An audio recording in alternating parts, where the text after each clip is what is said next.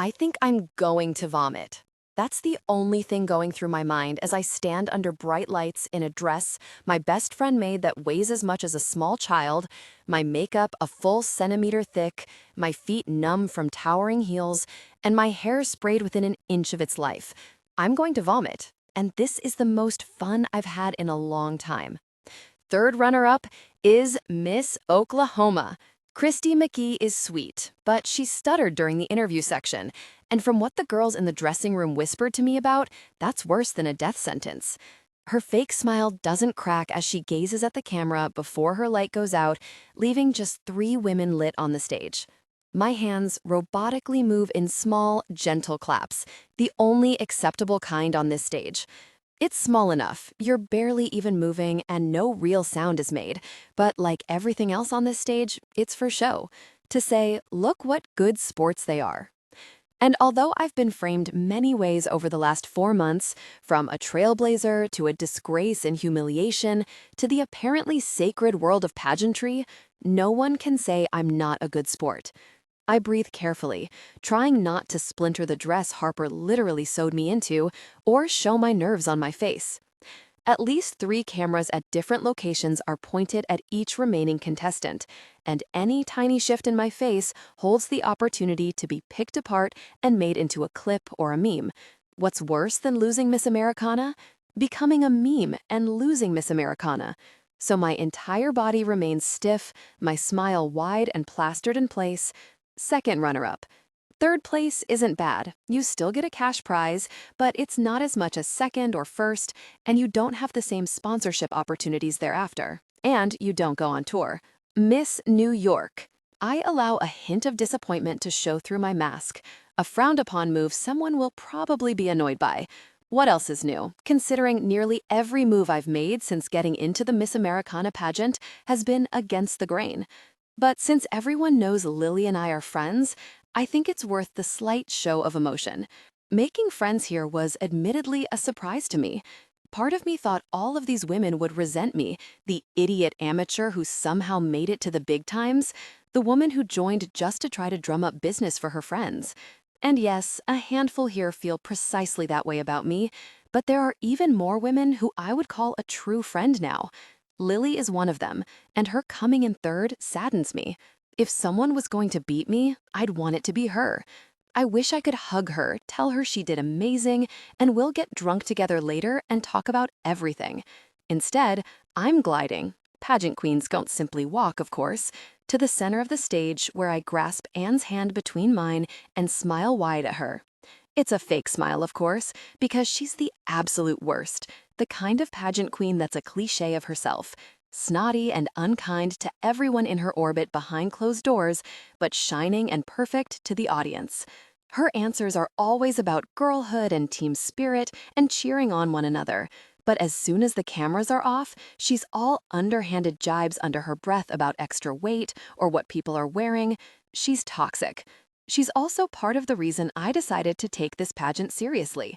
When I somehow made it past the auditions to become Miss Americana New Jersey and thus entered the nationwide Miss Americana pageant, I fully intended to just have a good time. Another crazy experience I could tell my grandkids about one day, and an opportunity to scream about my friends' businesses from the rooftops. Until the first joint press event introducing the official Miss Americana contestants for the year, when Anne gave me the most wretched once-over. Strange that they're letting anybody into this pageant these days. If there's one thing about me you should know, it's that I love proving people wrong. Because of that single moment, I worked incredibly hard and spent the 3 months between being accepted and the actual pageant learning everything I could about the industry, about what it would take to beat her. I didn't care if she got last place and I was second to last. I just wanted to beat her. It wasn't a one-sided beef, of course. From that moment, Anne has done everything and anything in her power to discredit me. She speaks poorly about me in the underhanded mean girl way she's perfected in public, and straight up ignores me in private, acting like I was invisible and not worth the dust under her red bottoms. But now her eyes are gleaming and hopeful, and she's smiling wide at me like we're long-lost sisters, a look reflected on my face as well. Again, it's what's expected from the show and what we're contracted to deliver. If there's one thing the Miss Americana pageant respects, it's tradition, and we all had to sign a mile-long contract threatening legal action if we stepped out of line. The rules and guidelines range from how we should address hot topic items to the press, i.e., divert and ignore, to promising to uphold the vow for the reigning Miss Americana to remain single for her entire term, since apparently a dating or, gasp, married Miss Americana is just unsightly. First runner-up is Regina, the pageant runner, says holding a thick white envelope. Last year's Miss Americana stands beside her with a broad smile, holding a near comically large crown on a pillow for the first place winner. It should be noted here, Regina Miller also hates my guts. It wasn't like with Anne, where she hated me from the very start. No, I think she thought I'd be a fun way to get press. The normal girl they could promote as a, see, even you could be Miss Americana. I was a novelty, a novice who was fun to watch, but never going to win. Until the public fell in love with me. The largest chunk of points in the final top 10 of the pageant is a public vote, accounting for just over 1/3 of your total score. The contestant with the most votes gets the full 35 points, second place gets 25, and so on. When social media and news outlets found out about the refreshingly authentic, their words, not mine, contestant, people became interested in the pageant, which has been waning in popularity since the early 2000s. According to one article, the advertising costs for this final competition are on par with the really Super Bowl. So while Regina believes I'm making a mockery of the pageant and going against everything its decades of tradition stands for, I've also sparked interest in the dyeing industry, so she's had to learn to play nice with me, begrudgingly. Regina cracks the golden wax seal on the envelope with a wide smile, pulls out the expensive cardstock, and gazes at the name on the paper. And for a split second, I can see it. The tiniest crack in her well-practiced pageant face reveals the truth: disappointment and irritation. My stomach flips.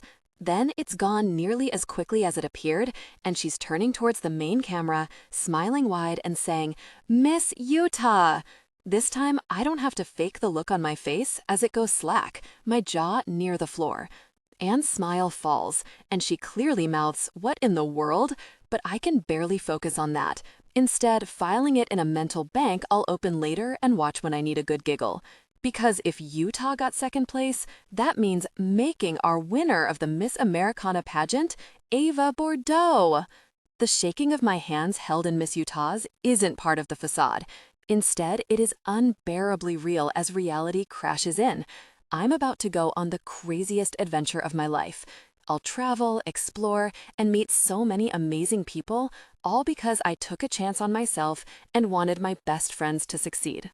My body goes into autopilot as I bend at the knees a bit for someone. I can't even focus long enough to know who to slip on the bedazzled sash as last year's Miss Americana secures the crown on my head and another assistant hands me a bouquet of flowers.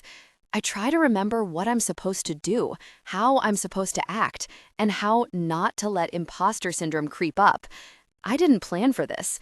In my hyperfixation studying of the pageant, I never thought I'd actually win this thing.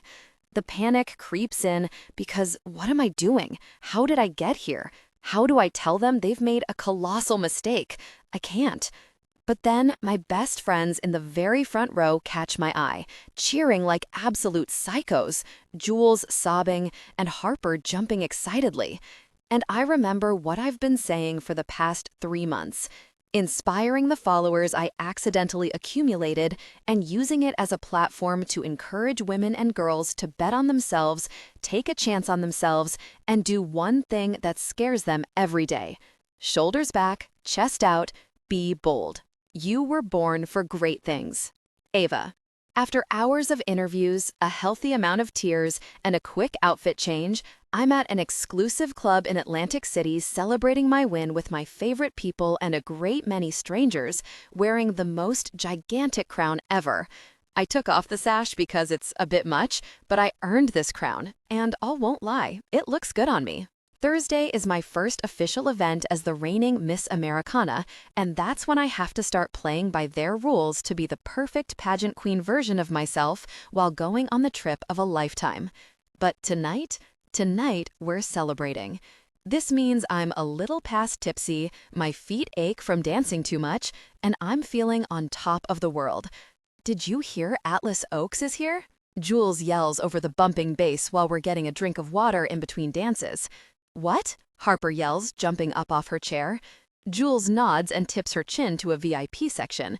Atlas Oaks? The band Jeremy likes? They're here. No way! I told him he should have come, Harper says, pulling out her phone to text her jerk boyfriend. We should see if I can get you guys a hello, I shout over the music, grabbing her hand and standing, moving toward the rope doors. It's not, I shake my head, with what they call my signature, Ava has a plan, smile. No, we're doing it. I went to high school with Stella Green. She was a few years ahead of me, but it's a small town, and she was on cheer with me too. I bet she'd, at the very least, help you get a picture with them. I look at Harper, who is dragging her feet. You can send it to Jeremy and rub it in his face. I shift my gaze from Harper to Jules and we roll our eyes. Harper is dating the most intolerable jerk of a man who, if I didn't know better, and to be so honest, I don't really, it's just what she tells us, I'd think he hates everything about her. But also, he has a strangely all-consuming obsession with the band Atlas Oaks for someone with absolutely no personality. Ava, Harper starts, exhaustion in the words. I hold my hands up in surrender. I'm just saying. He didn't want to come tonight because he's a really loser, I start, but she cuts me off with a sigh. He has an early day. Yeah. He has a super important job he has to see to on a really Sunday morning. Got it. I roll my eyes but continue. Now we can meet his favorite band and make him feel stupid for always thinking he's too good to hang out with Jules and me. He doesn't. You can get their signature maybe, I say, because I'm absolutely loving this idea now, and I know this might be the only chance to get her on board. Have them sign a cocktail napkin or something and give it to him. He would really appreciate that, she says, biting her lip, slightly less hesitant now, and allowing me to move her in the appropriate direction. Perfect, let's go, I say, grabbing my drink and making my way toward the VIP section. Ava, no, Ava, Harper shouts, following me as I move with determination. Jules follows behind with a smile and a slight shake of her head, knowing there's no stopping me once I get an idea in my head. Stopping in front of the big man at the bottom of the steps of the VIP section, I give him my best smile, what I can now call a pageant-winning smile, and speak. Hi, I'm so sorry to bother you. So my friend over here? No, he says, thick arms crossed over his chest, sunglasses on even though we're in a dark nightclub, and an earpiece in his ear like he's watching over the president rather than a rock band. What? No, he says in a similarly deadpan voice. My smile widens and I shake my head. I'm sorry, I didn't get a chance to explain. I start, but he looks over my head, past me, like I'm not worth even having a conversation with, and cuts me off again. Don't care who you are, you're not getting in there. I just don't care. Okay, so this man is the absolute worst. I'm sure so many people try to sneak in here with wild stories, but he hasn't even given me the grace of letting me say who I am, much less trying to verify I do in fact know the band. I put my hands on my hips, taking a step closer and glaring up at him. It's then I realize how tall he is. 6'2", maybe 6'3", and he towers over my 5 feet 2 inches in 5-inch heels. And how handsome. He's the kind of handsome man who definitely knows he's appealing, but doesn't care about it. Close-cut brown hair and a small diamond stud in each ear that somehow looks like he tries and is utterly effortless at the same time. A strong jawline with a hint of a 5 o'clock shadow shading it. Full pink lips that hinted at a hidden intensity, except his attitude is utter trash. You know, I could be someone very important, and you're just pushing me aside. You're not, he states, blunt and jerkish as ever, and my eyes go wide, my mouth dropping open. Excuse me? Harper's hand goes to my lower back and she murmurs something about leaving, but I don't even process it because the big man is speaking again. In this world, in my world, you are not important. Sorry, princess. Blondes with attractive figures wearing crowns celebrating their birthdays are a dime a dozen. His eyes shift from the crowd to me for a split second, and I hate to admit his eyes are also incredibly attractive as they scan me. Nothing special. My mouth is opened in shock and irritation, and I'm about to snap back, but I'm stopped by Harper tugging at my hand. "Come on, babe, let's get you out of here," Harper says, looping her arm through mine and pulling me away. "It's not worth it." "He's being a self-righteous jerk," I say with a wave of my hand in his direction, now determined not to back down. "It's my job to keep uninvited people out of this section. I'm simply doing my job," he says, not an ounce of apology in his words. "Does doing your job include calling me a dime a dozen?" He doesn't get a chance to answer because when he opens his mouth, we're interrupted. "Ava," a voice says from behind the big guy, and when I look up the small set of stairs, there's a familiar smile. "Ava Bordeaux, is that you?" Stella Hart, now Stella Breen, comes down the stairs, and the man steps to the side as she puts her arms out. "Stella, yeah, it's me." I hug her, and over her shoulder, I glare at the big bodyguard, but he's unfazed, looking at the crowd once more. "What are you doing here?" she asks, looking me over. "Celebrating," I say, pointing at the crown. "Oh my gosh, that's right, I heard. Congratulations." "Okay, you have to come up." She turns to the big guy, patting his shoulder. "They're cool." And then she grabs my hand, tugging me and in turn, Jules and Harper up a couple of stairs and into the small area where people are sitting on cool, low couches, before turning to face us. "Guys, this is Ava Bordeaux. She went to Ashford High a few years below me, but we were in cheer together for a bit." A man I recognize as her husband, Riggins Green, scoffs, and she glares at him. "It still kills me you were in cheerleading, Reed." The guitarist, with floppy, curly brown hair and a sweet smile, says, "She won the Miss Americana pageant," Stella says to Riggins, who has stood and put an arm around her waist, pulling her in tight like he can't bear to have her out of arm's reach for long. "Wow, you don't say," he says, looking impressed only because his wife is impressed. "Yeah, but to be honest, we only came over here to say hi to Stella because Harper's boyfriend is a boring loser and refused to come here to celebrate with us." Stella wrinkles up her nose, and I give her wide eyes and a nod, conveying exactly how I feel about Jeremy. "But you guys are his favorite band, and I just thought it would be so hilarious to send him a picture of us all seeing you." "Oh, diabolical," Stella says with a laugh. Yes, absolutely. "Guys, picture!" she shouts, hands waving at the guys, and I half expect all of them to glare and say go away, since, before we came up, each was involved in their own conversation. Instead, they instantly obey, standing while I hand one of the servers my phone to take a photo. Stella Green is a power of nature, so really I shouldn't be surprised. The photo is taken, and my phone is returned to me. "Oh my gosh, this is perfect," I say, looking at the shot with Harper in the center, Wes, Reed, and Jules on one side, Riggins, Beckett, and me on the other. Jeremy is going to be very surprised. "You guys so made my night?" "Oh, anytime. We love revenge over here," Wes says with a smile and a wink at me. "My kind of guy," I say with my favorite sassy smile before turning back to Stella. "Seriously though, we just wanted to stop in and say hi. This was so much more, but we absolutely don't want to intrude. It was so good to see you. Oh my gosh, no way, you're not intruding at all. Please stay. I'm getting so bored with the guys here." "Hey," Riggins says from behind her. She looks over her shoulder and rolls her eyes at him. "There's only so much of them I can take. Sometimes I need girl talk." "Oh my gosh, that's so true," I say, even though I absolutely do not. I haven't had a real boyfriend in years, much less one whose friends I hung out with so often I got bored of them.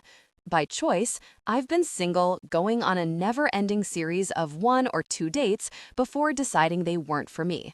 Sometimes I'll keep a guy around for a few weeks, but never for anything serious.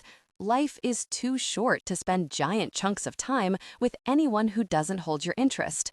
Turning to my best friends, I give them the "wanna stay for a bit, or should we make our excuses?" look, before Jules looks to Harper, nods, and takes a seat.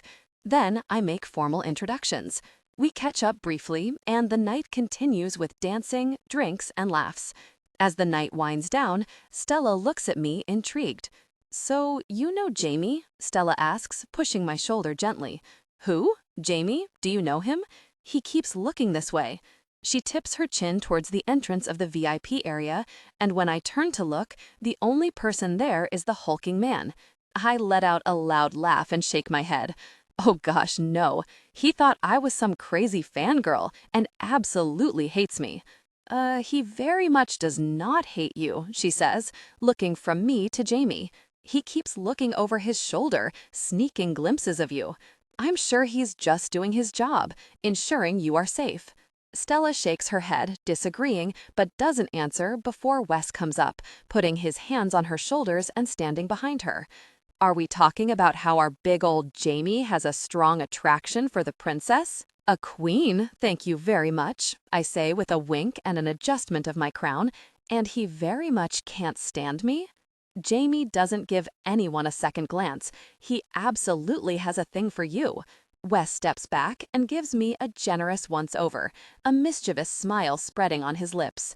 Though anyone would happily give you a second glance, or a third. I reach up and pat him on his cheek. Rock stars aren't my thing, but thanks for the offer. All right, Jules says with a laugh.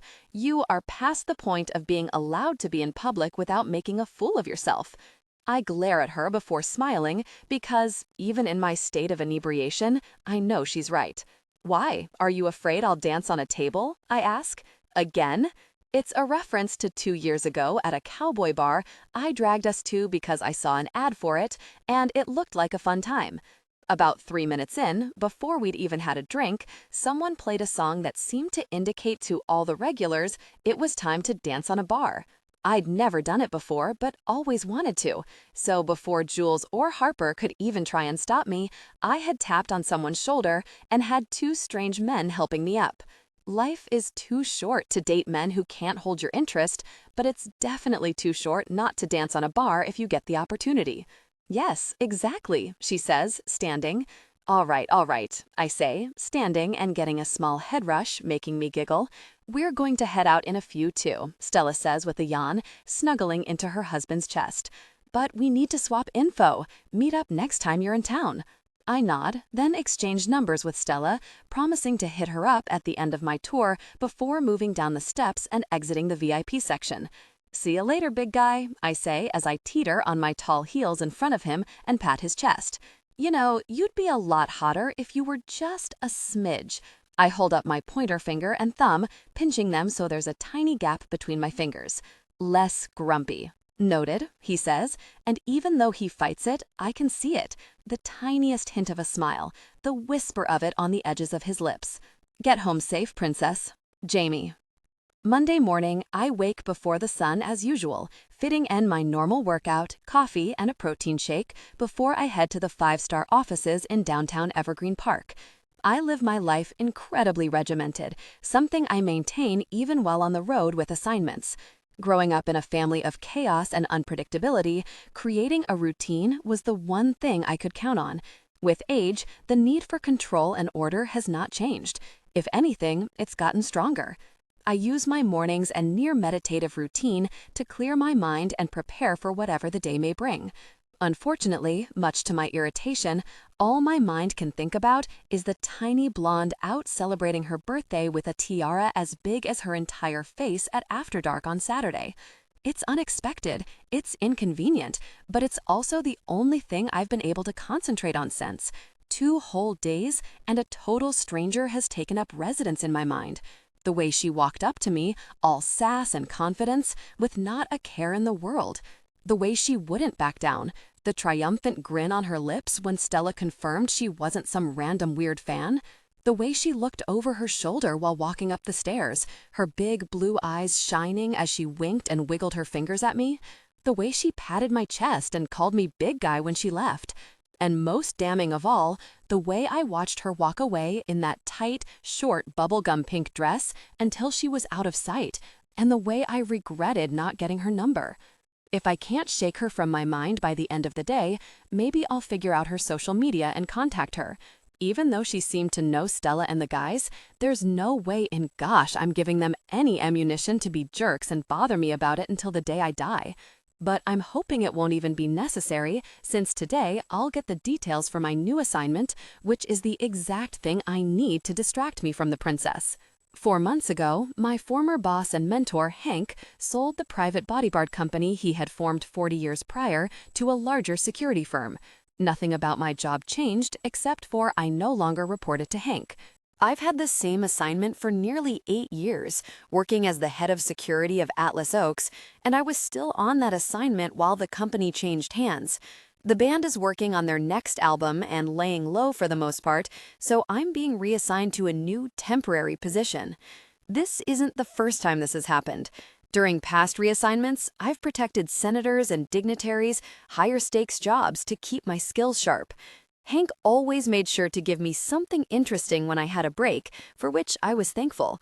But now that he has sold the company, I have no clue who they will assign me to. Hank took me under his wing when I was just 18 and fresh out of high school, helping me to get the certifications needed for the job and training me personally. Since then, he's been my mentor and closest friend. Even though I don't work for him, I still talk to him at least once a week. Walking into the five-star building, I tip my chin to Donna, the executive assistant, before shifting my bag over my shoulder as I walk. "Hey, Jaime, Greg wants you in his office when you get settled," she says with a smile. "Got it," I reply, moving in that direction, tightening my jaw, and taking a deep breath to try to clear my mind. Unfortunately, Greg, the new owner of Five Star, and I don't necessarily get along, so it's made my life more difficult. But at 35, I've only got 3 more years before my retirement sets in, and I can retire and live in the small cabin I bought in a secluded part of Pennsylvania, living a life of peace, quiet, and solitude. When Hank owned the business, he made sure all of the bodyguards had the option to retire after working with the business for 20 years, with a full benefits package and a pension, a condition put in place to ensure loyalty to the firm, as well as making sure everyone working for Five Star was in top physical shape. He didn't want anyone hanging on to a job their body could no longer fulfill just to keep the lights on. Just 3 more years, I remind myself, as I push open the door to Greg's office, not bothering to knock. I've been doing a countdown of sorts for the past 2 years since the business sold. Only have to deal with this mess for 5 years, and I can retire. 4 years, and I can retire. Now I'm down to 3. "Hey, Wild, how's it going?" Greg asks with a wide, fake smile, gesturing for me to sit in the chair in front of his desk. Not too bad, I say, rubbing a hand on my neck. "How are things with you?" I've never been good at small talk, always feeling awkward and uncomfortable. It's fake, useless, and a waste of time, but Greg loves it and spends the next 5 minutes telling me about the boat he just bought and his golf score. "Hear everything went smooth at the club with Atlas Oaks? Anything to report?" he asks, finally moving on to work conversation. I also hate the way he expects me to give him lengthy reports on my every move when all I did was stand in front of a VIP entrance for 5 hours, making sure no one bothered the band. Hank never really cared about the minutia. So long as the job got done with no issue, I was free to do it however I wanted with no reports. Nothing out of the ordinary. The club was understanding and accommodating, and the band kept it pretty low-key. Good to hear. Want to make sure they come back to Five Star when they go back on tour, you know. I give him a strange smile and nod, and he waves a hand at me with a laugh. "But you're here for your assignment, correct?" "Yes, sir," I say. He lets out another jarring laugh, making me grind my molars together before he nods and pulls out a manila folder, placing it in front of him but not opening it. "So, your assignment is a short-term one until Atlas Oaks goes back on tour," my boss says. "Perfect," I say, leaning back and crossing my arms on my chest. What are we looking at? Guarding a senator? Some undercover mess? A dignitary? Short-term assignments used to be some of my favorites. Hank had so many connections. There was always someone looking for bodyguards for anywhere from 1 day to a few months. Unfortunately, since Greg has taken over, I've gotten nothing but people with too much money and self-importance hiring a bodyguard just to feel special. There is nothing more torturous in this world than having to follow around some self-absorbed jerk who expects you to spend every waking moment catering to their every whim. I'm tired of watching over some CEO's rich wife while she spends hours shopping, primping, or going to a salon. When Greg laughs a bit, his face shifting to a look almost apologetic in nature, I know I'm not going to love this assignment. "Not quite," he says. "Look, I know you were hoping to get something dangerous and exciting, but it is what it is," he says. And suddenly, I'm not nearly as optimistic as I was when I woke up this morning, and I wasn't exactly what one would call hopeful. As a business, we go where the money is, not the excitement. Besides, those kinds of jobs don't pay nearly as much as the ones you've been taking. Another thing I can't stand about Greg is his hyper-focus on money rather than the business of keeping people safe. This contract is incredibly important to the firm, and you're the only one with all the required certifications for every state. My brows come together, trying to pinpoint what that could mean. They've agreed to work with us on a trial basis. After this trial assignment, if everything goes well, we'll settle on a more long-term deal, ensuring all of their security needs are met by us for the next 5 years. Suddenly, the happy and carefree look is gone from Greg's face, and he leans forward, putting his forearms on the desk and glaring at me. What I'm saying is, I really need this contract to go well. I know you're up for retirement, and it would be a shame if we lose work and have to let any men go. The threat rings clear between us, deafening like a shot fired. Do well on this assignment, or all the time you've invested in this company will be for nothing, and you'll lose everything you've been working for. Of course, sir. Whatever you need, I've got it, I say with a nod. You've chosen the right man for the job. Suddenly, the fierce look is gone, replaced by a smile again. Great to hear. It's a 3-month contract, and it's imperative we do well. This contact has connections with presidents, Jaime. Presidents, CEOs, and celebrities. That's what they pump out. We nail this, and 5-star is set for life. We need this contract to go well. My shoulders straighten, and I force myself to jump into focus, to sway from the all-consuming dread swirling around me and move to reality, to focus on the here and now. Let's back up for a second. What are we talking about? What kind of company has that kind of reach and no security in-house? He smiles wide, and somehow I know I'm not going to like the answer. The Miss Americana pageant. Jaime, I should have called Hank. That's what I'm thinking hours later, sitting in a meeting with Greg, an older woman with the stiffest posture I've seen in my life, and a gentle, well-practiced smile on her face sitting across from us. I should have called Hank and asked how to handle this nonsense. But if I did, he would have gotten stressed about a business he got rid of to reduce said stress, so I decided against it. Regina Miller is an older blonde woman who, as soon as I walked in, gave me a head-to-toe look and then sneered, clearly not impressed with what she saw. We're incredibly excited to work with you, Greg says, after we go through the basic niceties of introducing each other and asking how the drive was and whatever other nonsense is required. Well, we're just happy you could fit us in such a short amount of time, she responds pleasantly, a tiny smile on her lips. Anytime.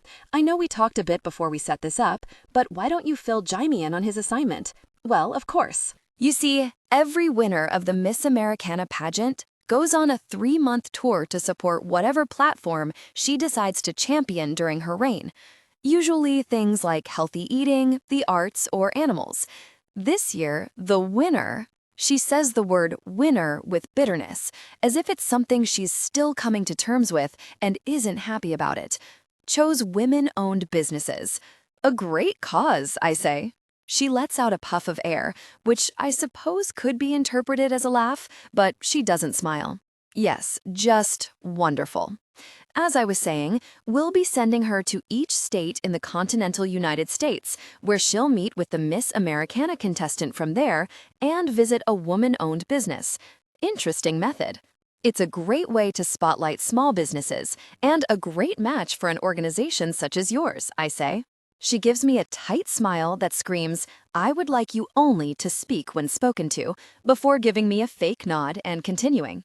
Yes, well, this year's winner was a bit of a surprise. How so? I ask, crossing my arms on my chest and leaning back, trying to take in the whole picture. Well, this was the first pageant she's ever won, for one, Regina says. I'm sure you don't know much about the pageant world, but that's never happened before. Women dedicate their entire lives to being a contestant on the Miss Americana stage, winning pageant after pageant to prepare for the biggest moment of their lives. Condescension twines in her words, making it clear she does not like this year's winner. Strange, since she runs it. We have a very specific image and branding, and we expect all of our contestants to abide by those guidelines, but especially our reigning queens. Unfortunately, Miss Bordeaux has not done this so far, and I am hoping you and your company will be able to help with that while guarding her. I don't think I quite understand, I say, even though I think I do, and I don't like what she's saying at all. Suddenly, any semblance of kindness leaks from her face as she leans forward. What I'm saying is, your job is less to keep her safe and more to keep her in line. What? My priority and the reason I've brought in 5-star is to maintain the image of the Miss Americana pageant. My brows furrow. Not her safety? She waves a hand like it's a non-issue, then sits back, some of the hatred leaving her eyes. Well, of course, we don't want anything to happen to our Miss Americana, she says, and I don't miss how she refuses to call the girl by name, only referring to her by a title rather than whatever her name is. A smile creeps over her lips. Though, a little bit of a martyr situation could be good press, you know. She smiles and looks at me as if I'm also going to smile and agree, but I'm baffled and appalled by the strange direction this conversation has taken. I'm joking, of course, she says when she realizes I won't agree with her. Of course, I say, taking in Regina better in this new light. She's pretty at first glance, older, but clearly someone who takes care of herself. But when you look closer, you see it, the ugly creeping under her skin. It's not anything to do with her looks, but from greed and envy, and probably a bit of the other 5 deadly sins as well. Her smile drops as she leans in, resting her hands on the table before her. We're looking for someone who will travel with her, make sure she gets from place to place safely, but know that we're also retaining your firm to keep her in line. I sit up straighter with a shake of my head. No, no, no. I'm not a babysitter. I'm a bodyguard. My job is to protect, not stop some spoiled brat from causing trouble. I turn to Greg, whose face is a mask of irritation or frustration. Excuse him, Miss Miller. He's not used to dealing with the clientele end of things. He turns back to me, the politeness there moments before melting away instantly. You'll do whatever the assignment requires of you, Mr. Wilde, as we spoke about earlier. My jaw goes tight, but I reluctantly nod when I remind myself of what's at stake. So I get to follow around some brat for 3 months, keep her in line while she smiles and pageant waves, or else I lose my job? It's a waste of my skills and my time. Plus, there's more to it than that, Jaime, don't worry. Greg starts. A little something for you to sink your teeth into. It's not just babysitting. You see, she's got fans. I raise an eyebrow, waiting for him to expand. He looks at the paperwork in front of him, flipping through it until he finds what he's looking for. It seems she won because she went viral on social media, and then did it again and again. She's built a rabid fan base, and some of them are intense. You won't just be following around some pageant queen and be bored out of your mind. In the past month, she's filed 3 police reports due to the messages she's received. What kind of messages? I ask, sitting straighter. 1 death threat, 2 admirers sending candid photos of her out and about, Greg reads from the paper. And last week, during a practice, someone attempted to break into the event space to meet her. Well, really, that's the kind of mess Atlas Oaks deals with, the mess Willis Stone reports regularly. Just how popular is this pageant queen? Interested now? I sigh, then nod reluctantly. Greg looks at Regina and smiles, and she nods. Perfect. I'll meet you at the Miss Americana offices in 2 hours to meet your next assignment. Ava. Sitting in the Miss Americana offices in South Jersey, for the first time since I filled out the application, I feel completely out of place, and no level of false bravado can knock the feeling from my mind. The walls leading to the meeting room were lined with photos of past winners with their perfect teeth, hair, smiles, and outfits.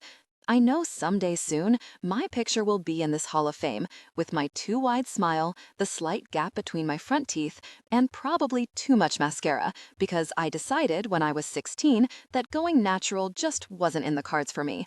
And the more blush, the better. It didn't help when the receptionist led me to the meeting room.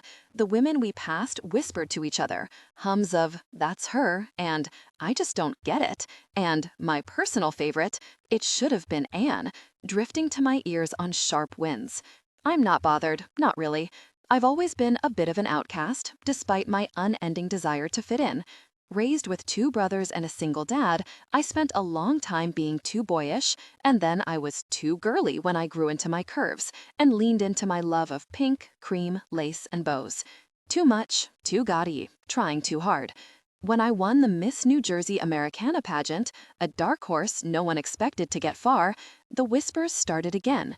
They only continued when I used my knowledge of social media to go viral multiple times while preparing for the final pageant, drawing intrigue from all angles. Some welcomed me with open arms, fans and viewers called me a breath of fresh air, and media outlets noted how my participation in the pageant has sparked new interest in the seemingly dying industry. But still, there are always a good handful of haters at every required media outing, every practice, or get-together for the pageant. The people who look at me like some kind of outsider, a wolf in sheep's clothing who shouldn't have even made it through the doors, much less allowed to participate. The disapproval came strongest from the actual organization itself, which, at first, saw me as a way to jumpstart public interest, probably by using me as some punchline, but then regretted letting me in at all when I gained the popularity they were craving. It seems that disapproval hasn't changed much, with the glares I'm getting right now while I sit at a round conference table, a dozen eyes staring me down like some kind of failed social experiment. Across from me sits Regina, her blonde hair perfectly blown out, the ends perfectly tucked under her chin, in a style that, from what I could see when I did my minimal research, she's had for at least 25 years. Her posture, like most of the pageant women I've met, both current and past, is absolutely immaculate, and her black tailored skirt suit says professional. And the glare on her face screams hatred. I expected that part at least, since she's hated me from the very start. To her left is a lawyer with long, pin-straight dark hair and a boring dark suit. And to her right, for some reason I don't think I want to know, sits Miss Utah. If I thought daggers were coming from Regina, full-blown nuclear missiles are aimed at me from Anne. She fully believed she had the crown on lock, only for me and my silly little self to come in and throw everything to the wayside. Oops. When no one speaks after a few beats, I take a sip of my water and sit back with my well-practiced, easygoing smile. So, can I ask why Anne is here? I tip my chin toward the curly-haired redhead with perfect posture and a glare that could kill me. Because. She pauses, swallowing as if the next few words taste terrible or physically pain her to say. I am the first runner-up. I won't be at all events, but I will be at some over the course of your tour. As you know, Regina starts, your tour representing the Miss Americana pageant starts on Thursday. This is why I was excited about the win, the tour. As someone who loves adventures, traveling the entire country on someone else's dime sounds like a true dream. Add in the opportunity to showcase women-owned small businesses while I do it, and I'm more than willing to play whatever part they want me to for a year. A fair trade, in my opinion. I'm excited to get on the road. My followers are so excited to hear all about my travels and learn more about the businesses we're going to highlight. A tight smile tightens Regina's lips before she nods, her eyes going cold. As a reminder, we ask you to maintain a professional composure at all times, since you will be so directly linked to the pageant and the Miss Americana brand. Any violation of the core tenets of this organization could result in you forfeiting your crown to the first runner-up, she says, the threat obvious. Stay in line, or we'll rip that pretty crown right off your head. And wouldn't that just be so convenient for you, Anne? I ask the woman who would love nothing more than for me to fail. At least someone who deserves it would have the title, she mumbles. Now that really annoys me. I worked incredibly hard, same as you. I answered my questions, performed my talent, and modeled the swimsuit, just like you.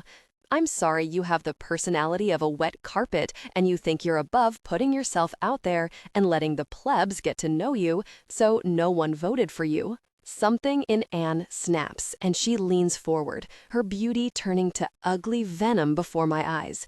It's a stupid loophole. All that should matter is if you're pretty and if you're pageant queen material. Just because people felt bad for you, enough, Regina says, the words firm and menacing. And instantly, Anne sits back like the obedient dog she is. I have to roll my lips between my teeth to stop from laughing while Regina closes her eyes and sighs deeply as if she's trying to grasp onto one last strand of her patience. All we are trying to say, Miss Bordeaux, the buttoned-up lawyer starts, I wonder if she's also a former pageant queen with her calm decorum and flawless posture, is that you signed a contract agreeing to act within the realm of the brand, or risk losing your title and potentially being sued for damages made to the Miss Americana brand. Of course, that won't be an issue if you act in a way befitting your new position. I give the poor woman a sweet smile before turning to Regina, the real person who needs to hear what I have to say. And as I told all of you many times since I signed on, I will continue to be myself no matter what. That means on stage, on social media, and on this tour. I'm not going to do anything to violate my contract or make the pageant look bad, but I also won't be anything but myself, which is what everyone has come to expect from me. Her smile goes tight, like she's unhappy to hear my response, but I won this pageant being myself, and I'm not changing just because they want to maintain some false narrative for what the perfect Miss Americana is. Finally, Regina leans back and puts on the fakest of her smiles, one I haven't seen yet. You know, Ava, if it's too much for you to follow our guidelines, we can easily avoid all of these pesky headaches now. We're happy to give your crown to Anne and let you keep the prize money. She gives me an exaggerated sigh and smiles before reaching out to touch my hand, and I have to fight the urge to pull it away. We understand this isn't for everyone. The pressure, the expectations. Her words trail off like she's expecting me to agree, to nod and accept her offer with gratitude. Something tells me they've never met a woman like me. What a disappointment for them. You know, Regina, I think I'll be okay. I'm very excited to show the world that a Miss Americana contestant doesn't have to be picture perfect, that they can be a normal, everyday, down-to-earth girl. I'm excited to represent a version of women not often exemplified in the Miss Americana pageant before. How very not like other girls of you, Anne says with venom, and I turn to her with a sugary sweet smile. Funny thing is, unlike you, I'm exactly like other girls, and I'm grateful for that. I love being relatable and approachable. I like pink frilly things, bows, and makeup. I love getting my fancy coffees, reading my silly little romance books, and listening to the same music as other girls because it's fun. The only difference between me and other girls, like, say, you, is I don't judge people for what they do or do not like. I just let them live their best lives and cheer them on. Next, I turn to Regina, which is what I hope to show everyone on my tour, how anyone can be a Miss Americana, so long as they are themselves. I'll make sure I'm not acting in a way that would hurt the image of the Miss Americana pageant, but I'm not changing who I am. I won this title because of who I am, not who I pretend to be, and that won't be changing anytime soon. Suddenly, the kindness leaves her eyes and she leans forward, a viper preparing to strike. For the first time, I'm seeing the real Regina, the rotten trash beneath the glittering facade she shows everyone else. Now listen here, you little brat. Before she says whatever threat she's looking to throw my way, someone knocks at the door before it cracks open. Regina, 5-star security is downstairs and will be upstairs in a minute or two, the receptionist says, poking her head into the door. Perfect, send them in when they get up. She turns to me, her previous threats have melted, and neutrality is now on her face. That's your bodyguard for the trip. My head shifts a bit in confusion. Bodyguard? Why do I need a bodyguard? We wanted to make sure we had someone on staff reporting to us on how you're doing, she says, before pausing, the unspoken threat hanging in the air before us. Someone following me around and reporting back to them on my every move, looking for some reason to say I've broken my contract, some reason to take my crown and give it to Anne. And just like that, I decide I'm going to do everything in my power to toe the line, but stay well within the bounds they drew for me. I will prove them wrong while never giving them whatever they need to get rid of me, because doing so would mean they win. And once I set my mind to something, I never lose. Will I change myself? Absolutely not. But will I play the game they've started with perfection and look good doing it? Absolutely. They've never met a woman who can play the game as well as I can. That much I can guarantee. And of course, Regina's condescending voice continues, breaking through my thoughts with a small smile in the words, We want to keep you safe from all those admirers you've acquired.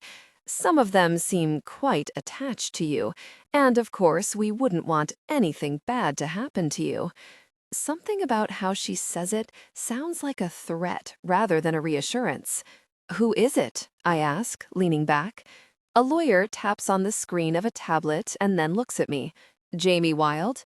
He is new to working with us, but not new to the firm he works for. Impeccable recommendations. I say, trying to place the name somewhere. It's familiar, though I've met so many people in the last 6 months, and all names are starting to melt together. Another knock comes before I can dig too far into my subconscious, the same pretty brunette popping her head in. Regina, 5-star security is here. Perfect. Send them in, please. Ava. A moment later, the door to the meeting room opens. A gruff-looking older man walks in, and for a moment, I think he's who my security for this event will be. That I could deal with. A cute old man who won't give me too much gosh? Perfect. But then a tall, broad man walks in behind him, scanning the room like he's looking for a threat, and my entire body goes cold. I know that man, that build, and when his eyes finish scanning the room, stopping when they land on me, I realize I know the face too. The jerk bouncer from After Dark.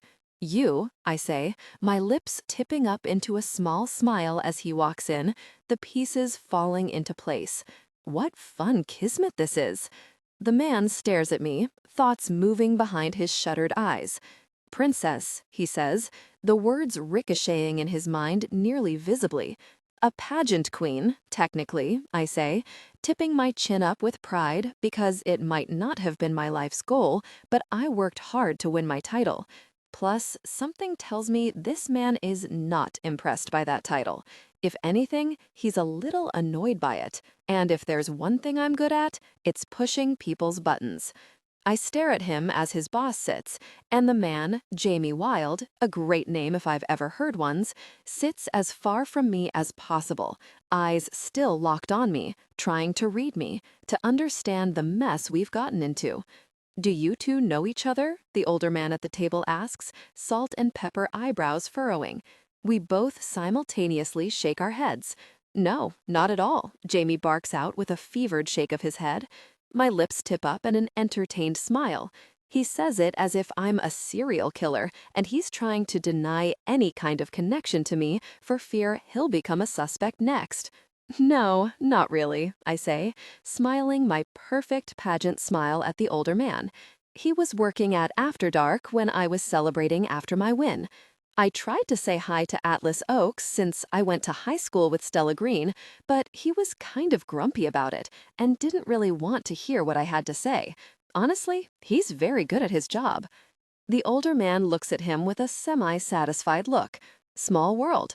Yes, well, as I mentioned earlier, Regina says, clearly over this exchange, Jaime here is going to be following you on tour, keeping an eye on you and chauffeuring you from place to place. So he's a school chaperone? I say with a bit of a snort because it's laughable. Is this real life? Let's backtrack. 1, somehow, I'm suddenly a nationwide pageant queen. 2, the pageant I won hates me and wants me to resign so my newly founded archenemy can take the crown. 3, I have a chaperone for the next 3 months because they want to watch my every move and force me to resign. And 4, my new buddy system friend is the grumpy bodyguard I drunkenly flirted with when he stopped me from entering a VIP section a few days ago. I know God has to be a woman because no man has a sense of humor this good. Actually, chaperone is a good way to help you understand what he's doing here, Regina says with a more threatening than friendly smile. He's going to be keeping you safe, but also, as I stated before, making sure you stay within the organization's code of conduct. Or else I get your crown, Anne blurts like a small child who can't contain herself, her smile dropping when Regina kicks her under the table, her entire body jolting with the move. You know what would definitely not be within the code of conduct? Punching Anne in the face. But it might be worth it. On that note, the lawyer says with a glare at Regina and Anne, We're going to let you two get to know each other and talk about any needs or preferences either of you might have since you'll be together for so long. Please let us know if you need anything. Ava, when you're ready, we have a few forms for you to sign, so just go to the front desk. I smile genuinely and nod. Thanks so much, I will. I watch everyone but Jaime file out and close the door before turning to my new bodyguard with a smile. He's standing, looking down as he packs a notebook into a backpack without even looking at me. I say, trying to figure out how to start this conversation. It's clear this man isn't a fan of mine, and our initial meeting wasn't exactly ideal. Still, we'll be forced together for the next 3 months, so I might as well attempt to get things back on the right foot. So, about the next, I start, but he stands straight, slinging the bag over his shoulder. His eyes, no longer covered by glasses or the dim lighting of a club, are in fact handsome as can be. A green hazel with thick, dark eyelashes I'd kill for. My rules, he says, briskly, cutting me off. No, hello, how are you? You listen to what I say. You do what I say. You do not deviate. We put safety first, and we'll get through the next 3 months without too much of a headache. A beat passes, and I blink a few times. He crosses his arms on his chest and continues to glare at me. Excuse me? I ask, mouth open. I don't have the time or patience to deal with some spoiled brat for the next 3 months. My job is to keep you safe. I am not a babysitter. Don't act like a freaking idiot, and I'm not planning to report your every move to her. Well, that's a relief, but I appreciate that, I say. But I'd also like to be friends. We're going to be spending a lot of time together and… No, he says, brusque again, and now it's starting to annoy me. What? No, I don't want to be friends.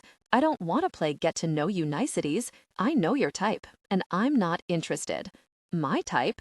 Self-absorbed, only cares about appearances, the type that smiles and flips her hair and thinks that can get her anything in life, while the rest of us have to follow the rules. You think you know me so well, you think you have me so pegged, but you don't know a thing about me, Jaime. He sighs like he's tired of this back and forth. Look, I'm here to do a job, and even though I'm not exactly fired up to have to follow you around for 3 months, this is just that, a job for me. Okay, and it's one for me. No, it's a fun little getaway. It's you playing princess and waving at your royal subjects. I blink at him a few times, utterly shocked, before I speak. Excuse me? You listen to what I tell you to do, and we'll be fine. What is wrong with you? I ask, getting annoyed now. I didn't think we would be besties, but we're going to spend a lot of time together, especially if he's driving me from stop to stop. I find this assignment irritating and a waste of my skills. Having to follow some self-centered princess around sounds like misery, but we all have jobs to do, and I'm going to do mine. I don't get it, I say as he moves towards the door, trying to decode him. Get what? He asks, turning back towards me, that same look of irritation on his face. Why you hate me? I did absolutely nothing to deserve this. He lets out a small sigh, a tiny crack in his mask. I don't hate you, particularly. I just have no interest in following a beauty queen around. This assignment is essentially me being a glorified babysitter for a grown woman, and it's a waste of my time. I'm annoyed that I've been ambushed by walking into this with you because if we're putting it all on the table, I find you kind of irritating. And from what little I saw the other night and what I've heard so far, you seem like a disaster waiting to happen. I'm not looking forward to pulling you out of trouble every 5 minutes because you can't listen to directions. So I'm trying to be the adult in this room and set guidelines ahead of time. I'm so sorry you don't like them, but that's life, princess. He finally stops speaking, and I stare at him before inspecting my nails. Are you done? I ask with a slight smile on my lips. What? With your little tirade about how annoying it will be to be my bodyguard, it sounded like you had some really big feelings about it, and I want to make sure you let them all out before I interrupt. So, are you done? His jaw goes tight, and in that moment I realize this will be so much fun. Yes, I'm done, he says through gritted teeth. Perfect. Great. So here's the deal. I don't really like rules. In fact, the more rules people give me, the more I want to break them. I'm going to do my absolute best to make your job an easy one, but I'm going to be me, regardless. I won't do anything crazy, dangerous, or stupid, but I'm not going to be some little subservient thing doing exactly what you say at any given moment. He looks at me, then lets out a soul-deep sigh. This is going to be a disaster, he says under his breath. I walk around the table towards the exit, stopping in front of him and smiling up at him. He's too handsome for his own good, that much I know, and much, much too serious. I'll have fun forcing him to relax a bit. One thing, I say. What's that? Don't fall in love with me, big guy, okay? I ask, reaching up and patting his cheek. His jaw goes tight. I promise that won't be a problem. Is that a challenge? For the first time, he smiles back. From here, I see one dent in his cheek, a dimple. Do your worst, princess. God, you don't even know what you just did, do you? I ask, my smile spreading as I shake my head in disbelief, moving my purse over my shoulder. If there's one thing I love, it's a challenge. Literally won an entire pageant just to see if I could. But you might become my favorite challenge yet. I almost don't hear him mumble under his breath as I walk out. And you might just be mine. Ava Harper sits on the love seat in my bedroom, filing her nails, while Jules lies on my bed, head in her hands, watching me frantically try to fit 3 months' worth of clothes into 2 giant suitcases. Unfortunately, the pile is looking like there's no way it's not going to take up at least 3. I still need hair and body products, pajamas, workout clothes, underwear, makeup, and shoes. Oh my gosh, I'm so... Really? I say, looking at the mess scattered around us. How am I going to bring all of my clothes? Harper sighs, putting her nail file on the side table and standing. You're not. This new collection means you just need the bare minimum, and we can add accessories. Each is double-sided, so there are really 2 items in each. And these tops, she lifts 2 tops with multiple straps and ties, can be worn 1,000 ways and never look the same. I've sent you a document with what to wear at each stop. Based on what I prepared, you only need 4 pairs of shoes and a pair of sneakers. My anxiety melts. I could kiss you, I say with a sigh of relief. Can you help make sure I pack the right things? She rolls her eyes, and I smile when she starts lifting and folding, acting like it's an inconvenience, but really her type A personality means she secretly loves this mess. So your bodyguard is that hot guy from the club? Jules asks, picking up the nail file and rounding out her own nails. If by hot guy you mean the grumpy jerk, then yeah. And he can't stand me because he thinks I'm some self-centered princess. Well, Harper starts, but I throw a bra at her, making her laugh right before promptly folding and packing it. Nothing out of you, I say. Tomorrow is the very first event at the Atlantic City Boardwalk. Even though I'll be spending one last night in my bed tomorrow night, I won't be getting back until late and leaving super early, so I have to pack tonight, hence the chaos. I don't know. I feel like I could get over him thinking I was spoiled if he looked like that, Jules says. What? She turns her phone and shows me a photo of Jaime, arms crossed on his chest, glaring at the camera. I grab it and see it's from the 5-star security website. It's absolutely unfair to look that good and be in that bad of a mood all the time. Grumpy or not, I bet he'd be absolutely amazing, Jules says, like she's reading my mind. I shrug, handing her phone back, even though I want to continue to stare at that screen indefinitely. I bet he would, I say with a smile. You know, if this was a movie, Jules starts, her common refrain, before Harper cuts her off. Jules, no, this is not a movie. This is reality. Harper glares at me, pausing her packing. Ava, you're not allowed to date. I scrunch up my face in faux confusion. You know, it's so funny because I don't remember saying anything about dating that man. Jules lets out another laugh before fist-pumping the air. Yes, I say, you really get him into a good mood. Jules, we're supposed to be the voice of reason, Harper chides, folding up a skirt. She's used to our antics, though. I think I'm being reasonable. Sexual tension is bound to build the way sparks flew between you two. I think about how he looked down at me in the office, the tiniest hint of a smile on his lips, just a few inches between us. The way his eyes moved to my lips before they shifted to my eyes, his quiet, "Get home safe, princess," the night at the club. Obviously, I'm reading too far into things, tearing apart tiny moments in time that don't actually matter in the big picture. If by sexual tension you mean he'd like to leave me on a deserted island and never see me again, yes. Nonsense. Everyone loves you, Ava. You win literally everyone over. Why would he be any different? Well, for one, I think he hates me. Nonsense, Jules says with a laugh, not believing me in the least. Fair, since I'm definitely exaggerating, but okay, at the very least, he hates that he doesn't hate me. I shrug with a small smile playing on my lips, remembering the last words I said to him. Maybe he hates that he feels a strong attraction. Silence takes over as Jules and Harper mull that over before Jules speaks with a shrug. I mean, maybe, but we can work with that. Jules, I say with a laugh, throwing a makeup brush at her now. I'm just saying. We both continue in fits of giggles before it dies down, and Harper, the logical one of us, speaks. Can I just ask why he would even hate you? Harper asks, as confused as I feel. He doesn't even know you. I don't think he hates me, per se, I say, suddenly feeling like I have to come to his defense. I just think he wants to do his job. He values keeping the lines clear. He's very professional, and there was tension between him and his boss. I don't know. I think he just wants to do his job and move on. Jules snorts. Then I wish him all the best, having to deal with you for 3 months. What is that supposed to mean? I ask, throwing a pair of socks at her head. She tucks it into my suitcase without even wavering before answering. It means the lengths you will go to make someone your best friend are extreme. Who? Me? I ask, hiding a smile. They're not wrong.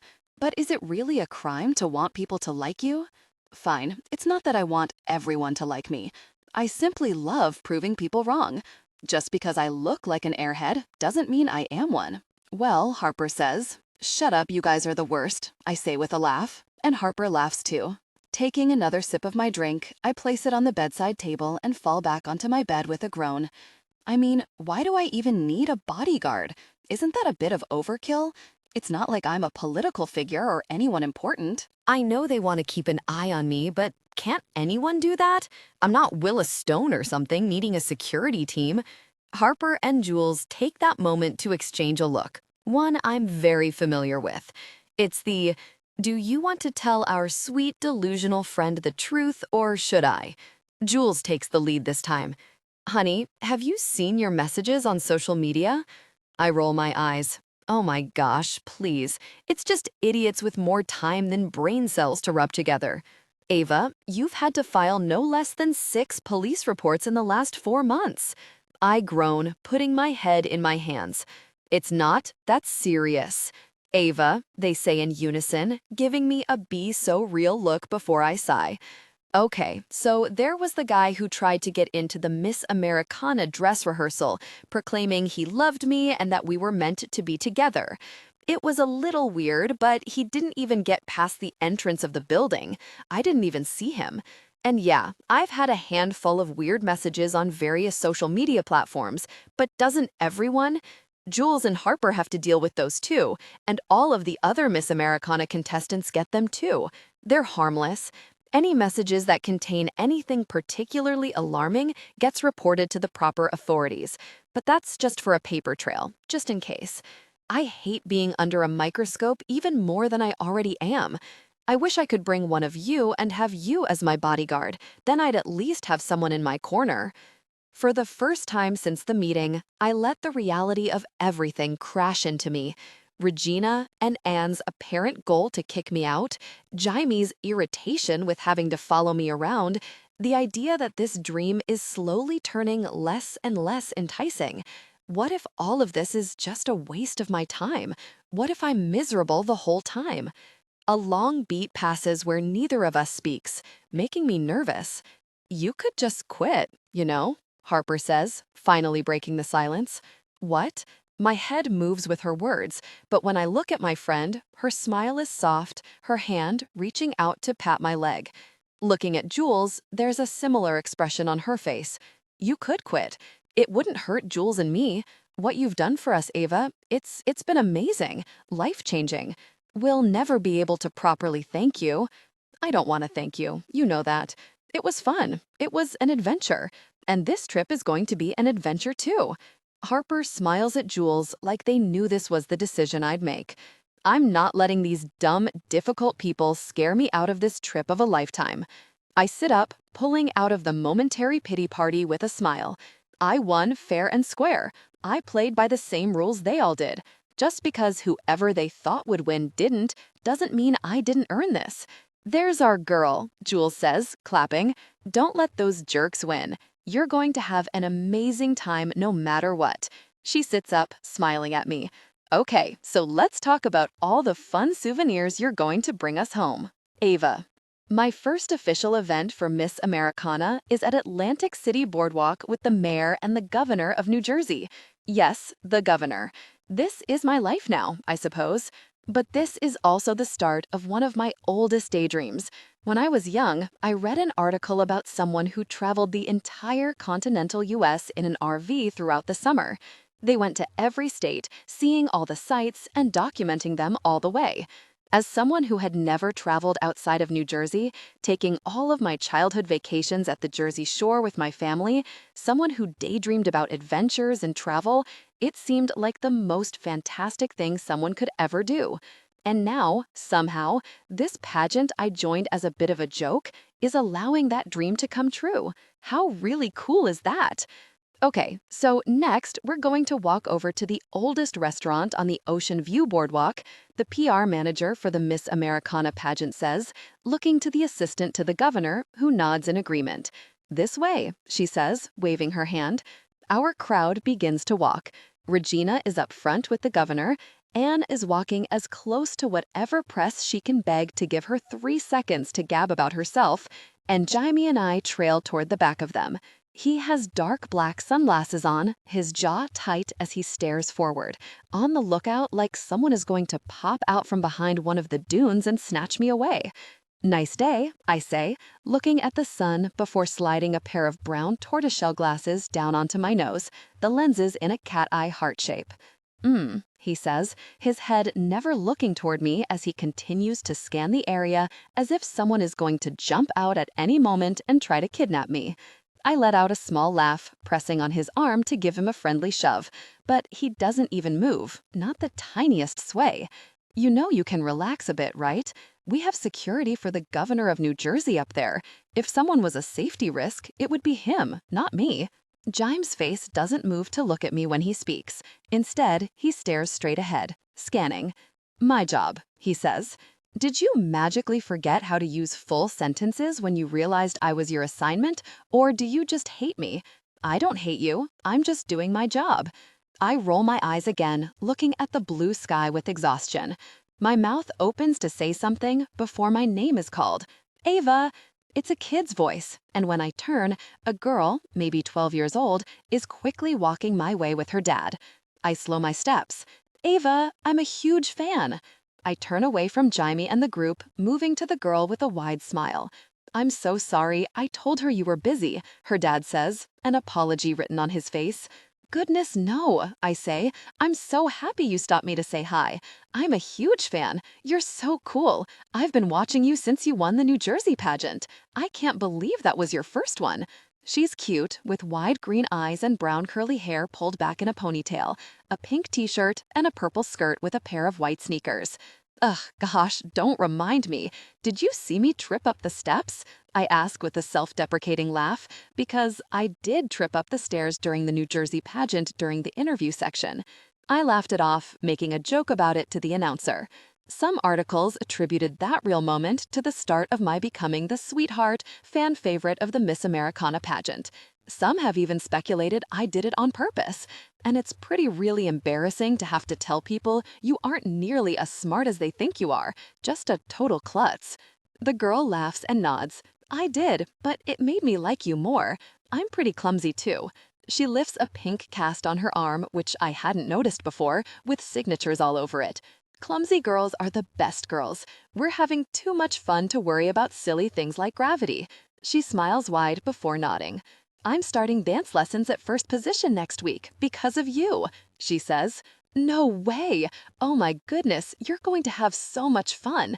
Make sure you tell Jules I said hi. I will. She looks at me and then at her dad, suddenly nervous. Can we get a picture? Only if you let me sign your cast too, I say, pulling a Sharpie from my pocket. Giving out signatures has been one of the strangest parts of this new change in my career, but I'm more than happy when it's for cute girls like this one.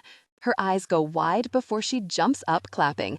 Oh my gosh, my friends will be so jealous. I laugh, signing my name to the cast before taking a photo.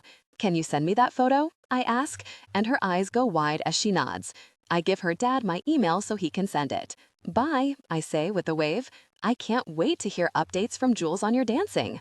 Thank you, really, the girl's dad says, genuine appreciation in her eyes. He lowers his voice. She's always being made fun of for her clumsiness. She has dyspraxia, and it makes things a bit harder for her. You just made her day. My heart warms at his confession. I'm more than happy. If you ever need anything, you have my email now, I say with the tip of my chin toward his phone. He gives me a smile, and the two return back to where they were before she ran my way. Jaime and I make our way back to the group. We've almost closed the gap when Jaime initiates a conversation for the first time. That wasn't safe, Ava, he says, low and irritated, as we reach the back of the pack. What? That wasn't safe. You have no idea if those people had good intentions. I stop walking altogether and look at him, and he keeps walking until he realizes I'm not following. He turns to me, and there's 5 feet between us as I stand with my hands on my hips. His are crossed over his chest, and for a moment, I wonder what we must look like. It has to be a fun sight. A woman in pink wearing a giant tiara, glaring at a burly bodyguard wearing all black. Jaime, it was a 12-year-old girl in a cast and her father, in broad daylight, with the governor a couple yards away. I think I was pretty safe. Thinking you're safe is how people get killed, Ava. Gosh, you're so dramatic, I say with an eye roll and start walking. You said it yourself. This is a glorified babysitting job, right? So there's no real danger. He sighs audibly. I need you to make my job easy, Ava. Approved people only. If you want to stop, you need to let me know, and I'll decide if it's allowed. That's how we're both going to get out of this without any major issues. Yeah, I'm not doing that, I say, flipping my hair over my shoulder to ignore how annoyed I'm getting. They could have hurt you. I give him a look of irritated disbelief. You're joking, right? I don't joke about safety. I stare at him, mouth open, before laughing. I don't see what's so funny, he says. The fact that you saw a 12-year-old girl and her dad as some kind of crazy security threat? You don't know the mess I've seen, the way people will fake things just to get close to someone. Not everything in this world is sunshine and rainbows, Ava. Dangerous people are out there. I'm not an idiot. I know I look all cute and pink and silly, but I do have 2 brain cells to rub together.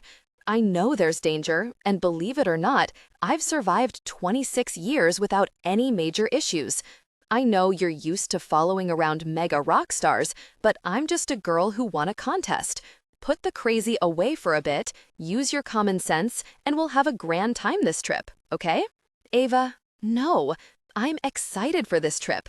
It's the opportunity of a lifetime for me. I won't let some crazy, overzealous bodyguard ruin that. I take a deep breath, refusing to let this grumpy, really man ruin my excitement. I know you're some kind of stoic jerk, and I know you've been all over the world, but I haven't. I'm going to say hello to people. I'm going to hug little girls who tell me they're inspired by me to start dancing or try their hand at a pageant. Get used to it. Figure out how to work with it, to work with me, because I won't change who I am just because you have some chaotic idea of what is safe and what's not. I'll take common sense steps to make sure I'm not making your job more difficult, but I need you to do the same. I stare at him, waiting for a response, but his face remains hard and unmoving. I raise an eyebrow, crossing my arms on my chest. I'm not the kind of girl who backs down. In fact, I'm the kind of girl who fights just for the sake of it, the kind who will hold on to a grudge just for fun and games. Gosh, I won the entire pageant just because Anne was a difficult person. He must see my determination because eventually he closes his eyes and sighs. "I'm sorry," he says, his voice low, almost too low to hear. I force myself not to smile. "What was that?" His jaw goes tighter, and I lose the battle of the smile. "I'm sorry." I put a hand to my chest and gasp as if he's shocking me. The big macho Jaime Wilde apologizing? On day one? Did I break you this early? "I'm sorry. I'm being a jerk. You don't deserve that. You're right. A 12-year-old girl isn't a threat, and you're here to do a job, just like me. We can set up realistic rules that we both agree to. Just give me some slack, because I'm not used to this." "This? All of this?" he says, waving his hands at me. The sass, the stubbornness. I stare at him for long moments, trying to decode the sincerity of his words to better understand what he's saying and what he means. Before I decide, it doesn't matter. He's making the effort, and I should too, if only to make this tour easier for both of us. Okay. Look, let's make a deal. I'll do my best not to give you too many heart attacks by going off plan with your crazy neurotic schedules, and you'll give me some slack when it comes to being, well, me. Deal? He stares at me the same way I stared at him moments before, assessing me behind those dark glasses before, finally, he nods. Deal. A wide smile paints my lips, though it's not a fake pageant smile, it's my real one. Okay, now, big guy, let's catch up with everyone and eat. I'm starving. I loop my arm in his and start to walk towards the group, and begrudgingly, he follows. When he tries to disengage himself, I hold on tighter. "Nope, you're stuck with me," I say with a wide smile. "You wanted to be glued to my side. Now you are. Fish, fish, you got your wish." "You've got to be freaking kidding me," he grumbles. Still, I don't miss how he doesn't continue to fight my hold, instead giving in and shifting to make the grip more comfortable for both of us. Gosh, this is going to be a fun summer.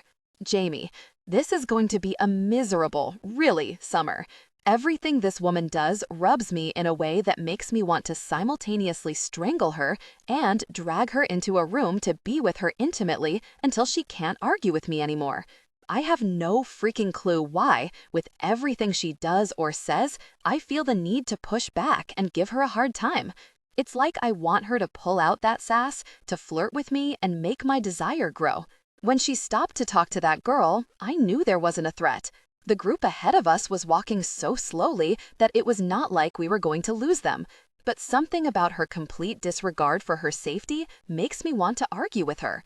And then she gave the girl's father, who had no ring on his finger and wouldn't stop staring at her figure, her email, and the rage boiled in my veins. It makes no sense, the way it irritated me, and I should have buried it beneath all my other emotions and kept my mouth shut, but I couldn't help it.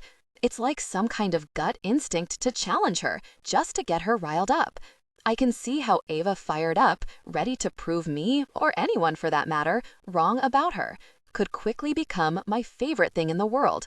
The uncomfortable truth is that no matter how annoyed I am by her, I met Ava Bordeaux in a crowded bar and haven't been able to stop thinking about her since. But of course, I can't have her. I can't have the gorgeous, curvy blonde who seems to enjoy pushing my buttons because she's my assignment. Mixing business and pleasure is never a wise decision, and my job is all about weighing the pros and cons of any given action.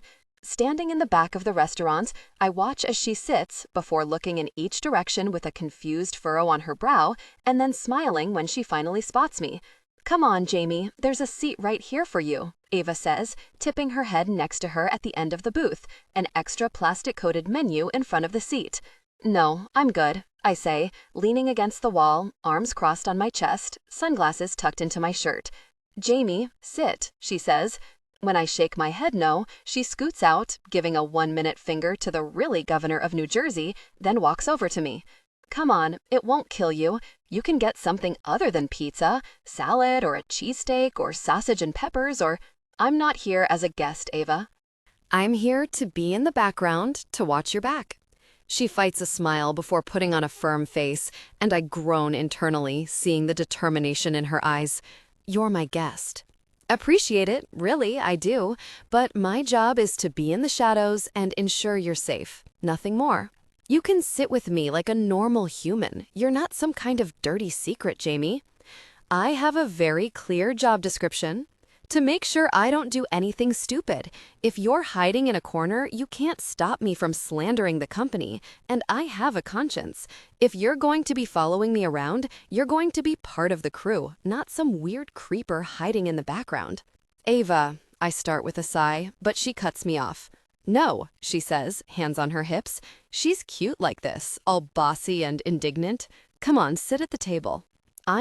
I start, but don't get the chance to finish because she's tugging on my hand, dragging me back to the table where I very much do not belong. Hey guys, this is Jaime, my driver, bodyguard, and chaperone. You're cool with him eating with us, right? Everyone nods, smiles, and continues their conversations like it's not weird that I'm here.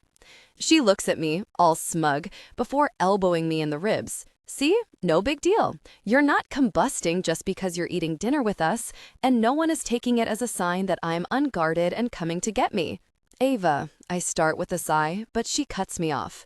No, she says, hands on her hips. She's cute like this, all bossy and indignant. Come on, sit at the table. I'm not. I start, but don't get the chance to finish because she's tugging on my hand, dragging me back to the table where I very much do not belong. Hey guys, this is Jaime, my driver, bodyguard, and chaperone. You're cool with him eating with us, right? Everyone nods, smiles, and continues their conversations like it's not weird that I'm here. She looks at me, all smug, before elbowing me in the ribs. See? No big deal. You're not combusting just because you're eating dinner with us, and no one is taking it as a sign that I'm unguarded and coming to get me. I want to continue to argue, but there's something about Ava that makes me want to do whatever I have to get her to smile at me like that. Something about her is enticing. She is the kind of person who is having a good time just being alive and makes you want to have a good time as well. The type of person who won't have a good time if you're not having a good time. The kind of person who makes it her mission to ensure you have a good time too. I sigh, resigning to the fact that this summer is going to be the strangest assignment I've ever been on. This will be a season of firsts, of challenges, and most of all, of her getting under my skin. You're going to be a pain to deal with this summer, aren't you? You say pain to deal with, I say fun. After dinner, when everyone starts to leave, we walk out onto the boardwalk.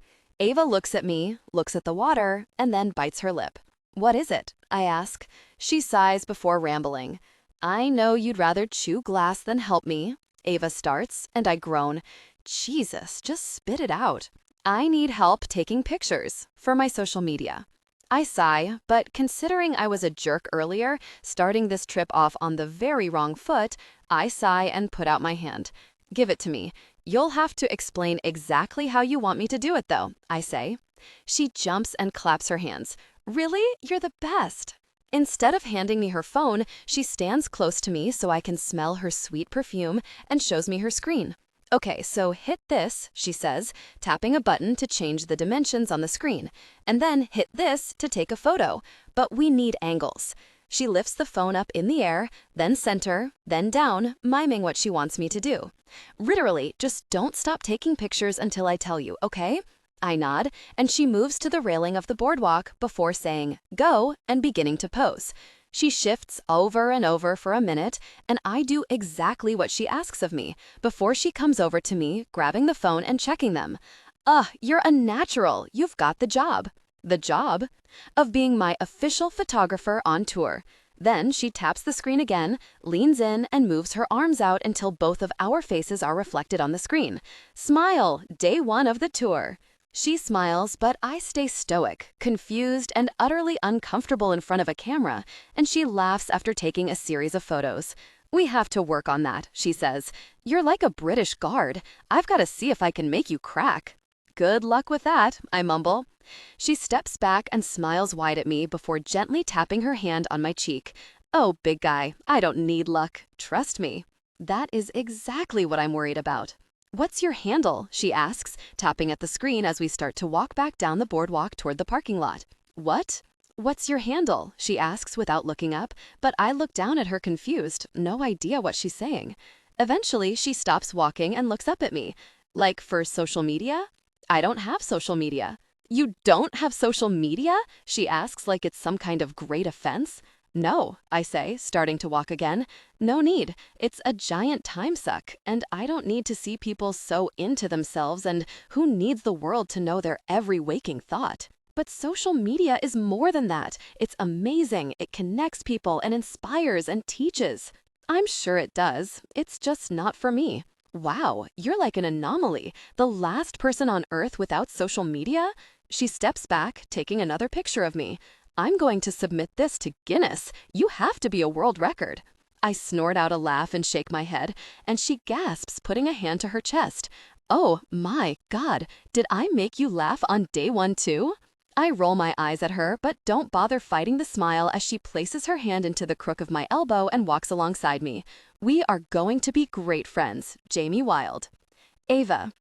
Jaime picks me up bright and early from my apartment and helps me haul my gosh down to the SUV.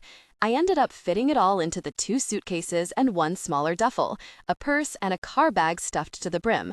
I did my best, really, I did.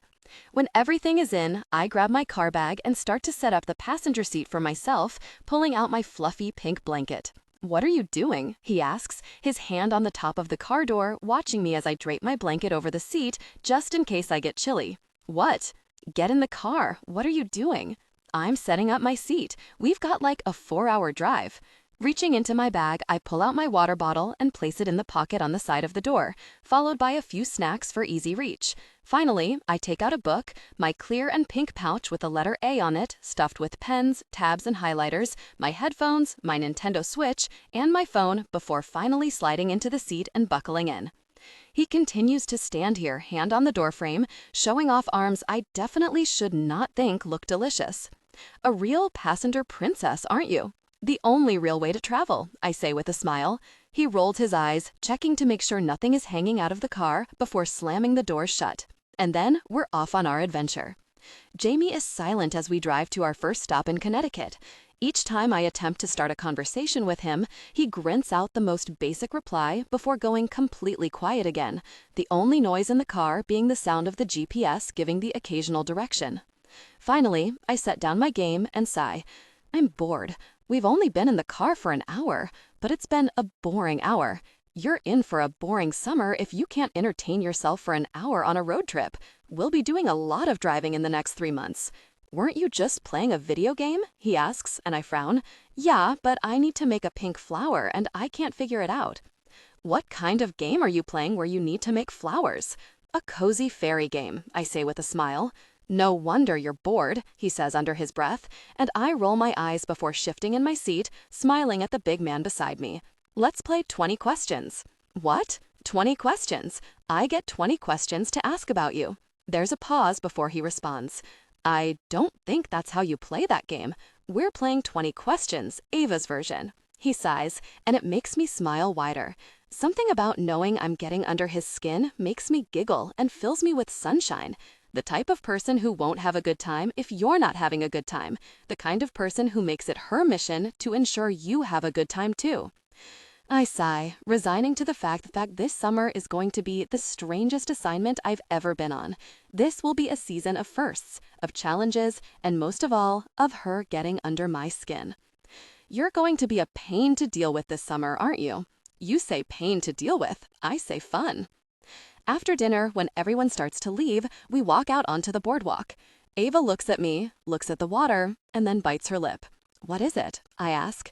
She sighs before rambling. I know you'd rather chew glass than help me. Ava starts, and I groan. Jesus, just spit it out. I need help taking pictures for my social media. I sigh, but considering I was a jerk earlier, starting this trip off on the very wrong foot, I sigh and put out my hand. Give it to me. You'll have to explain exactly how you want me to do it, though, I say. She jumps and claps her hands. Really? You're the best. Instead of handing me her phone, she stands close to me so I can smell her sweet perfume and shows me her screen. Okay, so hit this, she says, tapping a button to change the dimensions on the screen, and then hit this to take a photo, but we need angles. She lifts the phone up in the air, then center, then down, miming what she wants me to do. Literally, just don't stop taking pictures until I tell you, okay? I nod, and she moves to the railing of the boardwalk before saying, "Go," and beginning to pose. She shifts over and over for a minute, and I do exactly what she asks of me before she comes over to me, grabbing the phone and checking them. Ugh, you're a natural. You've got the job. The job of being my official photographer on tour. Then she taps the screen again, leans in, and moves her arms out until both of our faces are reflected on the screen.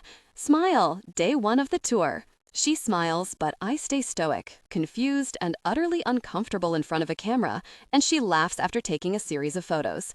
"We have to work on that," she says. "You're like a British guard. I've got to see if I can make you crack." "Good luck with that," I mumble. She steps back and smiles. Why do you want to ask me questions? He asks. I've decided I want to get to know you, Jaime Wild. What? We're going to be stuck together for the entire summer. A lot of it will be spent with just the two of us. Shouldn't we know a bit about each other? I'm good. I think I know all I need to know about you, and I don't think you need to know anything about me in order to do your job. I roll my eyes and reposition myself in my seat, staring out the windshield away from him. God, who hurt you? I say under my breath. What? Clearly, some woman hurt you, and you're taking it out on me. Did she like to do her nails and wear makeup? Was she a girly girl who broke your heart or something? No. I cross my arms on my chest and shift to glare at him. Then why do you hate me so much?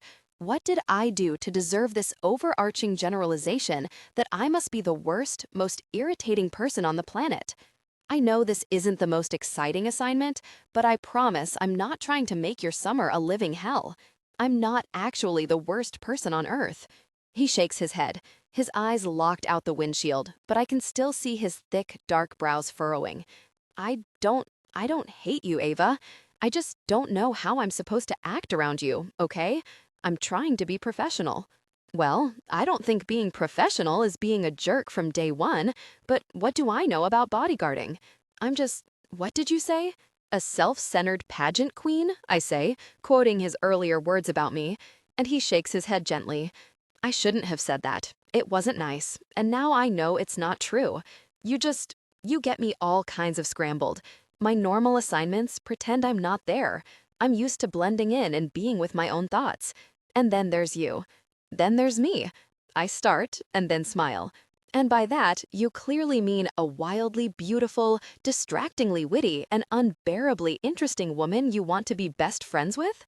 Well, let's not get too far ahead of ourselves now, princess, he says, and a small smile tips his lips. A smile! He smiles! Look at that, I gasp. You've seen me smile, Ava. Yeah, but mostly only when I pick on you. Is this not you picking on me? No, this is me flirting with you. It's kind of my specialty. Probably shouldn't be flirting with your bodyguard, he says. I reach over, patting his hand. Oh, you sweet, sweet boy. You have no idea what kind of summer you're in for, do you? Jaime. Our next stop is in Stafford at an ice cream shop. Apparently, it was Miss Vermont's first job and owned by her mother. While we're there, Ava works the counter, scooping ice cream and serving fans. A portion of the proceeds goes to a local cause that Miss Vermont fundraises for. Ava is smiling and joking the entire time, while scooping ice cream terribly. I know ice cream server was definitely not ever on her apparently long list of previous jobs. But she is great with balancing it all, joking with the customers and serving them while managing her Miss Americana duties. I know she said she'd never been in the pageant world, much less the public eye before, something I confirmed when I researched her after getting the assignment, but she's a natural. It's like she was made to be watched. I've seen many people trip into the public eye in my years as private security to the stars, and not everyone does it gracefully. Even less do it with minimal issues when it comes to handling the press or answering questions meant to embarrass or catch her in a bad light. But not Ava. Eventually, it's time for a taste test. I watch as everyone orders, with Ava forcing me to get a double scoop of chocolate. I don't miss how she diligently looks at the menu before she shakes her head with a small smile, declining. She mumbles something I can't hear. I'm standing far enough to stay out of the shot of cameras, something Ava begrudgingly agreed to. I've noticed she does this each time we're out to eat, staring at dessert menus with longing, probably calculating calories or whatever, before shaking her head and getting nothing. It's a reminder of why I don't like her and why I can't like her. She's too obsessed with appearances, how people will see her, if a single scoop of ice cream will somehow transform her slim body into something the cameras will hate. While everyone eats, she moves away from the group, sitting next to me and my double scoop. I tip the cup her way. Want some? I ask. She looks at the chocolate ice cream dripping off my spoon with that same longing before shaking her head. No, thank you. It won't kill you, you know. A few calories. Her head cocks back in confusion. What? Ice cream, or any dessert for that matter, it won't make you gain 1,000,000 pounds or whatever it is you've convinced yourself of. I know you're probably used to pageant diets, but I don't finish because her laugh fills the area, making heads turn our way, as tends to be her way. Ava's humor and joy are like a flame, and the world is full of moths. Lately, it seems like I'm the one most willing to get burned. Her head is tipped back, hair trailing down her back in soft waves as she laughs, the sun bouncing off her skin like that's its entire job, and I'm enthralled by her. Finally, she stops laughing and looks at me. I have a dairy allergy, Jaime. I sit there, blinking at her, and she shakes her head, still smiling. It's relatively new. I found out in the past year or so. It makes me break out in hives. Unfortunately for me, I love ice cream and desserts, but most have some kind of milk, obviously. Her hand lifts, patting my cheek, like she finds me entertaining, a sweet little boy who has no clue. To be fair, it's absolutely how I feel around her. I know we keep joking about it, but I'm really not some self-centered pageant queen. Suddenly, I feel like a jerk. She's not wrong.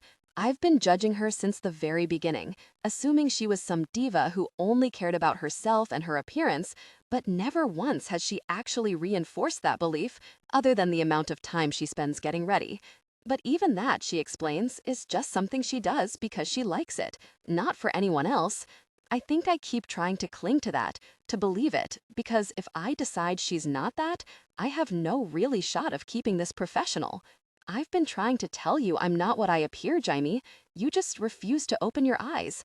A moment passes, with her soft hand on my cheek, looking into my eyes, a small smile playing on her lips, before I open my mouth to say, I don't know. But I don't have to stress about it, because in that moment, she's called off by someone. She stands, winks at me, and literally skips off to the reporter who called her name. The woman is a puzzle, and I am a giant jerk. Ava. A knock comes on the door of my hotel room, and knowing it's probably Jaime giving me the plan for the next day, I shout, "Come in." The door clicks with the sound of the digital lock undoing, and I set my book to the side as I sit cozied on the couch, looking up as he enters with 3 giant bags from different grocery stores. He walks in silently, looking at me and tipping his chin at me in that cool guy way, before moving to the small kitchenette and putting the bags on the counter. "What are you doing?" I ask as he starts shuffling through the bags I can't see into from the couch. Finally, his head comes up, and he looks at me, a shy smile on his lips, as he starts to remove things. "The chocolate and vanilla from this brand are supposed to be solid," he says, placing 2-pint containers down, and my brow furrows. "And I got a few from this brand since they make normal ice cream too, but I think it's going to be kind of hit or miss." He stacks up 3 more pints from a familiar brand I used to eat before we pinpointed my allergy: cookie dough, peanut butter chocolate, and a cherry vanilla flavor. "This brand is really fancy," he says, grabbing it from the bag of the specialty store. "And the flavors are kind of weird, but the reviews are great." I cross my arms on my chest and shift to glare at him. Then why do you hate me so much? What did I do to deserve this overarching generalization that I must be the worst, most irritating person on the planet? I know this isn't the most exciting assignment, but I promise I'm not trying to make your summer a living hell. I'm not actually the worst person on earth. He shakes his head, his eyes locked out the windshield, but I can still see his thick, dark brows furrowing. I don't hate you, Ava. I just don't know how I'm supposed to act around you, okay? I'm trying to be professional. Well, I don't think being professional is being a jerk from day one, but what do I know about bodyguarding? I'm just, what did you say? A self-centered pageant queen, I say, quoting his earlier words about me, and he shakes his head gently. I shouldn't have said that. It wasn't nice, and now I know it's not true. You get me all kinds of scrambled. My normal assignments, pretend I'm not there. I'm used to blending in and being with my own thoughts. And then there's you. Then there's me. I start and then smile.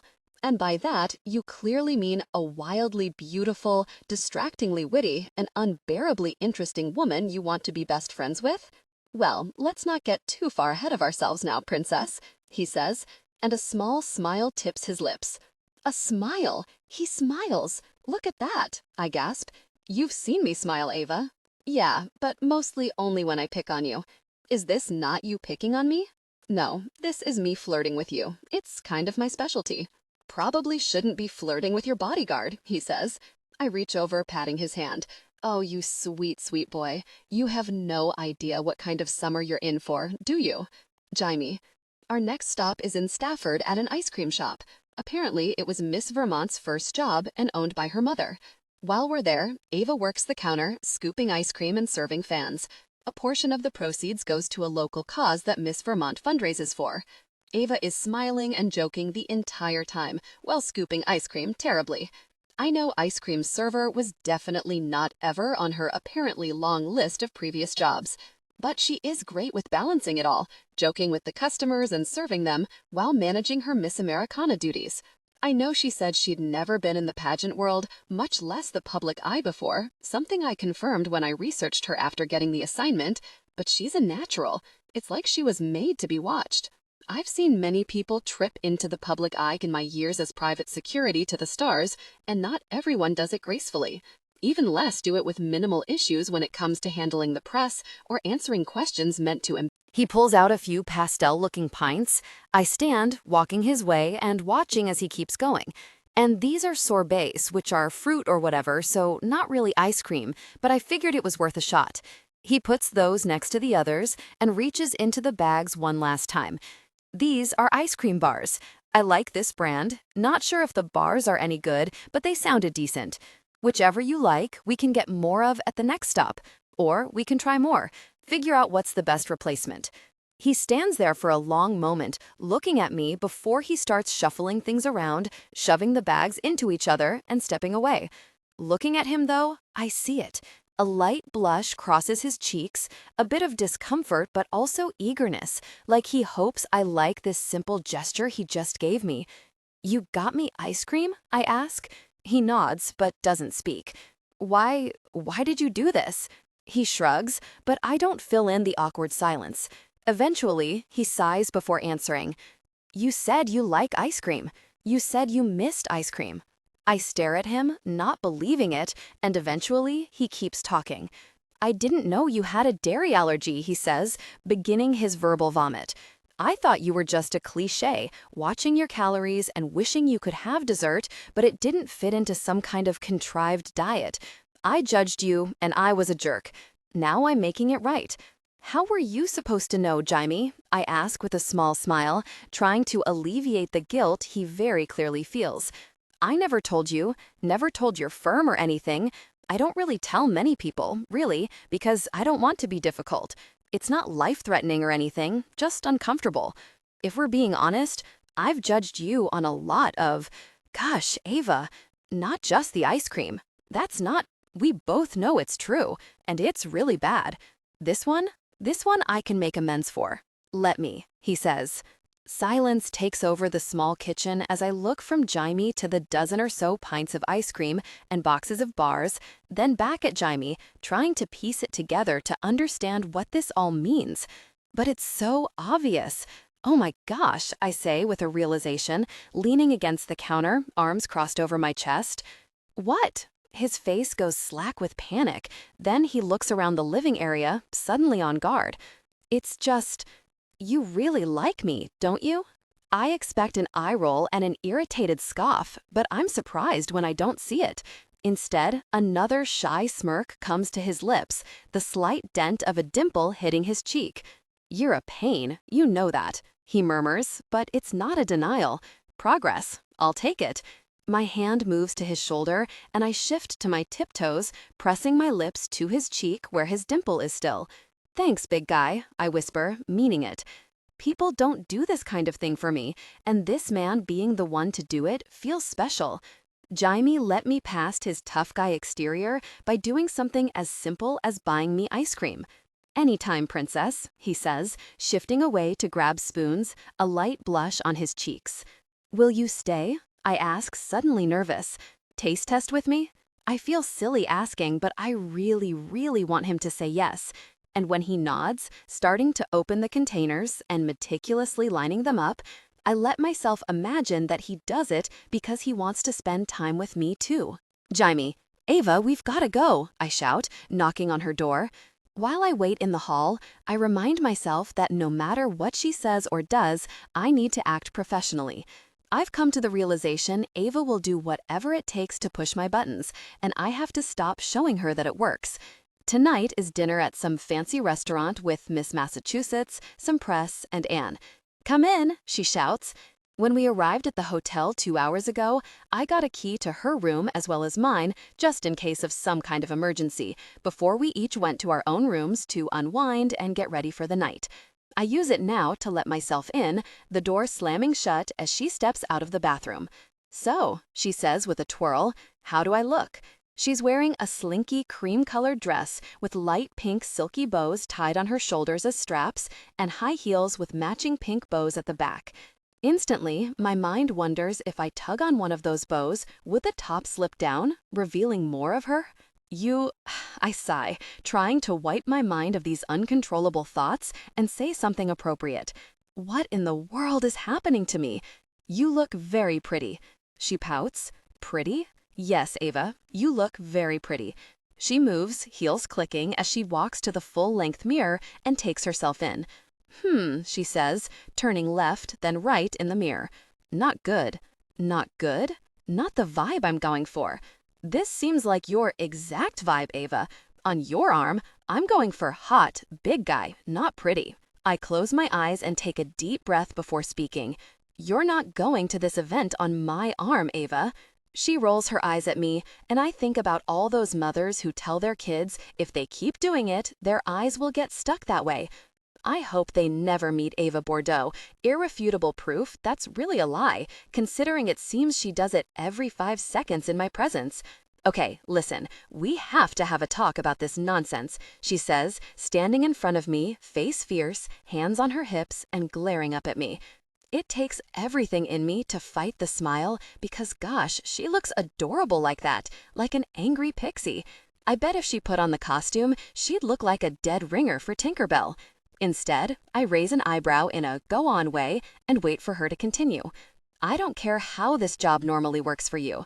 I don't care if you normally just sit in the shadows on the lookout. That's not how I roll.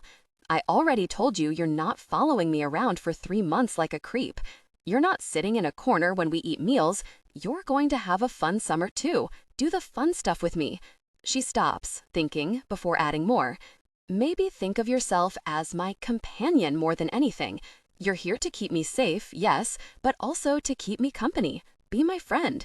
That's not how this job works, princess, I say as soon as she's done with her tirade. I know what I signed up for, and that's not it.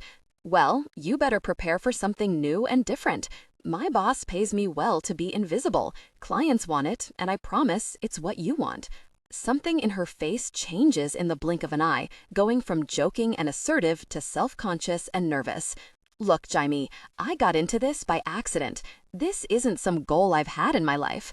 Now, don't get me wrong, it's an adventure, and I'm so excited to be here.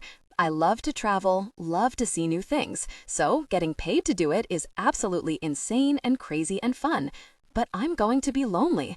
I also don't really know any of these people. At all of the events before the actual pageant, I was the odd man out because all these girls knew each other ahead of time. They'd been in these pageants together for years. I didn't know a single one of them. Having someone that I know and can talk to when it gets weird would really make me feel a lot better. The sincerity in her face cracks something in me, as does the pleading in her voice that, against my best judgment, I give her an offer. You get nervous, you feel uncomfortable, you come back and hang with me until you're ready to go back, okay? Great, appreciate that, really, I do. But again, I'm not having you sit in the corner like the hired help while I eat or have fun. That's weird as anything and makes me itchy. Ava, my boss would never approve. Let me talk to him, she says. My brows furrow, and her face has somehow become even more determined and stubborn. What? Her hand goes out like she is asking for something. Give me your phone. I'll call your boss and talk to him. No, I say firmly. She is not talking to Greg. The man will eat her alive. What's he going to do? Bite? I just want to talk to him, explain my side. If he insists you're not allowed to hang with me, I'll accept it. I'm a difficult person and pushy, but I wouldn't put your job at stake, she says, like it's obvious. I weigh my options for a moment in my head before shrugging, unlocking my phone and handing it to her. His name's Greg, probably my last call. God, your phone is so boring. You don't even have fun apps or a background, she says with horror, then taps the contacts icon and finds Greg easily. And there's only like 5 contacts in here. Can we stop hyper-analyzing my phone and just call my boss so we can get to dinner? She smiles wide before hitting call and lifting the phone to her ear. It rings for just a moment before she smiles again. Hi, Greg, is it? Yes, my name is Ava Bordeaux. Jaime's new assignment. We met briefly. No, he's totally fine. He's standing right in front of me. She looks down at her feet, blonde hair sliding down to cascade around her face. So we're on our way to our event for the day, but we had a bit of an argument in Jersey that I want some clarification on. A deep, throaty laugh leaves her chest, and her head tips back with it. Greg, jerk Greg, is making Ava laugh like that? No, he's a total gentleman. No need to worry. It's just that when we were all sitting to eat, he refused to sit at the table with us, saying he needed to lurk in the corners to watch us. I did not say that exactly, I say loudly, hoping Greg can hear me. Her smile widens. Yes, that was him. But personally, I think it's kind of weird to be enjoying myself and have him just being a bored rando in the corner, you know? So I politely requested, I scoff, and she rolls her eyes at me. He sit with me or partake in whatever event is going on. Otherwise, it feels weird and very diva-like, which I totally am not, you know? I raise an eyebrow at her, but then she laughs out loud, and once again, I wonder what in the world Greg said to make her look like that. No, exactly. He's so hard-headed. He told me if he ate pizza with us, it would be unprofessional, and that was why he had to hide in the corner. I told him he was being ridiculous. She listens with a smile, eyes locked on me, and I think, somehow, she's won over Greg in 3 seconds. How in the world does this woman do that? Okay, so to clarify, Jaime has to do whatever I say within reason and participate in activities, or, God forbid, eat with me, which will not put his job in jeopardy? I close my eyes and breathe in deep. Perfect. Thank you so much for clearing that up for me. A pause before she shakes her head, twirling a lock of her hair around her finger. He's a complete gentleman, Scout's honor. She starts to pace with my phone, and I watch her as she moves, looking at her feet, listening intently. Absolutely. And thanks so much, Greg. So sorry to bother you. Her head pops up, and she stares at me with a wide smile. Oh, definitely. I'd love to give you my number just in case you need it. Goodness gracious. She rattles off her number with a laugh and then says a warm goodbye, like my boss is an old friend, before tapping to end the call and handing it over to me. You're stuck with me, big guy. Turns out your assignment is to chaperone me to everything. I close my eyes and take in a deep breath. Don't worry, I won't make you do anything crazy, but I'm not being some crazy woman who has her security stand in the corner, watching everyone like they're going to attack me at any moment. You never know. And you'll be at my side, so if something does happen, you're close by, right? Seems like a win-win all around. I want to argue. I want to call Greg and ask why in the world he gave in to her. But something tells me that even though she's all pink princess energy, she's a Rottweiler when she wants something. And for some reason, this is what she wants. So instead of arguing, I sigh and nod, pulling a wide, wide smile for her. She jumps and then claps her hands 3 times excitedly before stepping closer and looping her arm around mine. All right, buddy, let's go to dinner. Jaime, it's been a full week on tour with Ava, and everything has been going as smoothly as could be expected. It seems we've come to some kind of truce where she doesn't try to drive me up a really wall at every opportunity, and I try to quell my urge to be a standoffish jerk at all times. The system isn't perfect, but she hasn't given me that annoyed face in a while, the one where she puts her hands on her hips and glares at me, so I'm calling it a win. Each event goes as smoothly as I can expect, with Ava staying on her best behavior and not running off to talk to any random stranger or behaving in some crazy way that would shine a poor light on the organization. As an additional bonus, even though she's insisted on having me take part in the entire event, including the pottery painting in Rhode Island and rock climbing in Massachusetts, she's cut back on the flirting. Maybe she just needed to get more comfortable with me. Maybe it was just a defense mechanism since I was being such a jerk and making her think I hated her. Whatever it is, I'm grateful, and it's going to make this assignment much easier. I need to use the bathroom, I say, leaning down to say the words quietly. Stay here. There's a guard right there, one of the 5-star men, if you need anything at all, I say, tipping my chin at the man standing near a door at a nonprofit fundraiser. Willis Stone, another client of 5-star, is also attending in New Hampshire. Ava salutes, the smile on her lips doing something to me. Sir, yes, sir, she says. Instead of responding, I turn and walk away, knowing better by now than to encourage her. When I come back to the room, the number of people has greatly reduced, despite my only being gone for a few moments. Unfortunately, when I scan the room, I don't see Pink and Feathers. Where the gosh is she? I grumble, moving toward Miss New Hampshire, the last person I saw her speaking with. Hey, have you seen Ava? I ask. Her head swiffles around the room. I haven't. I was talking with her a few minutes ago, then she looked out the front door and said she'd be right back. Something in my gut churns, a panic building at losing Ava. Where the gosh was the other guard? When I look around, I see him in a corner, flirting with some chick, and my hands ball up into fists.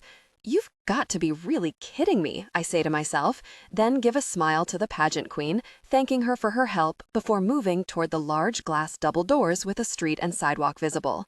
I'm going to really kill her. Stepping out to the front of the restaurant, I look around and see nothing. There are a few people wandering, but none look like they're from the event, much less Ava. I move, jogging down the street with my eyes scanning and a million thoughts of what could have happened to her running through my mind. Someone kidnapped her, someone hurt her, someone has her cornered, and she's in trouble. She's scared. Something about that one makes my stomach drop.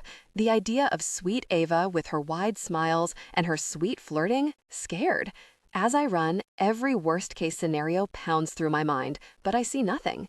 After a few minutes, I turn, run in the other direction, and stop in the restaurant again. Jake! I shout at the other security guard, who is still really flirting. His head moves my way, and he slowly walks toward me, not a care in the world. Hey man, what's... He starts with a smile, stopping when he sees my face.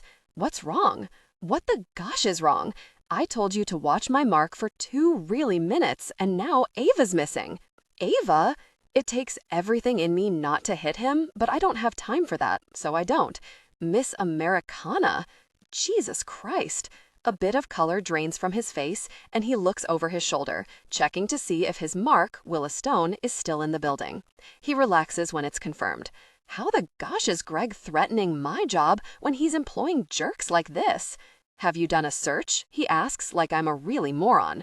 He can't be older than 25, and again, I have to wonder what kind of idiots my new boss is hiring, because I know he wasn't someone Hank hired before he sold the company. Jogged a quarter mile that way, I say with a tip of my head.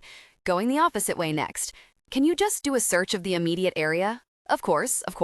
On it, he says. Without another word, I leave the building, heading the way I haven't checked yet. I'm trying to think of the next steps, who I need to call, and what to tell the police when I hear it. You're a good girl, aren't you? A voice says quiet and sweet, and my feet stop moving altogether, looking 360 degrees to find where the voice is coming from, but there's nothing. No one. For a moment, I think I imagined it in my panic before I hear her voice again. Oh my goodness, you're just so sweet. I turn to my left, spotting a small alleyway 3 buildings down from the restaurant. Come on, let's go find the big guy, Ava's voice says, and then suddenly, golden blonde hair catches the light, a pink bow holding it back. I move quicker, closing the gap between us. Where the gosh were you? I say, stepping closer to her and grabbing her elbow, moving her with a little force, though I want to absolutely shake the woman. I guide her toward the restaurant, seeing Jake, the jerk, on the sidewalk, hands on his hips, looking around as if he's going to find Ava that way. I got her, I say, and he nods. Sorry, man, Not a word, I say. Please don't tell Greg, man, he starts. Get your gosh together. Go find your assignment and make sure she's safe. And for the love of gosh, stop flirting with chicks while you're on the clock, I say, and he nods, panic in his eyes, but he doesn't move. Now, we're leaving. Of course, see ya, man. Sorry, he says, then runs back into the restaurant where I can see Willa chatting with someone through the window. Sighing, I once again guide Ava to the parking lot. Hey, what the hell? I wanted to say goodbye to everyone, she pouts, holding her big bag close to her body. Everyone thinks you're really missing because you couldn't follow one really instruction. Oops, she says through a cringe of a smile. My bad. It's clear she doesn't think this is a big deal, that she often gets out of trouble with a cute smile and a faux apology. Unfortunately for her, I don't find this or her disappearing act cute. This is why we listen when I say to stay in place. You got your gosh? I ask. She looks at the giant bag over her shoulder with hesitation, then nods before I navigate her in silence until we reach the SUV. Unlocking the door, I open it to let her inside. That's when I see it. A tiny pair of ears pop up in her bag. I stare at the ears, then at Ava, then back to the ears, a dull orangey color, then back at Ava before closing my eyes, rubbing a hand down my face, and taking a deep breath. What the gosh is that? I ask, my body exhausted to the bone as I stare at the bag over her shoulder where the head of a tiny cat with bent ears is poking out, big eyes wide, looking around like this isn't weird at all. A cat.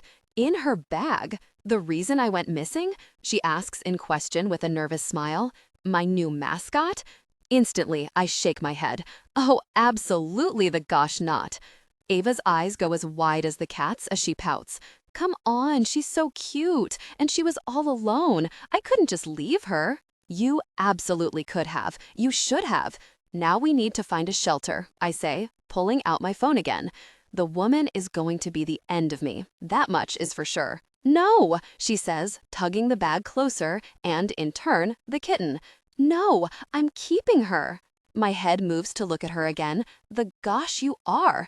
Just look at her. She lifts the grimy, dirty kitten out of her bag, holding it like it's a baby rather than a grimy cat she found on the street.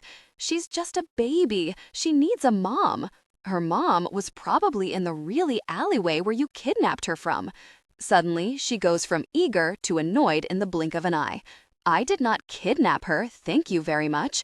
She came right up to me, walked into my hand, and jumped into my bag. Clearly, she wanted to be with me. How did you find her? I saw her scurry across the sidewalk, she says with a cringe. I know, you told me to stay, but just look at her. She's so sweet. We have to call a shelter, I say. Her eyes go wide and pleading, a hand reaching out as she grabs me, stopping my hand from moving anymore. No, Jaime, no, please. I love her. I need her. She was meant to be mine. She fits the entire aesthetic. I take a deep breath. You can't just keep a stray cat because she fits your aesthetic. Why not? Because you can't. And what if she's someone else's cat, Ava? I ask, my voice a bit softer because she's getting upset now, eyes going wide and watering, and I don't need a crying woman on my hands. It's absolutely not because she's endearing and I don't like that sad look on her face. I'll bring her to a vet tonight. We're off anyway. We don't have a rush. You said we won't leave for the next stop until tomorrow afternoon. I'll bring her to a vet and they'll scan her for a chip or whatever. But just look at her, Jaime. Do you really think this is someone's house pet? The kitten is underfed, dirty, and has a cut on her ear. It's clear, at the very least, she's been out on the streets for a good part of her short life. Please, Jaime. Somehow, her big blue eyes go wider, her pout getting bigger, and it's like she's putting a spell on me. I sigh, my entire body going loose. Are you really kidding me? I ask, but this time I ask it to the sky. God doesn't answer. I tip my head back down and look at Ava for long moments, trying to weigh my options before I sigh again and speak. Find a vet. Really? She says, excitement filling her face. We're on the road by 4 p.m. tomorrow, I say with a glare, my attempt at being stern that I'm sure goes right over this woman's head. If you can't get that thing situated by then, she goes to a shelter. Jaime, I can't just give her up. Look how much she loves me.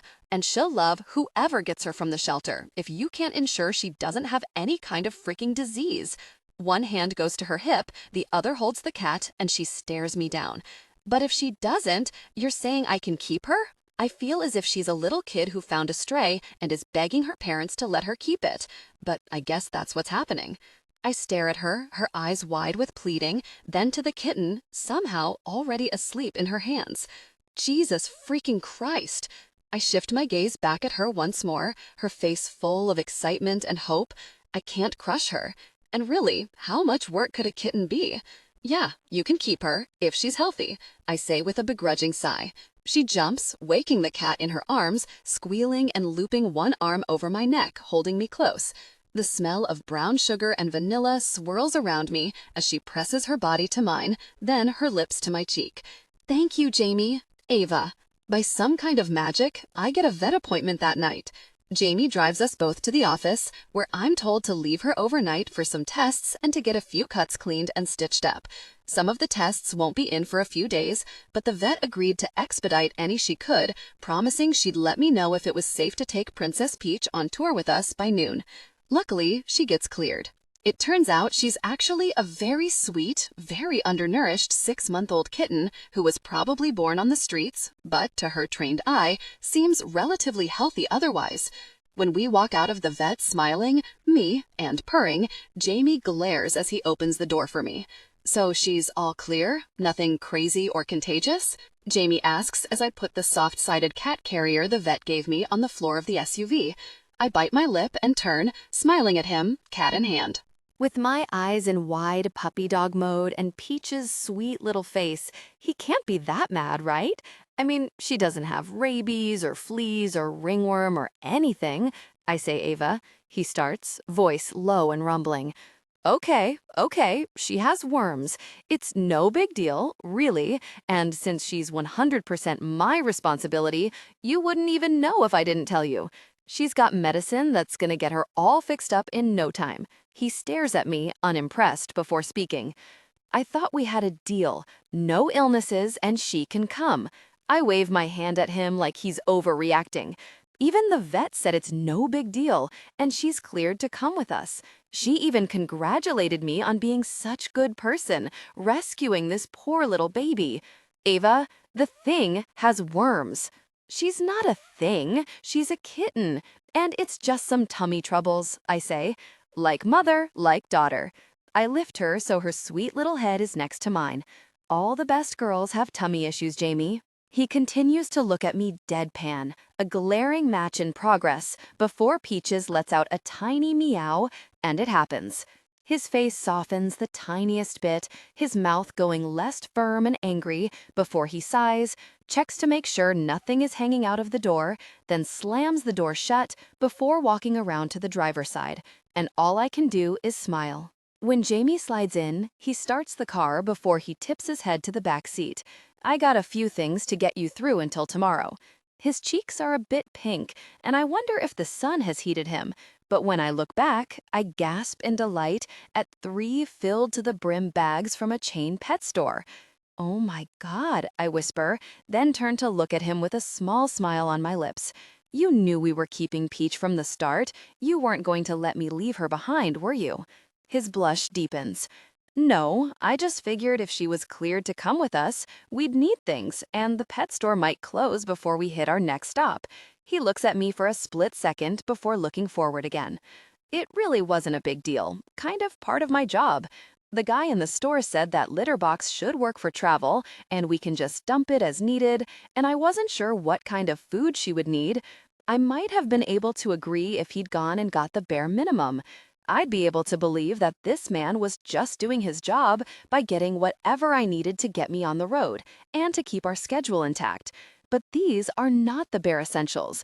This is not a couple of cans of cat food in a litter box. This is half of the store. Shifting to look better at the haul, there are at least 4 or 5 brands of food, 2 litter types, a litter box, and the most entertaining part, an overflowing bag filled with toys. Pink toys, purple toys, mouse-looking toys, balls and laser pointers, and a fish on a stick to dangle in front of her. Did you leave anything? What? He asks, eyes diligently on the road as he pulls out of the vet's parking lot. At the pet store, did you leave anything or did you buy it all? The blush creeps down his cheeks to his neck. Shut up, he grumbles, and I lift Peach to my face until we're eye to eye. Oh, he so likes us, Peach, I say with a smile, and Jaime just groans. I put her back into my lap to settle in the blanket there, but as soon as I let go, she stands, walking on unsteady legs across the console. Stay here, I say, picking her up and putting her on my lap again. Again, she stands and walks across the console, this time meowing as she does. Peach, no, I say, grabbing her. Unfortunately, as soon as she's in my lap, she tries to move to get to Jaime again. I sigh. Maybe I should put her in the... Before I can finish my sentence, a big hand moves, his eyes never leaving the road as he grabs the small kitten out of my lap and places her in his. Instantly, she stops meowing and settles in his lap. Sorry, I say, reaching over to try and grab her, but his hand moves up, blocking me. It's fine, he says, his hand scratching Peach's head. It's comical how big his hand looks next to the cat, and I have to roll my lips between my teeth to stop the laugh bubbling in my chest. You're a sweet girl, aren't you, Peachy girl? He murmurs low. I stare at him for long moments, watching him drive with one hand and pet my kitten with the other, completely at peace before I sit back with a smile. After our next rest stop, where we successfully get Peach to use the litter box and eat before she falls asleep in Jaime's lap again, I'm reading when he speaks. If we play 20 questions, do I get any? I put down my book, confused, before looking at him. His gaze is fixed on the road, avoiding looking at me. What? The other day, you wanted to play 20 questions, and I shot you down. If we play now, do I get to ask any? I fight a smile, trying to act casually like he's a wild animal I'm afraid to scare off. Yeah, sure. All right, let's do it. We filter through a few easy questions where I learn he doesn't have a favorite color, shocker, and just like me, he didn't go to college after high school. I tell him about how, even when I was a kid, I couldn't pinpoint what I wanted to be when I grew up, waffling from an astronaut to a makeup artist to a marine biologist to an actress. Why are you doing this? He asks eventually. Doing what? The pageant. I get that you never did one before, but people don't really stumble into this kind of thing. What made you try? What? You didn't look me up before we got on the road? I ask with a smile. I've seen the press's version of why you got into this, but they all have an angle they're working. I want to hear your version. I like that. I like that he wants to hear what I have to say on the topic, rather than trusting journalists and whatever story best suits their readership, some making me a villain, others making me into some martyr out to change the industry, when really it's none of those. Well, I applied because I'm impulsive and I wanted to help my friends, I start. My best friends own businesses, and they were struggling. We were hanging out and venting, and I decided to find a way to promote them.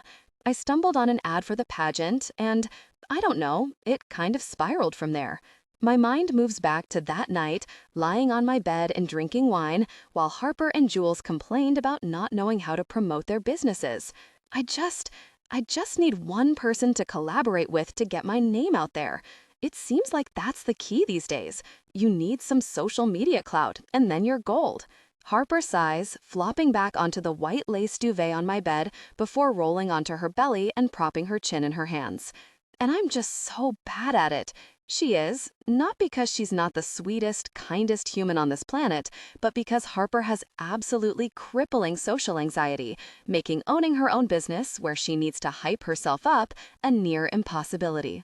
I get it, Jules says with a sigh, swirling her glass filled with some sweet concoction meant to continue the buzz we've been stoking for hours. The studio is doing okay, but I'm barely filling 2 classes a day. For as long as I've known Jules, she's wanted to use the small inheritance her grandmother left her to open a dance studio. Last year, she found the cutest location and jumped on it. She teaches kids lessons and runs adult fitness classes, but it isn't growing the way she hoped it would. I sigh, hating to watch my friends struggle. You guys need some kind of I say, scrolling on a social media app mindlessly. A celebrity or some influencer, someone in the area you can do posts with and tag all the time. Yeah, I'll just go into my phone now and call one right up, Jules says sarcastically, and I roll my eyes.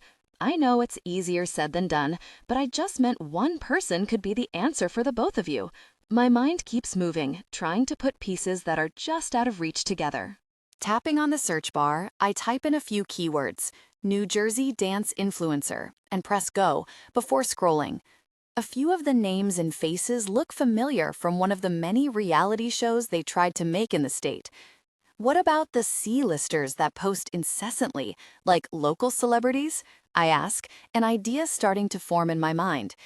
We could easily get a list together and send out some feelers for collaborations. I'd even be happy to do it for Harper and Jules, since they either don't have the time or energy to do it themselves. What about them? Harper asks, confusion written on her face. If you could design some pieces for one to wear to events or something, it would be a perfect fit. They'd be tagging you for wearing your dresses. Since their fan base is usually hyper-local, meaning if one of them has a birthday or a wedding or just a special occasion, they'd have your name in their mind for who to hire. I turn to Jules. And you could mention so-and-so trains at your studio or are taking classes there. Angle it as a trendy new way to work out, which is what you're going for anyway, right?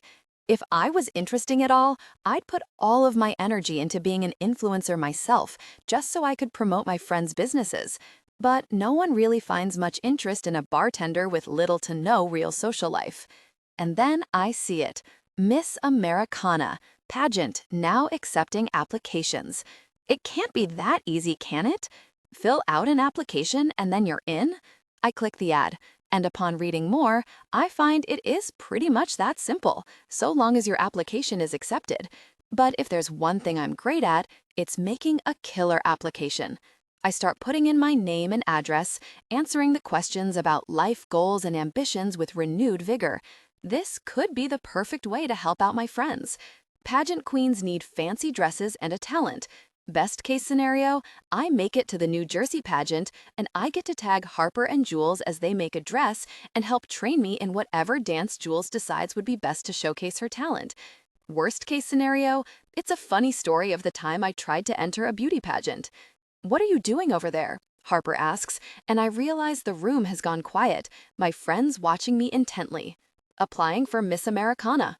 There's a pause before Jules asks, do I even want to know? Probably not, I say as I finish filling out the form, hit submit, and promptly forget about it until a week later when an email hits my inbox. You're invited, Miss Americana New Jersey auditions. And the rest was kind of history. Did it work? Jaime asks, knocking me out of my memories. What? Did it work? Helping your friends? Oh yeah, for sure.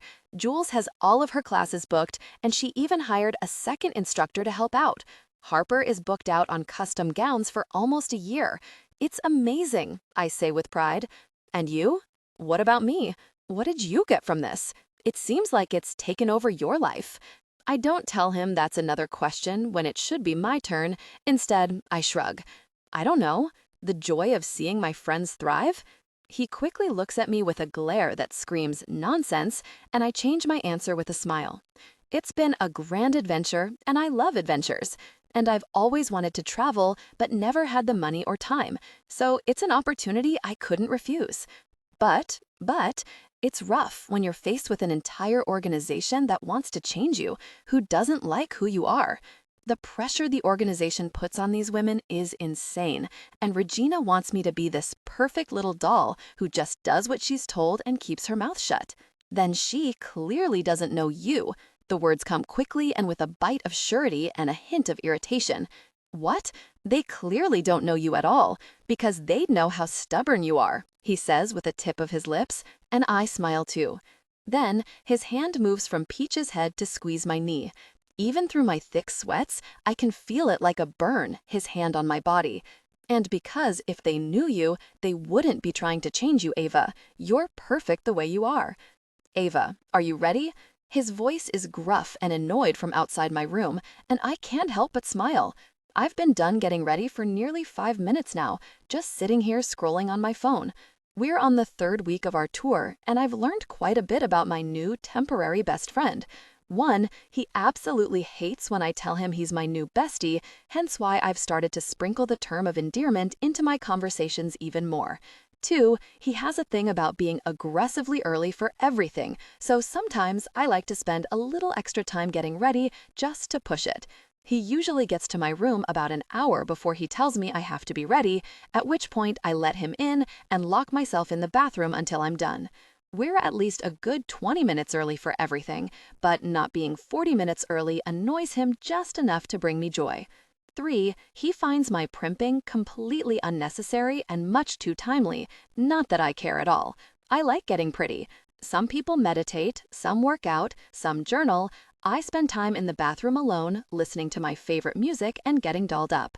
Just about, I say, moving around some things on the counter to make noise and smiling as I do. I know you're just really with me, Ava. You're not even doing anything.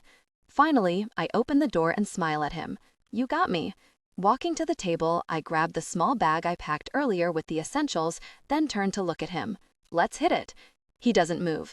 Instead, he gives me a top-to-toe look that heats my body. I force myself to move from where I stand, smiling and moving toward the door, but I eventually pause when he doesn't follow. Is that what you're wearing? He asks. Yeah, you like? I twirl to make my short pink tennis skirt flare out, revealing the barely there shorts underneath, then adjusting the white sports top. There's a good 3-inch gap between the waist of the skirt and my top, leaving a swatch of bare skin, and the pads in the bra make my boobs look fantastic, if I do say so myself. Add a pair of cute little bows to the ties of my low pigtails and some gold jewelry, and the outfit is perfection. There isn't much to it, he says, crossing his arms on his chest. I roll my eyes at him and close the gap between us. That's why I like it. Not safe, going out like that when you don't know what kind of creep you'll run into. I give him a soft, chiding smile. Isn't that your job? To protect me or whatever? You know, some of us like to look cute and don't feel the need to wear black everything all the time. We're going on a hike up a mountain. Yeah? And? I ask, slightly confused, even though I absolutely know where he's going with this. I go hiking in this all the time. You? Hiking? I cross my arms on my chest and roll my eyes. This is not a new refrain, and when I get to a trail in my cutesy little outfits, there's almost always at least one man who looks at me and attempts to give me some kind of macho, this trail isn't for little girls, sweetie, talk, but I just smile and flutter my lashes and thank them for their concern. Then I smile wide as I pass their panting asses an hour or 2 later. Yes, Jaime, I go hiking. It's my favorite form of exercise. Fresh air, seeing the mountains, nature, nothing like it. His brow furrows in confusion. I thought you danced. I laugh, shake my head, and walk toward the door to leave, waving at Peach curled up on the bed as I do. Bye, Peach, I call to her, then turn back to Jaime. God, no. I learned 3 dances for the pageant, but I'm far from a dancer. I told you, I joined on a whim, won by accident. I don't think you won by accident. Saw your routine, some clips. You tried, worked hard, earned it. He closes the door behind us and I gasp, putting a hand to my chest. So you're saying you looked me up? I say with a smile, skipping ahead of him in the hallway. I don't think that's part of the job description. I have one job, Ava. It's to keep you safe. Part of that is looking into you. You so like me, Wild, I say over my shoulder. He doesn't respond, but then again, he doesn't have to. A couple hours later, we're hiking up a trail with Miss Maine, Sarah, the owner of the guided hiking tour business we're highlighting, Anne, Tina, the PR manager for the organization, and a press crew. The weather is perfect, and Jaime and I are trailing toward the end of the pack. I'm pretty sure Tina would rather I be up front where the press is, talking up the pageant and my mission, but Anne is already there keeping them more than enough company. In my opinion, the point of this tour is to highlight women-owned businesses in the states we visit, so I'd much rather Sarah spend some time promoting herself instead. Plus, being in the back means I get to walk next to Jaime, who has kept his eyes diligently ahead, pointing out any rocks or tree roots I might trip on, just in case. You know, I think this way, there's a cliff with a lookout point, I say conspiratorially, tipping my head to the left where there's a small sign reading, Lookout, with an arrow. Jaime says, his sunglasses covering his face and guarding his expression. I'd scouted out the trail ahead of time, noting that the location we were headed toward was gorgeous, overlooking a ravine, but there was another, smaller area with gorgeous views not on the itinerary. What a perfect coincidence. We're passing it now. We should sneak away, I say. They won't even notice. I could get a cute little pic at the lookout and... No. What? No, you're not leaving this trail. We're sticking to the schedule. Plus, the lookout trail is taped off. He says it like I'm an idiot and missed the yellow caution tape. But unless it's on a crime scene, I always see that kind of thing as a suggestion, like use caution when you go down this trail. It's just a suggestion, I say with a roll of my eyes. It's not, and you're not going. Recent storms have degraded the lookout point, making the area smaller to stand on. I saw that as well while searching, but it didn't say it was impossible to stand on, just that crowds were discouraged. Have you always been this boring? Yes, he replies instantly, and I roll my eyes. Come on, it would be a quick little diversion, please. I give him best puppy dog eyes, but they fail because he's not even deigning to look at me. Fine, I'm just going to go on my own then. I speed up and move a bit toward the turnoff up ahead. Absolutely not, he says, voice firm. I turn around, walking backward, and smiling at him as I do. A quick little detour, nothing crazy. Stay on the trail, Ava, Jaime says through gritted teeth. Or what? I ask, with a small smile on my lips. Or what? Stay on the trail or what, Jaime? Even through his sunglasses, a million answers cross his face, as if he can't decide how to answer. I wish he'd give me his first thoughts rather than working them through 17 filters before letting one through. I think things would get a whole lot more interesting if he did. Empty threats, I whisper before I look behind him, then turn to look forward to where the other girls are distracting the media. The perfect chance for space. Freedom. I smile wide at Jaime, and then I run. Jaime.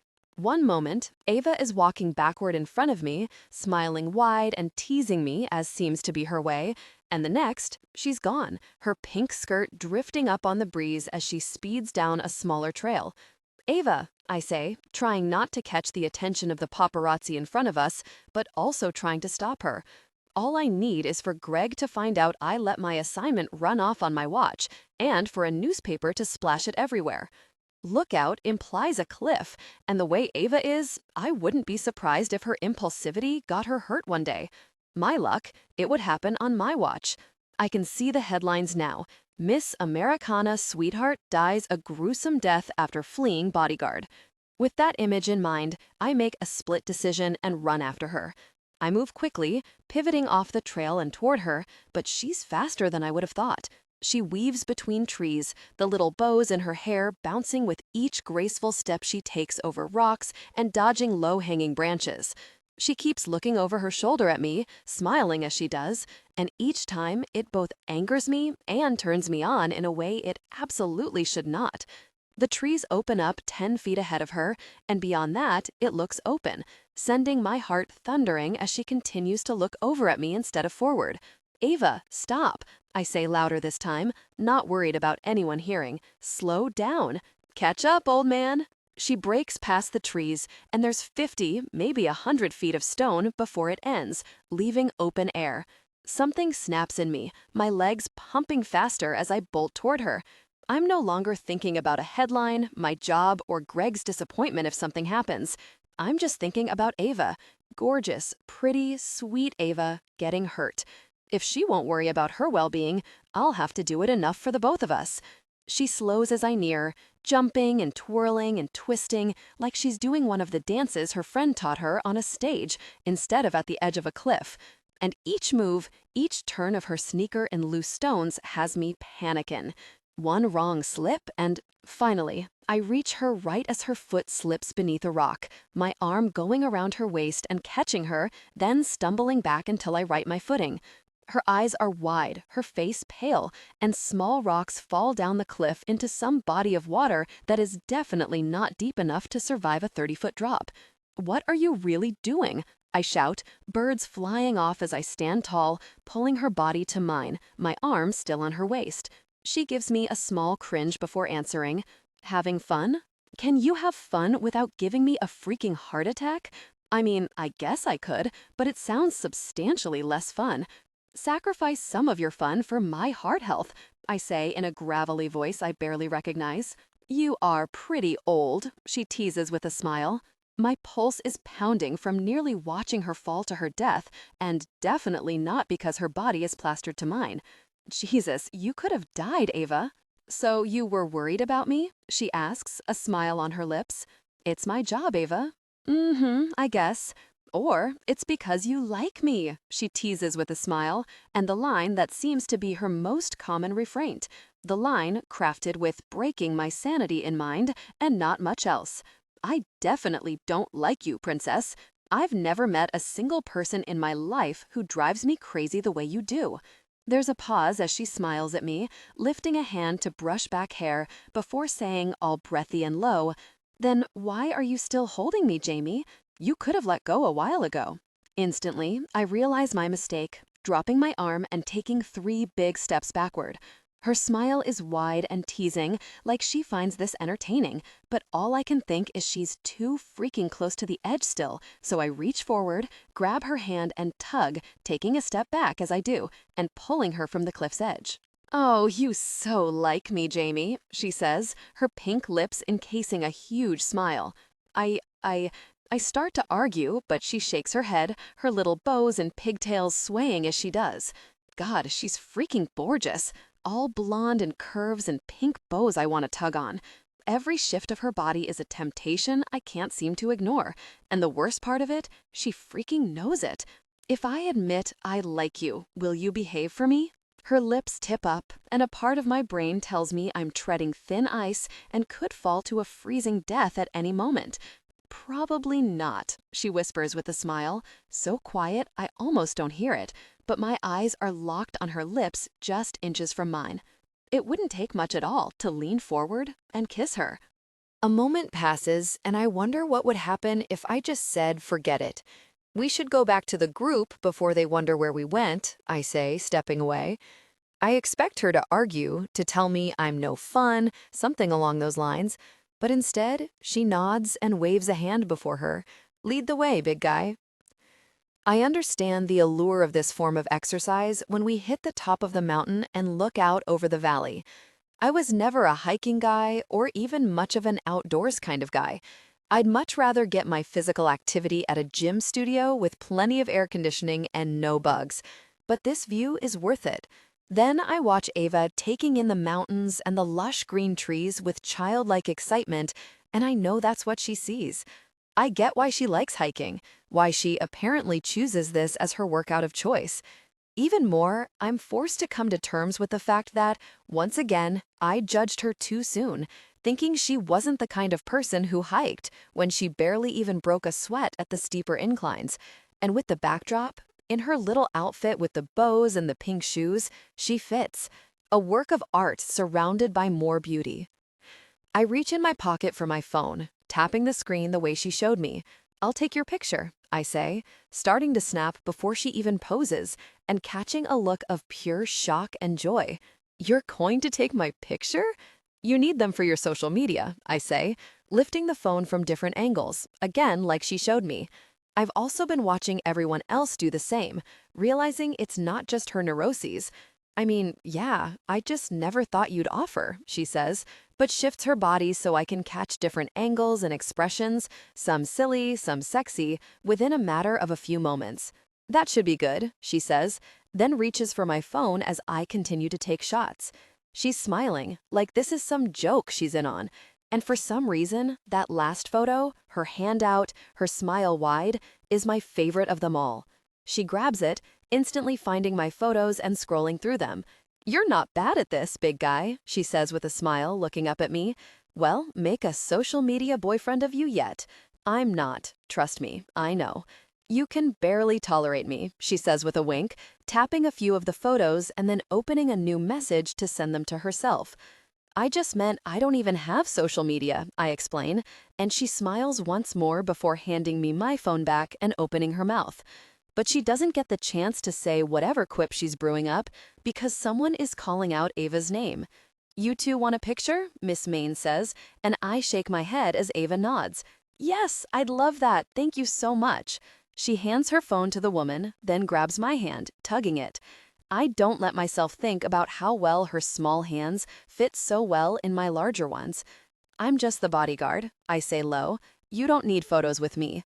You're on this adventure with me whether you like it or not, Jaime," she says with a smile, as she leads me a few feet back to where she was standing before, then turning to look at Miss Main, who already has Ava's phone lifted. "Smile, Jaime. You're already coming along for the ride. Might as well enjoy it while you're there." I sigh as Miss Main takes a few photos before forcing myself to smile for the last few, feeling uncomfortable. But when Ava gets her phone back and swipes through them, her excitement at the shots makes any hint of discomfort worth it. While Ava does a few interviews up at the top of the mountain, I snap a few photos of the scenery, sending them to Riggins Green from Atlas Oaks, knowing Maine is one of his favorite places. I have to admit, now I see why.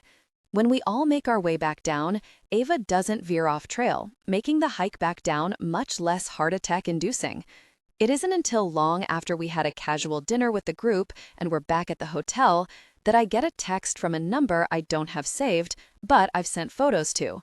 "Night, big guy," the text reads, with a photo of the two of us attached.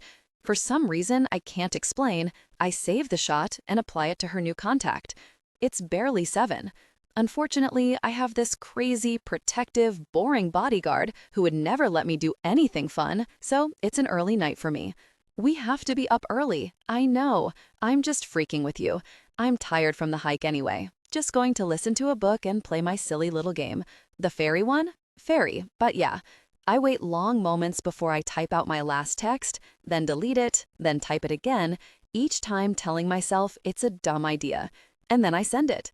To make a pink flower, you have to plant a white one, then leave a space, then a red one. What? I don't answer. "Jaime, did you look up how to play my game?" "Oh my God, you did. I tried it and it worked. I can't believe it." I can almost picture her face, the smile there, the excitement, but I still don't respond, setting my phone to Do Not Disturb before setting it on the nightstand and getting ready for bed. In the morning, when my alarm goes off for my workout before we have to get on the road, I see it. "You so like me," Jaime Wild. And I'm starting to think she might not be completely wrong. Jaime, our next stop is Virginia, where we go to a flower shop to make bouquets. Ava brings the cat, which I end up holding half of the time. As much as it kills me to admit, the cat is sweet, willing to be held almost every moment, and has fallen asleep in my arms more often than I can count. I never had a pet as a kid, and with my career, I never got one as an adult. I always thought once I retired, I'd get a dog like Riggins' German Shepherd, but this cat is pretty great. Not that I'd ever admit that to Ava, since she'd never let me live it down. Now I'm walking off the elevator of the hotel in front of Ava, the cat on a freaking leash while she carries it. The woman bought her tiny freaking cat a bedazzled leash to take her on, and I quote, "silly, goofy kitty walks." I drew the line at holding that freaking leash. As we walk toward the hall our rooms are in, she continues to ramble on about God only knows what.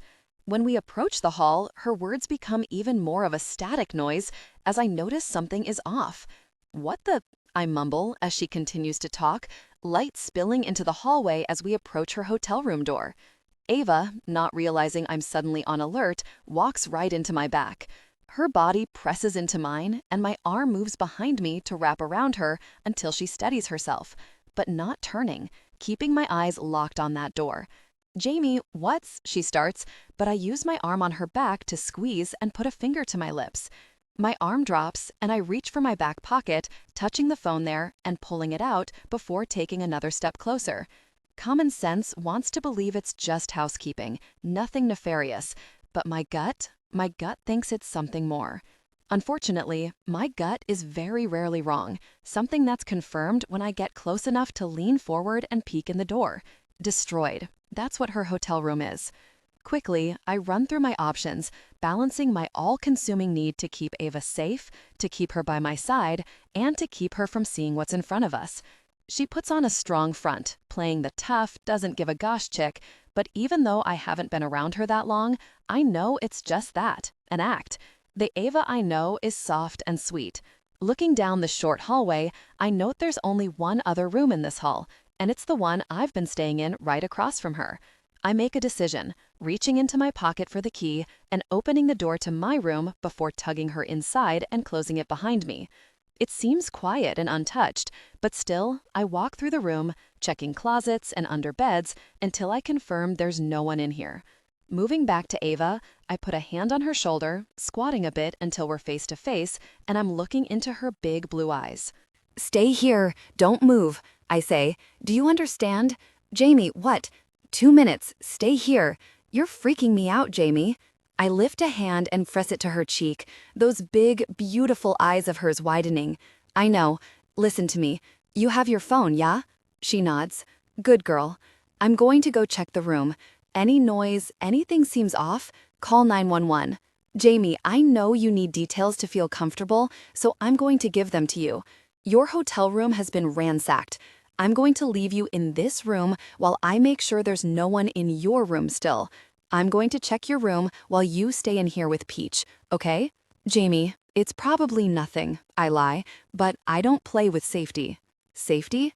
The word is whisper soft, and I wonder if finally the severity of her reality has finally cut through her mind. The need to have me with her, to listen to the rules I give her, finally sink in.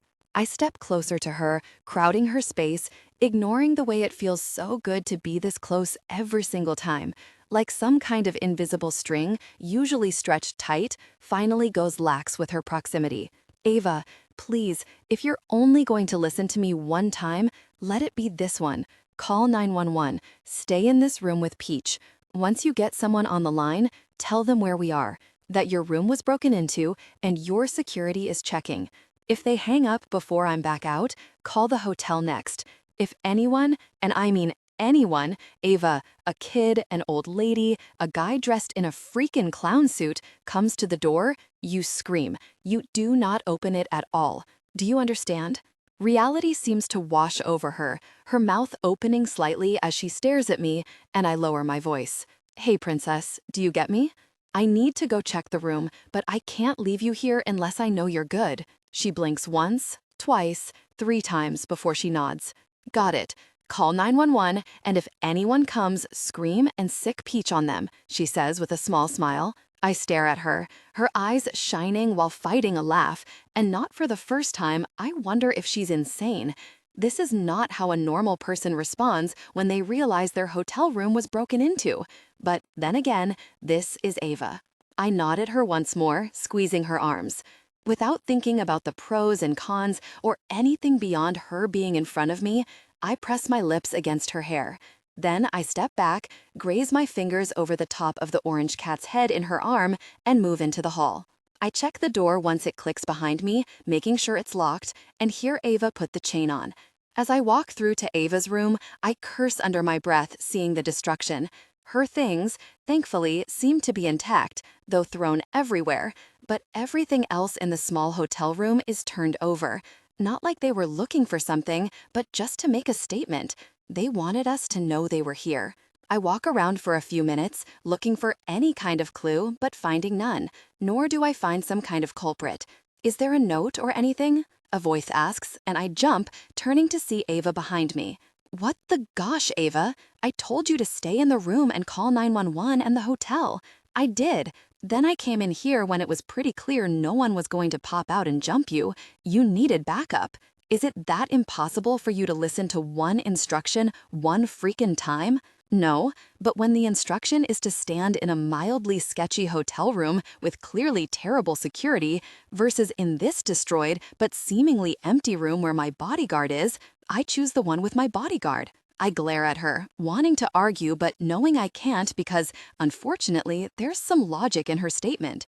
You could have at least said something.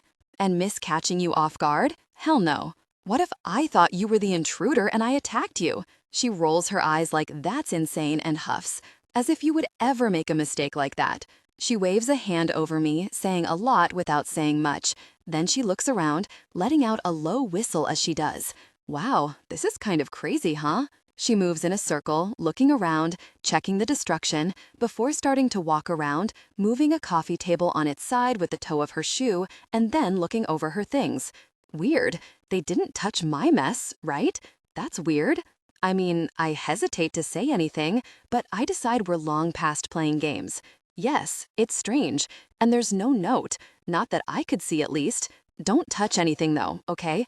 I've seen enough CSI to know the rules. She lifts Peach to her face, rubbing her cheek against the sleepy kitten before pressing pink lips to orange fur. Why aren't you freaking out about this? I ask, suddenly concerned because this isn't a typical response to finding your room ransacked. Oh, I'm sure I'll panic a bit once the adrenaline wears off, but right now, I'm just happy we were lucky enough no one was here and Peach was with us, she says, lifting the kitten.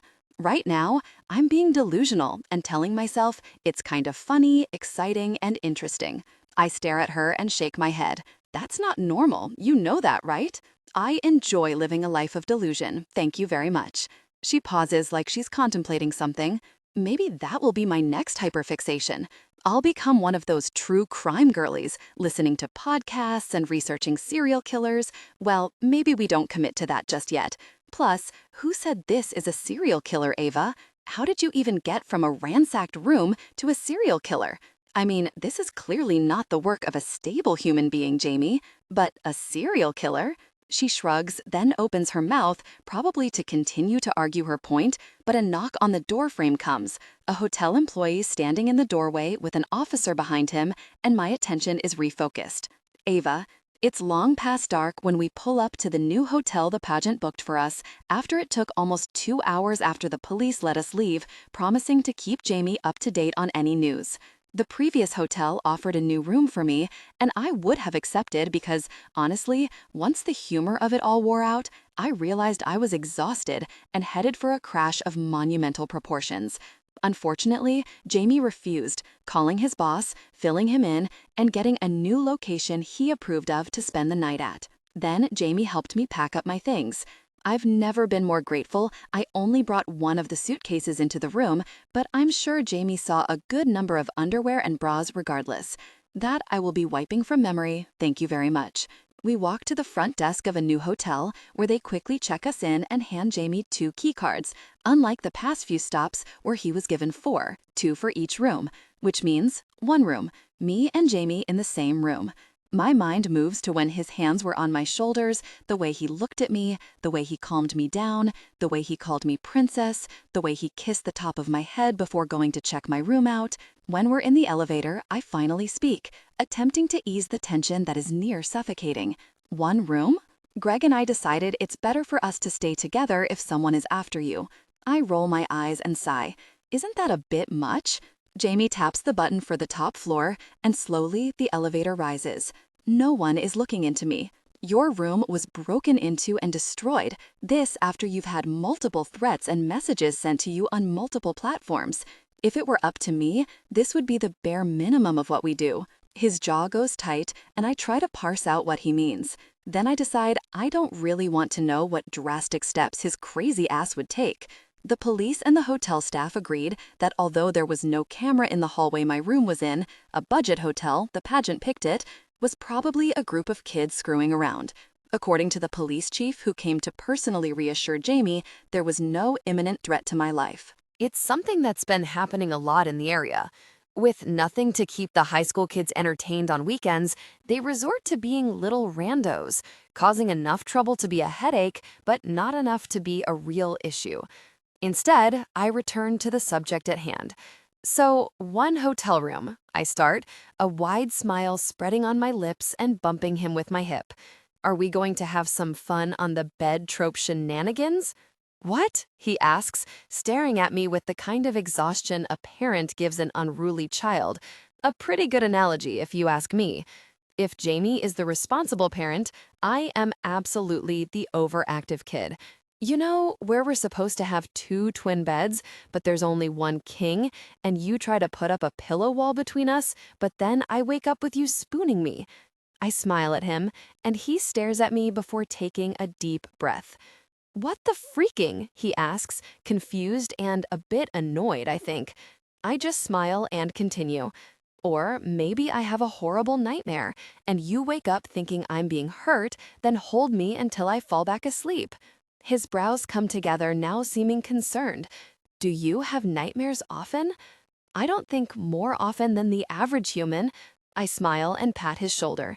Don't worry, you're not going to have to cuddle with me because of my bad dreams. He shakes his head at me, both in exhaustion and confusion. Where do you come up with this, gosh? I read a lot, I say. Read what? Horror books? I roll my eyes at him and scoff. No, you doofus. Romance. The one-bed trope is a classic in romance books. There's a pause where I think he'll make some snide remark about reading romance, at which point I'll have to get all self-righteous, which is a shame because it's been a long day, but instead, he just gives me a somehow more annoyed look. Did you just call me a doofus? The elevator dings, the doors slide open, and I step out before he can first, turning to face his glaring face. God, he's so fun to tease, and so easy to rile. Sure did. Now, which room is ours, doofus? Wow, this is nice, I say, stepping into what seems to be a two-bedroom apartment with a very small kitchen. The only thing in the area that had a suite and allowed cats. Full disclosure, after what happened, we're getting a two-bedroom suite at each stop from now on instead of two separate rooms, he says. There goes my snuggling hopes and dreams, I say with a sigh as he grabs my overnight bag and glares at me. Which room do you want? I don't care, I say with a shake of my head, because I really don't. We'll only be here one night before we pack up, do our event, and drive to North Carolina for the next event. He just walks off, puts my bag in one room, and then walks back out to me. I'm going to shower. You okay here? I nod, pulling out my book and cuddling on the couch with Peach as if the entire chaotic night didn't even happen. Yep, all good. He stares at me for long moments until I feel uncomfortable under his glare. You're really okay? I sigh and roll my eyes, setting my book aside and standing, moving toward him. Yes, Jaime. It's okay to be shaken up, he says, his voice soft and kind. I move until I'm standing in front of him in the pajamas I put on before we got back in the car, looking up at him and putting a hand on his chest. I probably would be if I had anyone else with me. Lucky for me, I've got a Jaime, so I know you'd never let anything happen to me. He opens his mouth like he wants to say something, then closes it before opening it again. Then he nods and steps back, my hand dropping. Gonna go shower, he says, his face turning red as he does. I don't have to say it out loud. Instead, I just think about it with a smile. God, he really, really likes me. I'm sitting for a total of 5 minutes reading my book before Peach comes, rubbing on my ankles and yelling at me. Hold on, Princess Peach, give me a minute. I'm at a good part, I mutter, lifting her as I read and putting her on my lap for a cuddle. She doesn't seem to be in the cuddling mood and instead nips my wrist, clearly saying something along the lines of, "Feed me now, you difficult person, or I'm going to make your life a living hell."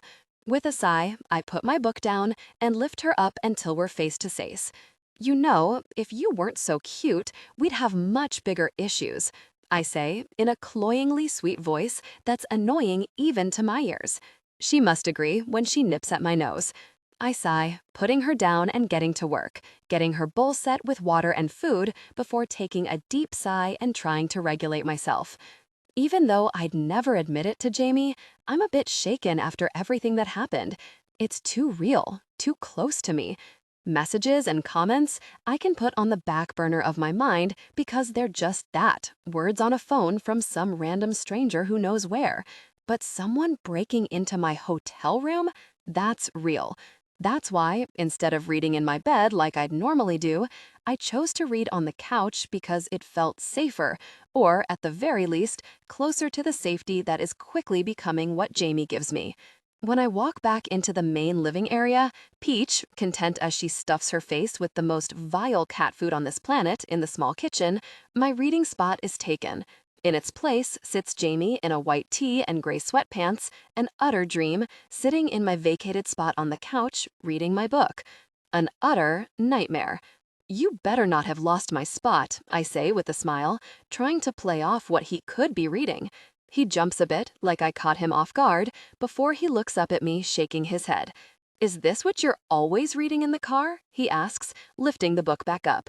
I mean, not that specifically. Sometimes it's vampires or fairies or hockey players. Cowboys is kind of new to me. I lean over his shoulder to see what he's looking at and fight the embarrassment at him reading about a cowboy and a single mom in a passionate story. I reach to grab it, but he moves at the last minute to keep it out of my reach before standing. I walk around the couch and reach to grab it once again, but he's much too big and reading at an angle he knows I can't reach. When I almost get it, he stands, making it impossible to reach my book now. Jesus, Princess, you like this kind of stuff? I can't see my face, but I can feel my cheeks burning violently as I move to try and grab my book back. I should have started reading on an e-reader, but I've always liked the permanence of books most of all, and I like being able to tab and annotate the physical version. I don't know, I say, jumping to grab the book again, but he's too tall when I'm barefoot. Not that 5-inch heels could have really helped here. You don't know? How do you not know? I've never done any of it, Jaime. I just read it. I stand up straighter, crossing my arms on my chest. Why? Fine, he wants to play this game, I'll play too. Because have you met men these days? I barely trust them to take me to dinner, much less engage in such intense intimacy.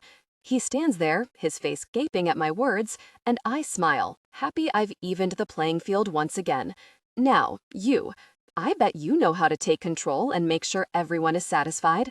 I smile wide, then wink, before turning toward the small kitchen again to refill my water bottle, even though it's half full. I just need some space to breathe when he's looking at me like that. "Can you stop that?" Jaime finally says, standing in the entryway of the kitchen. "Stop what?" I ask over my shoulder. "Stop." He stutters a few times, trying to find the right way to say whatever it is he's trying to say, and I fight the rush of satisfaction, knowing I've got him so flustered. Flirting with me. Why? I ask, but then something else comes to mind, horror taking over me as a new thought hits. "Does it make you uncomfortable?" I ask, turning toward him. Flirting with him because it flusters him is one thing, but making him uncomfortable when he's just trying to do his job is another. He answers quickly and concisely, "No." A blush comes over his cheeks, like that one word alone was more of a confession than he would want to make. It's just unprofessional. Unprofessional? My job is to protect you, Ava, not flirt with you. Funny that he said flirt with me rather than me flirting with him, which is intriguing. Has this been his brand of flirting? If so, he is really bad at it. Something about that makes me smile, knowing that Jaime Wilde is actually bad at something. I let a smile spread over my lips. Then it's settled. "What's settled?" he asks hesitantly, as if he isn't sure he really wants my answer. "You like me. That's why my flirting with you gets you all flustered." I caught him right as he was taking a sip of his water, and he chokes on it. I have to fight the urge to laugh as Jaime coughs a few times before, finally, I come over and pat him on the back. "You good there, big guy?" He turns toward me, leaving barely a foot between us before he glares at me. "I'm fine. You just caught me off guard." "I'm really good at that," I say with a smile. He takes me in, his discerning gaze taking in my features, my eyes, my face, my lips. Then he stops on my lips, his eyes lingering there too long for someone who wouldn't want to kiss me. "I don't like you," he says, his voice growly and going places it absolutely should not go. "Yeah, you do. That's okay. A little crush never hurt anyone," I say with a smile, then step back, grab my water bottle off the coffee cable, and walk off. "Ava, do you know the address for the next hotel?" Jaime asks when we're about 2 hours from our next stop in Tennessee. Our plan, once there, is to go to the hotel, get ready, in his words, quickly, Yvonne, none of this really messing around, and then go to dinner with Miss Tennessee and a few members of the press. No. He sighs, and I smile. Haven't you realized I have no idea what is going on this tour? I'm the talent. I don't bother myself with petty things like addresses. I barely know what state we're going to next. We're going to Tennessee. Yes, I got that, big guy, but I don't know the name of the hotel, much less the address for it. Another sigh before he gestures at his phone and then the screen of the SUV. It's on my phone. Can you grab it and then put the address in? I nod, reaching to the center console and grabbing his phone, lifting it to his face to unlock it before scrolling to his apps. It's in my email, should be from Greg at 5-star. Got it, I say, but then I freeze at a familiar, vibrant colored app. A social media app. You big liar, I say with a smile, pushing his shoulder. Gosh, Ava, I'm driving. Peach, from her spot in his lap, lifts her head and glares at me. You're driving and you're a liar. What am I lying about now?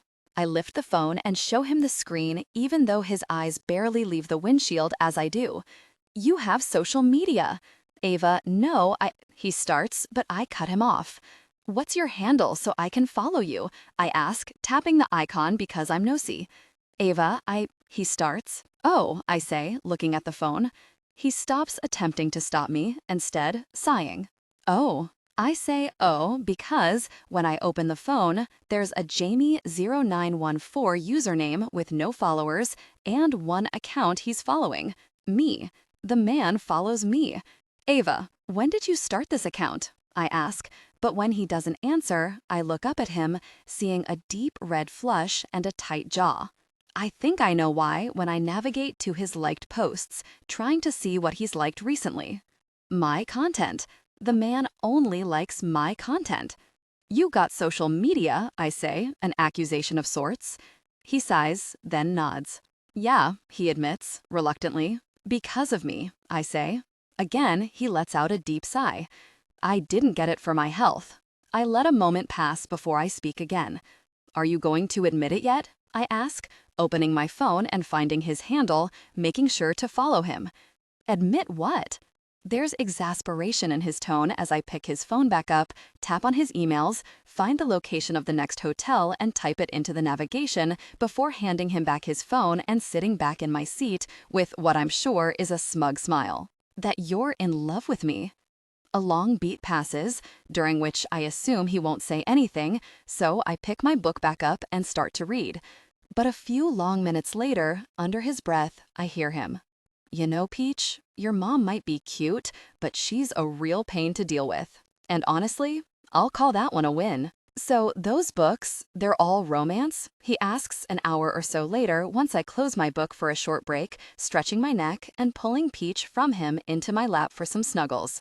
Yep. What's your favorite kind? What? There are different kinds, right?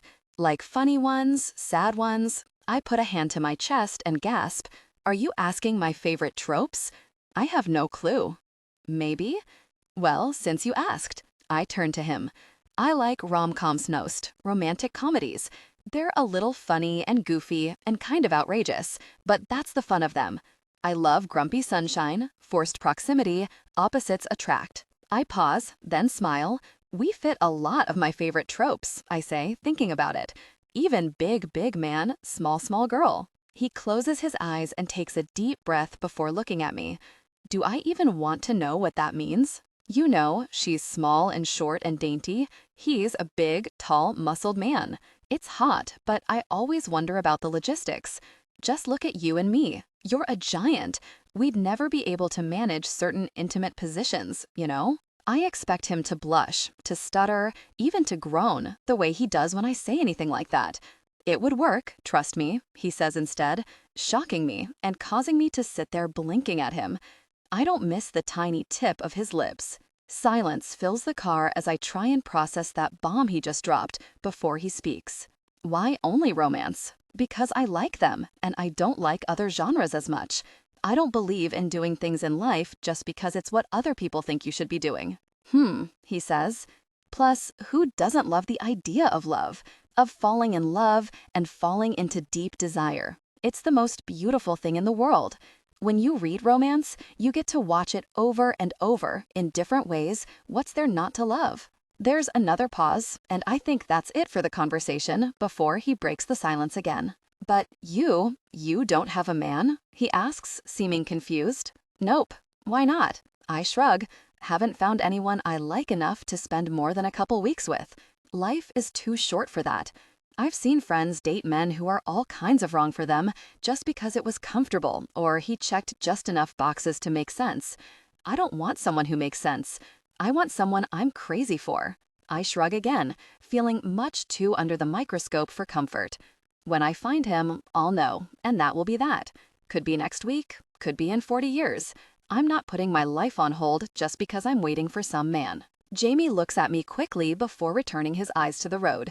That's pretty wise, coming from a self-centered beauty queen, you know? There's a small smile on his lips, and I gape at him before laughing and slapping his arm. I can't believe you actually just told a joke, and that it was kind of funny. It was plenty funny, he grumbles, and I reach over again to rub his arm. All right, big guy, you're right. It was plenty funny. We drive in silence for a bit, the navigation the only sound to be heard, before I get up the courage to break the silence. So what about you? Do you date? I ask, suddenly shy to even ask that, which is so out of my nature. It sounds like your job is pretty unpredictable, and you're always on. It must be hard to date or have a relationship. I look over to catch him shaking his head, eyes stoically on the road. This job can't have distractions. It sounds like a line he's told himself many times before, and for a moment, I wonder if he means it. Distractions? Like, say, pretty passenger princesses whose appeal you can't stop noticing? I ask with a smile. Exactly. I bet we could be a fun distraction, you know. It's my normal MO to flirt just to watch him blush, but I didn't get the blush this time. Instead, I just get his honesty. Ava, you're a distraction of the worst variety. Doesn't sound like too much of a bad thing. He finally looks at me for just a moment and gives me a smile, shaking his head before diverting his attention back to the road. I've been in this game a long time, Ava. I've seen guards come and go, men and women who think this job is easy, think it's just watching over entitled people and playing cops and robbers. Distractions are what get people hurt. That makes sense, even if it makes the tiniest of disappointed rocks settle in my tummy. I ignore it. Do you like it? What? What you do? Bodyguarding.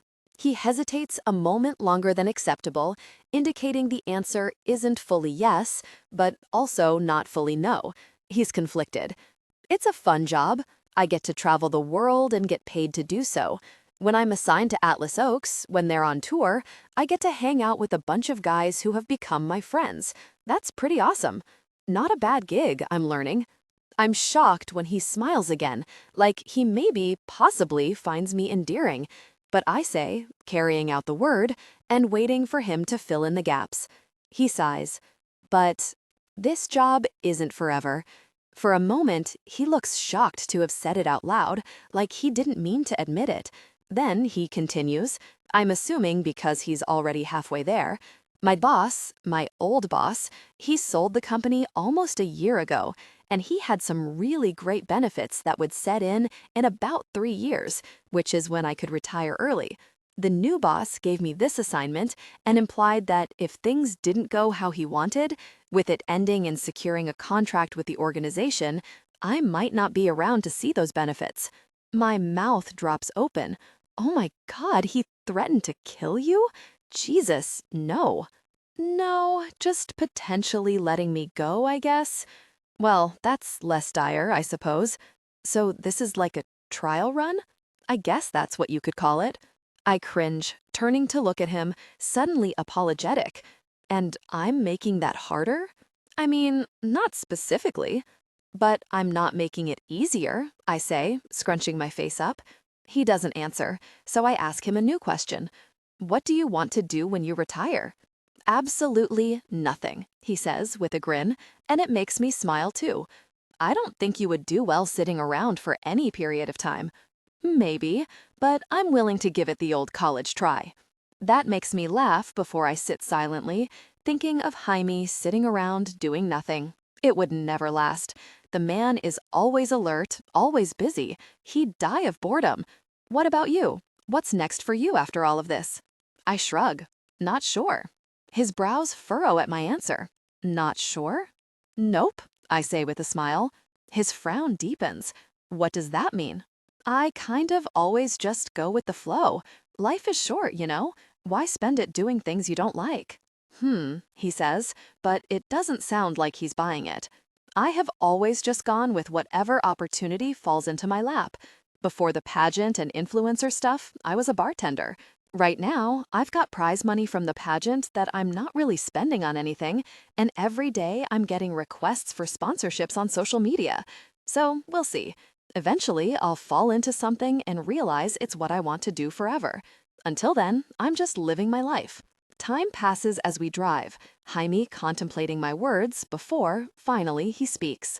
You know, for a self-centered princess, you're pretty very smart. And don't you forget it, big guy, I say with a smile, picking my book back up. Jaime, what are you reading? I ask, without meaning to, when Ava is silent for a long time. When her head perks up as she takes off the big pink headphones with white ribbons tied to the frame and a broad smile on her lips, I instantly regret it. What? What are you reading? You keep giggling. Her smile spreads on her face, and she shifts in the seat to look at me, tucking her feet beneath her. Peach moves in my lap, stretching an arm out to Ava, and she returns the move, scratching behind her ear. An omega verse. With my eyes on the road, I take a deep breath. The way she said the simple, nonsensical word, I know she's excited for my response. Still, something tells me I probably don't need to know whatever she says, much less want to know. Do I even want to know what an omega verse is? Oh, absolutely, she says, then proceeds to move into a long, drawn-out conversation about alphas and omegas and betas, designations and mates. Then she gives me a very in-depth explanation of what a really knot is using a straw and wrapper, and I was right, I did not want to know. Get it? She asks. I continue to stare at the road, but when we hit a red light, I turn to her, her smile wide and her eyes wider. God, she's really cute. I miss who I was before this, I say, and her head tips back with a twinkling laugh, the blonde of her long ponytail grazing her arm as she does. The light turns green, and I start to drive before confessing, you know, I thought I'd spend time with you. Under duress, of course. She rolls her eyes, and I smile because I cannot help it. Of course, but I thought I'd spend time with you, and you'd turn it off. What? You're pageant girl, the happy-go-lucky, friendly-to-everyone, ball-buster version, that you'd be a difficult person or uptight or something. I turn my head when she doesn't respond, looking quickly as I'm driving to catch her turn to look at me, a wide smile spread across her lips. But, she says, almost jumping with joy, God, you're a really pain in the jerk. Hey, no, finish. What did you expect? I expected it was an act, that it wasn't really you. But I've never met a person in my life who doesn't put on airs for anyone. You're the same in the car with me as you were on that stage, as you were talking to that kid on the boardwalk, as you were at the top of a mountain being interviewed. The same person each time. I pause, trying to think of how to explain it. It's impressive. Not many people are like that. You know, Jaime, I think that was almost a compliment, she says with a smile, and I have to fight one of my own. After a bit of silence, she breaks it, her voice lower and almost nervous. I am, you know. Sometimes. What? Fake. I don't think anyone can be completely real all the time, but it's normal, I think. In my peripheral vision, she shrugs, a bit of her sunshine smile dimmed, and something in me wants to go after every person who ever made her feel like she has to be on all the time, like who she is at any given moment is utter perfection. I think everyone puts on a face for the rest of the world. No one is exactly the same behind closed doors and out in the public, especially not when cameras and careers are involved. Everyone's a little fake sometimes. I don't, I say. Liar, my mind says. What a really liar. Because I'm just a little fake when I'm pretending Ava doesn't get to me, that she's not shifting something in me. I'm fake when I see her flirting with anyone else, and I have to act like it doesn't bother me, or when she flirts with me, and I have to pretend I don't care. No, you're not. What does that mean? You're on much higher alert in public, for one, she says, and you definitely aren't letting kittens sit on your lap and scratching behind their ears, or buying pageant queens a dozen types of ice cream because you feel bad out in the world. I guess that's fair. It's much more exhausting than I thought it would be, being on all the time.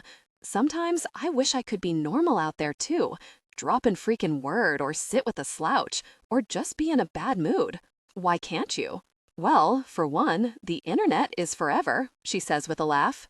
And I don't need a photo of me sitting with horrible posture and resting difficult person face while someone talks to me to follow me for the rest of my life. I guess that's fair, I say, holding my instinct to tell her she's gorgeous no matter what. Gosh, really wild. Get it together. She's a client. And people come to see Pageant me. They drive a long while and take time out of their busy lives, rearranging schedules and finding babysitters or taking time off work, the whole nine, because somehow I inspired them or made them feel good about something or got them interested in pageants. She sighs, a soul-deep sound, and it hits me dead in the gut. They'd love the real version of you too, Ava, I say, even though I should keep my mouth shut. If you let her out more. What am I saying? That real version she hides away is for a reason, because if she did, Regina would lose her mind and find a reason to cancel her contract. My job is to keep her in line, not encourage her to tow it more than she already does. Yeah, maybe, she says. Not maybe, Ava, definitely. And then I reach over, one hand on the wheel, and grab her hand, squeezing it once. Thanks, Jaime, she whispers, and I know the two words mean more than just thanks for the pep talk. I don't respond. I also don't let go of her hand, twining my fingers with hers. Ava, we're so excited to have you here in Florida, the instructor for the snorkeling business we're highlighting for this stop says. We're all on a large charter boat, part of a locally owned snorkeling business. With us are a few members of the press, Miss Florida, Anne, unfortunately, Jaime, and me. Today, we're going to be snorkeling, one of the most popular tourist attractions for coastal Florida. We're going to see some gorgeous fish and coral today. There should be a few sharks out there, but they're a docile variety and shouldn't give us any issue. Jaime's body goes still briefly, and for a split second, I stop watching the instructor and instead turn to look at him, a furrow on my brow. His face is stoic, and on the speaker, not shifting at all, even as I obviously stare at him. The instructor starts to go through measures for what to do if and when you see a shark, how to stay safe, but I'm too busy watching Jaime to pay much attention. His jaw has gone tight, and some of the color has gone from his face. I lean in and whisper to him, "You okay? You look like you saw a ghost. Or a threat." A chill runs through me at the thought of a threat being nearby and Jaime being freaked out by it. "I don't like sharks," he whispers, and it takes everything in me not to scoff out a laugh. You don't like sharks?" I whisper. "They're a threat I know nothing about and can't control other than staying out of the water. What's there to like about them?" One thing I've learned about Jaime is his undeniable love for all things predictable. I think it's why I drive him so crazy, why I rub him so wrong most of the time, considering I am the opposite of predictable. I love spontaneity and chaos and flying by the seat of my pants. I also love messing with Jaime. "They're pretty," I say with a smile, knowing it's going to annoy him. The rush of a wind runs through me when he looks at me with a droll expression, though entertainment lies beneath it. "Pretty things can be dangerous," he says pointedly, and I smile. "Like me? Am I dangerous to you, Jaime?" Before he can respond, the instructor claps loudly, a wide, jovial smile on his lips. "Okay, so who wants to be fitted for a life jacket first?" I raise my hand instantly. Me! Jaime's jaw gets somehow tighter, and I wink as I turn back to the instructor before pulling off the cover-up and revealing a one-piece bathing suit with no back and a super low front. "Can you take this big guy?" I ask, handing him the gauzy fabric. Then, under my breath, whisper, "You should really stop grinding your teeth. Really bad for your teeth." When I move to the instructor, I notice he's a cute enough looking guy, but compared to Jaime, he looks small. Normally, he'd probably be my type, flirty with a good smile and longish, sun-bleached hair, but suddenly his surfer boy look doesn't do it for me. He smiles wide at me before digging through a bin for the right-sized life jacket, and I joke about how they don't have a pretty one. It's clear he uses smiles and boyish looks to land tourists, but I'm not falling for it, not as his fingers glide over my arm as he slides the life jacket on, or as he buckles it, trying to look into my eyes. The entire time, I can't help but look over his shoulder at Jaime, his jaw still tight and arms crossed over his chest. He's in a pair of olive board shorts and a tight-fitting black tee, his skin already tan, reminding me I didn't see him put on sunscreen. "All right, who's next?" the instructor asks, smiling at Anne, clearly coming to terms that his charm is not working on me. Her hand lifts, and I move, walking on the gently rocking boat back toward Jaime. I slip my flip-flops into my bag, digging for the sunscreen to try and bug him into wearing some. But then a strong tug comes on one of the loose straps of my life jacket, making me stand straight. "What?" "He did a poor job. I'm tightening these," Jaime mumbles under his breath. And then mine catches as he moves to his knees before me, pulling himself face to face with my chest. His eyes are locked on the buckles of my life jacket, undoing them and then tugging and manipulating the loose straps so they'll be more secure. My hands move to his shoulders as I nearly lose my footing when a finger grazes the side of my chest. "Sorry." I don't reply because my breath is inexplicably caught in my throat at the mere slight touch. I joke that Jaime likes me, mostly because I find it hilarious to push his buttons and his definition of professionalism. But he's a handsome man. I'd be lying if I said I wasn't into him, and I didn't have more than the occasional inappropriate thought drift through my mind. "Is this also you not liking me?" I whisper for his ears only. He shakes his head but doesn't look at me, just keeps his eyes on the straps of the life jacket, untwisting them and making sure it's secure. "It's my job to keep you safe. That's all I'm doing," he says in a low growl. "That guy was too busy staring at your chest to make sure you were strapped into this right." I say unconvincingly. "Because you don't like me, right?" "Right," he growls, then stands abruptly, moving to the bin where the life vests are and grabbing one his size. "What are you doing?" I ask as he comes back, vest in hand. He tosses it to the seat next to my bag, then reaches behind his back, grabbing his t-shirt and tugging it over his head. My mouth goes dry, seeing the lines and muscle definition everywhere. Jesus Christ, no wonder he has to wake up so early to work out. It must take a century to maintain that. He's broad, which I knew, but now I see it's because of muscled shoulders and a strong back, his front dotted with the perfect amount of chest hair. If you're snorkeling, so am I. "Jaime, you don't have to. My only job here is to take care of you and keep you safe, Ava," he says. "I do have to." "But you're afraid of sharks." His eyes shift to the sky, a move he often does when he's with me, as if I'm constantly pushing him to a point where he needs a higher power to step in. "I'm not afraid of sharks, Ava. I just don't like unpredictability." "You must hate me then," I say with a small smile. He stares at me, not even a tilt of his lips, as he reads my face behind dark sunglasses. "I'm the furthest thing from hating you, princess, for better or worse. I think it's pretty clear." It knocks me off my game, confusing and shocking me with his surety and the way it's the opposite of everything I ever thought about Jaime. Sure, I mess with him by telling him he likes me, and sure, I never thought he actually hated me, but it wasn't like I was under the impression that this was his ideal assignment, driving a beauty queen around the country while she constantly almost gets herself into trouble. I continue staring at him as the instructor says something I don't hear, lost in Jaime and what he said, until his thick arm raises, eyes aimed at the instructor behind me. "We'll go first," he says, slipping on his life jacket quickly and efficiently before putting a hand on my lower back to turn and guide me to the back of the boat. The next thing I know, Jaime is standing at the edge of the back of the boat after the instructor gives us each goggles, a snorkel, and a list of instructions. I barely hear, my mind still racing, but Jaime is glued to him as he speaks, taking in everything. "All right, you two," he says finally. "You can either get in gently or jump on in." His smile is genuine as he looks at us, and suddenly I remember where I am, the fact that there are cameras, and that we're about to cross off one of my bucket list items. "Jump!" I shout, and everyone on the boat laughs like it was expected of me to want the more fun version. Jaime huffs but nods. "Whenever you're ready," the tour guide says with a chin tip to Jaime. "You first," he says under his breath, but I shake my head, my braid grazing my shoulders as I do. "Together." He looks at me, a slight irritation in his look before he rolls his eyes. Fine. Then he looks forward like he's waiting for my countdown.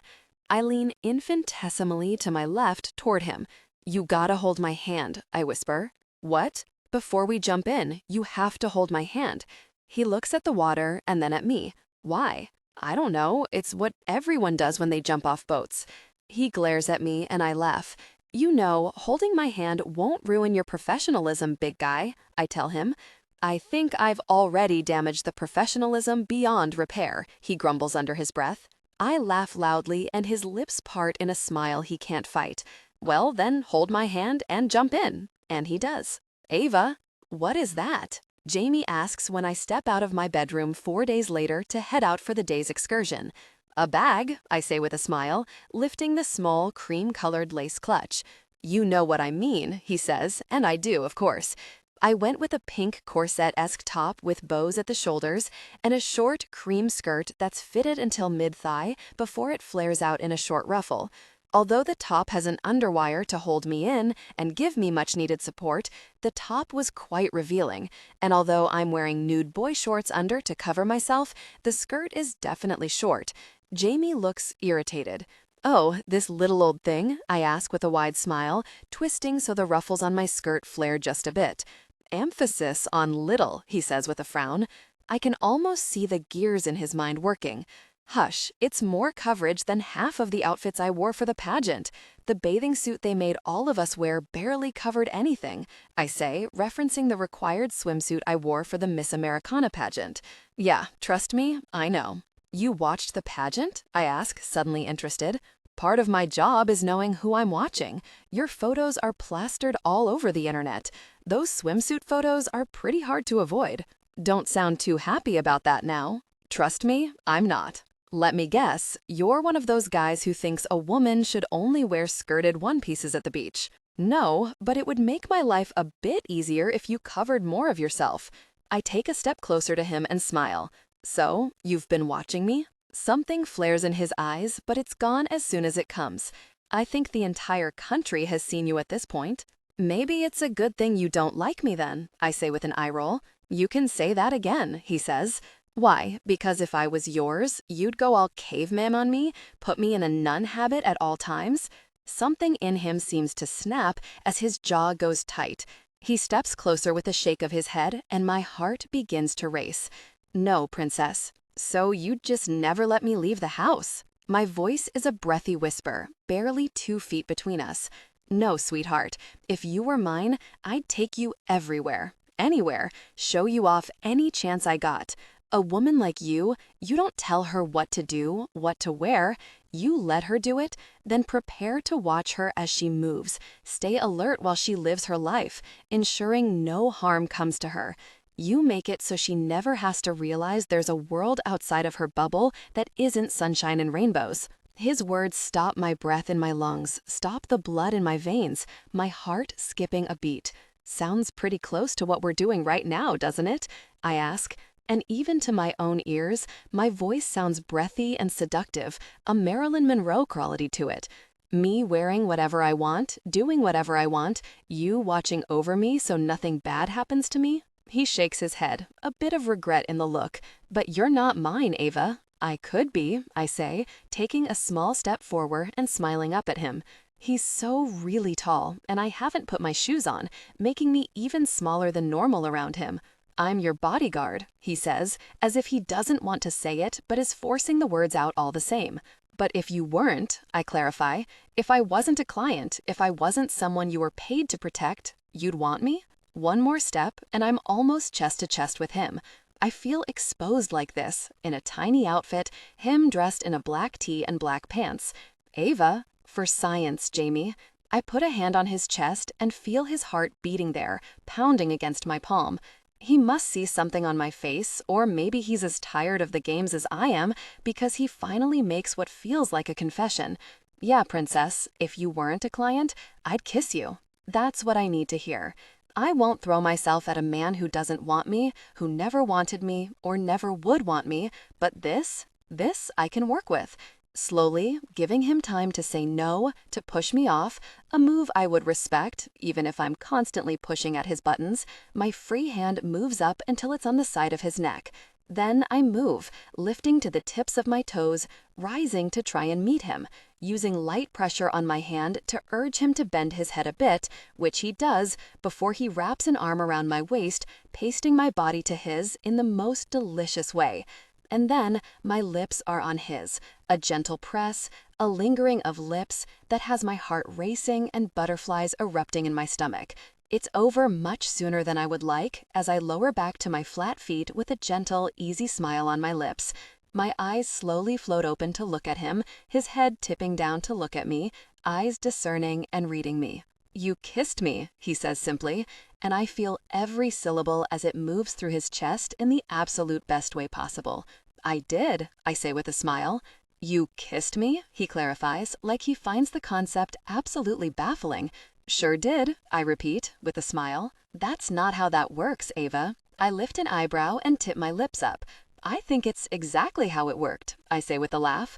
"No, not with me." I tip my head to the side and roll my eyes. "Then how's it supposed to work, Jaime?" I say with challenge in my words, waiting for his stupid man explanation where he will probably tell me I shouldn't have done that because of work or blurring lines or who really knows. Instead, as seems to be his way, he surprises me by doing neither of those. Like this. My knees bend a bit and my free hand moves under Ava's hips before I stand up straight, lifting her off the ground and moving toward the wall behind her. Instantly, her legs wrap around my waist on instinct, as if even her body knows this is how it's supposed to be. I thought I was in my head. I thought she was just gorgeous, and we were around each other too much, because there is no way this all-consuming attraction I feel for Ava is anything more than convenience or in my head. Then she kissed me, and that theory was thrown out the window. Now I need more. I am so really in trouble. But I can worry about that another time, any other time. Right now, I press her back against the wall, her face right in front of mine now that we're on more even footing, her lips brushing against mine as I whisper, "This is how it works, Ava. I kiss you. Every time, I kiss you, and I do it in a way that you can never forget what it's like to be kissed by a man wholly and completely obsessed with you." It's a confession of sorts, the answer to all of her prompts about whether I like her and her constant teasing that I'm learning is just her way. Each time she asks me, bugging me about liking her, I have to force myself not to say, "Yes, I like you, Ava. I'm more than like you. I'm really obsessed with you, and I can't seem to do a single thing without you on my mind." Ava Bordeaux is the first thing I think about the moment I wake up, and the last thing I think about as I'm falling asleep. And it has nothing to do with my need to protect her, not even a little.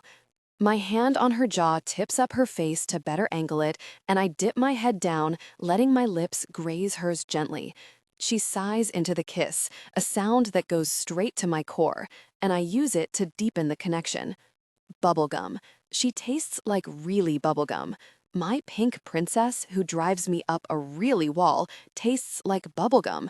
When her tongue comes to touch mine, dancing with it, battling for dominance, it's like our everyday interactions, but in a kiss, sugary sweet with a hit of fire. It makes me desire, no, need more. So I move closer, pinning her more fully between the wall and my chest, my body pressing into hers at this angle. "Oh, God," she whispers into the kiss, and what I would really give to hear her make that sound in a moment of shared passion. "You're really perfect," I groan against her lips, my teeth nipping and then sucking to soothe the bruised skin. Then I trail my lips down her neck, sucking and tasting her gently as I do. She's an addiction, the sweetest dessert, the most potent liquor, and I'm already drunk on her.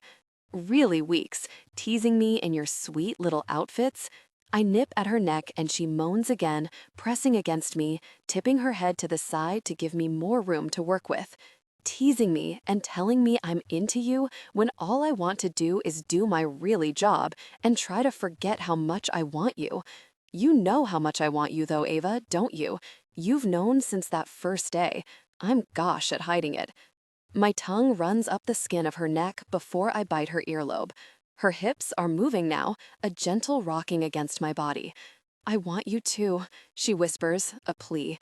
I know, princess. Gosh, do I know how much longer I can resist you? I suck at her neck, moving and nipping, being sure not to stay too long in one spot, because even in my heightened state, I know not to leave a hickey on the pageant queen. My hand slips down her side, then back up until I cup her breast, my thumb swiping over the raised spot before pushing the cup down. Oh, God, she groans into my ear, and I press my body into hers again, living for how she continues to move against me, attempting to get some kind of closeness. More, please. My mouth moves back to hers, tasting her before I pinch the raised spot, rolling it, and drowning in the yelp she lets out as I do. Her breasts are perfect, filling my palm with tight pink peaks I'd give anything to feel right now, her body responsive as I play. I start contemplating ways to get her to the bed, what I'll do next, how. Then my phone beeps with a text, probably the coordinators asking if we're heading downstairs or if there's an issue, and I come back to myself. We shouldn't be doing this. We have places to be, people counting on us. We both have a job to do. Still, I slow the kiss instead of pulling back, unable to end it completely. No matter if this was a good idea or not, I don't regret kissing Ava, not even a little. My hand grips her hips one last time, squeezing the perfect curves I've been watching much too often for someone simply protecting her before I loosen my grip, letting her slide down my body, fighting the groan as I do. Looking down at her, her lips all swollen, lipstick nearly gone, I almost change my mind. I almost send a text to the coordinator saying Ava has food poisoning and we won't be able to come today, instead choosing to spend the day with Ava in my bed. But I know more than anything, Ava is hardworking and doesn't like to disappoint people. Even though she'd enjoy herself, she'd regret not doing what she's here to do. So I press my lips to hers once more, whispering, "That is how this works, Ava." Then I step back, holding her waist until she finds her footing, fighting a smile as I watch her waver a bit. Once she does, I step back again, fighting back a groan as I catch the pink peak of her full breast out of her top. Reaching over, I gently grip the cream fabric of the bra top and tug until she's covered again.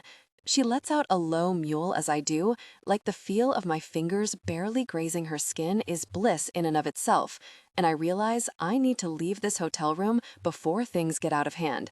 Stepping back, I take her in one last time, face flushed, lips swollen, eyes wide, and commit it to memory before I reach out and wipe the side of my thumb along her lower lip. Go fix your lipstick, princess. I'll wait for you in the hall. Ava. I could barely focus on anything for the rest of the afternoon, not after Jaime pressed me up against a wall and kissed me as if I were his. It took me a full 5 minutes to float back down from whatever planet that kiss took me to, fix my lipstick, and step into the hallway. When I did, he put a light hand to my lower back, guided me toward the elevator, and acted as if nothing at all happened. The afternoon event is simple, exploring the cute main street of Augusta, Miss Georgia's hometown, and then going to a fundraising dinner with a meet and greet where fans donated extra to say hi to me and Miss Georgia, a sweet woman named Vanessa, and, unfortunately, Anne. When we walk into the room, it's super cute. There are 2 high-top tables with headshots and markers on top, and a big cream backdrop with tiny pink bows all over it. 2 men dressed in black, with additional security from the hotel where the dinner is being hosted, are chatting with each other. "I'm going to be in that corner," Jaime says as we walk in, pointing to a corner of the room as we walk to the high-top table I'll be standing at. "Don't throw a fit because I'm not right at your side. I don't want to be in your pictures." I fight a smile before shaking my head at him. "It's all right, big guy. I think this is a solid exception." "Why is he even here?" Anne asks, coming over to us, all drama and attitude. I give Vanessa a here we go look, and she smiles with wide eyes. What kind of trouble could you possibly get into at a meet and greet? With a sigh, I turn to Anne, trying to make my voice as calm and friendly as possible. Despite what you seem to think, Jaime isn't here just to keep tabs on me and report my every twitch to Regina, but because I've got some weirdos with just a bit too much interest in me. Anne huffs before rolling her eyes at me and putting her hands on her hips. You know, we all have weirdos in our messages, Ava. I don't know what makes you so special to need a bodyguard. I lift my hands, attempting to appease her. Look, talk to Regina. I never said I needed a bodyguard. You were at the meeting where I said it wasn't necessary. They just stuck me with this guy, I say, hitching a thumb at Jaime, even though I've been increasingly happy he has been by my side over the past 3 weeks. Well, you're just going to be here shaking hands and taking pictures. There's security at the hotel. I'm going to be in the main room where there's no security. She tips her chin up and puts her hands on her hips. The stance and her face make her look like a small child who isn't getting her way, like she's about to stomp her foot or lie on the floor, tantruming until she gets her way. I want him to come with me. James' body tightens next to mine, and a wave of jealousy and panic overwhelms me, but I keep my snotty smile on. Come with you? For what, Anne? To protect you from the millions of people who voted for you to win? Vanessa lets out a small snort, but I keep speaking.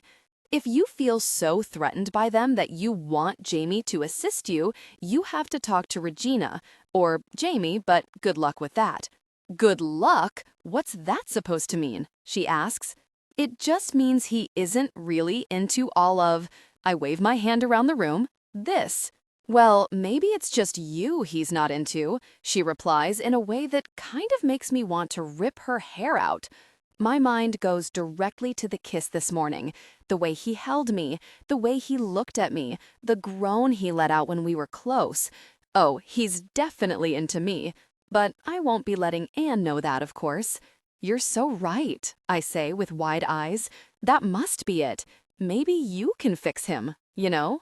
James snorts before coughing to disguise the laugh as she looks at me, assessing before rolling her eyes and walking off. As she does, Vanessa leans into me. God, she's insufferable, she says. How are you doing it? Doing what? How many stops has Anne been on with you, and how have you not absolutely lost it on her yet? Oh, that? Yeah, too many, if I'm being honest. But on the bright side, she hates my guts so much that she mostly stays away from me. Vanessa lets out a laugh and gives me a genuine smile. God, that must be nice. I've spent so long playing nice with her since we've been on the same circuit. I think she thinks we're friends. Ah, yes. Well, unfortunately, or maybe fortunately for me, I don't think we'll ever get to that final state of acceptance. Definitely fortunate, she says, before her voice drops a bit lower. Wicked witch and her monkey incoming. What? I start, but Regina is walking my way on a mission, Anne trailing behind with a smug smile, and I understand. Mr. Wilde, today I need you to go with Anne to her signing, Regina says without any sort of hello to anyone. What? He asks. No, I'm assigned to Ava. Her posture goes straighter and her chin juts out, and something tells me this woman is not used to not getting her way. Well, actually, you're assigned to the Miss Americana pageant. We've just asked you to follow Ava. James' jaw goes tight.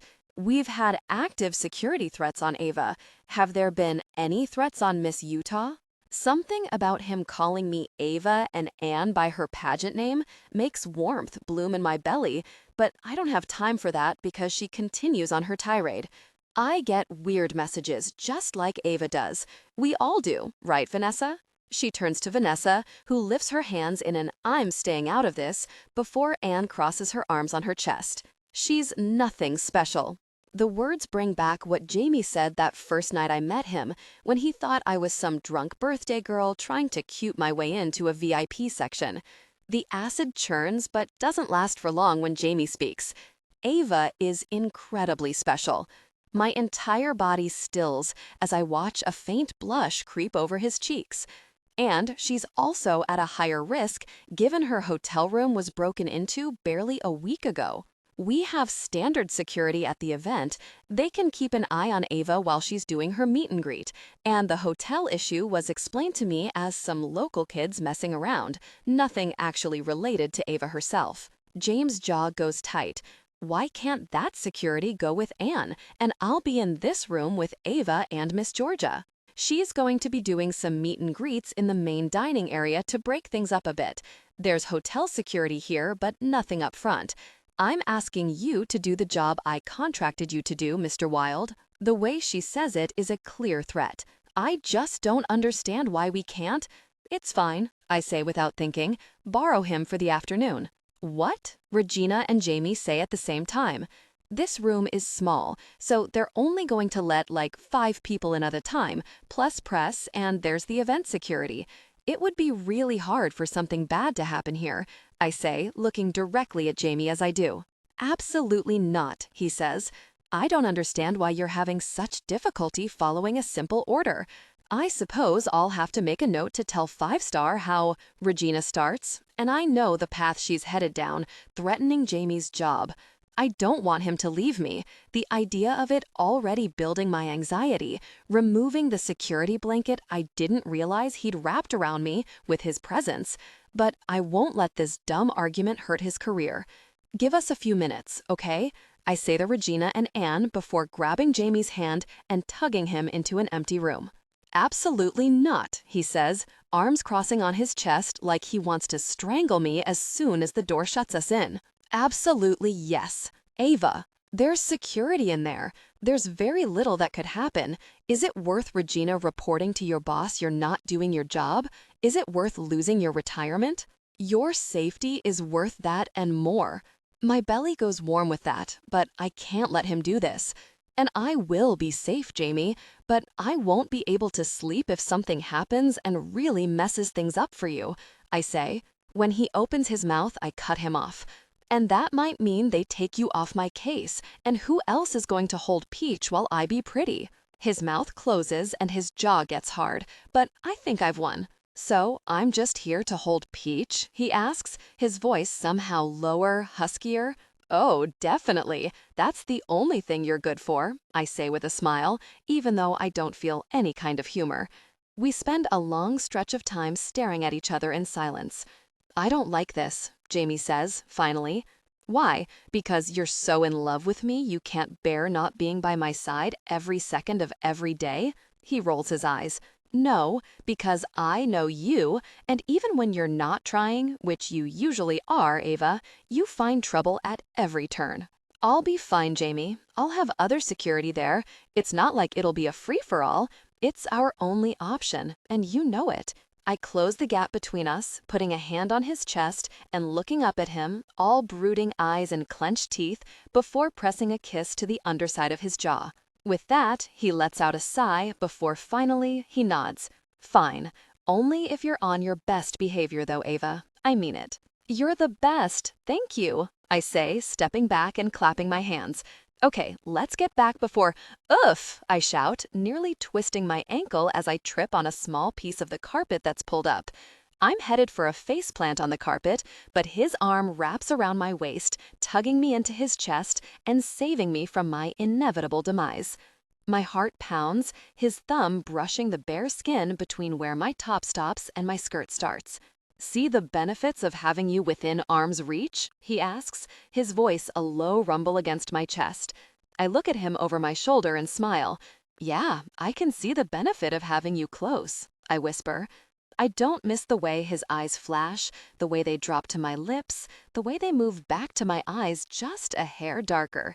The thoughts I wish he'd just act on playing there. And then he leans down, placing a quick peck to my lips, like he can't resist himself, before he moves to let me go. His hand gently moves as his fingers linger, like he doesn't want to let go. Once he knows I won't fall on myself once more, he crosses his arms on his chest and nods, then tips his head toward the other room.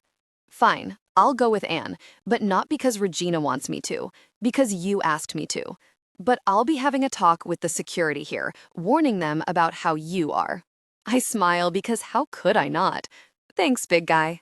The fan meet and greet was fun for the first 2 hours, but I'm ready to have the spotlight off me.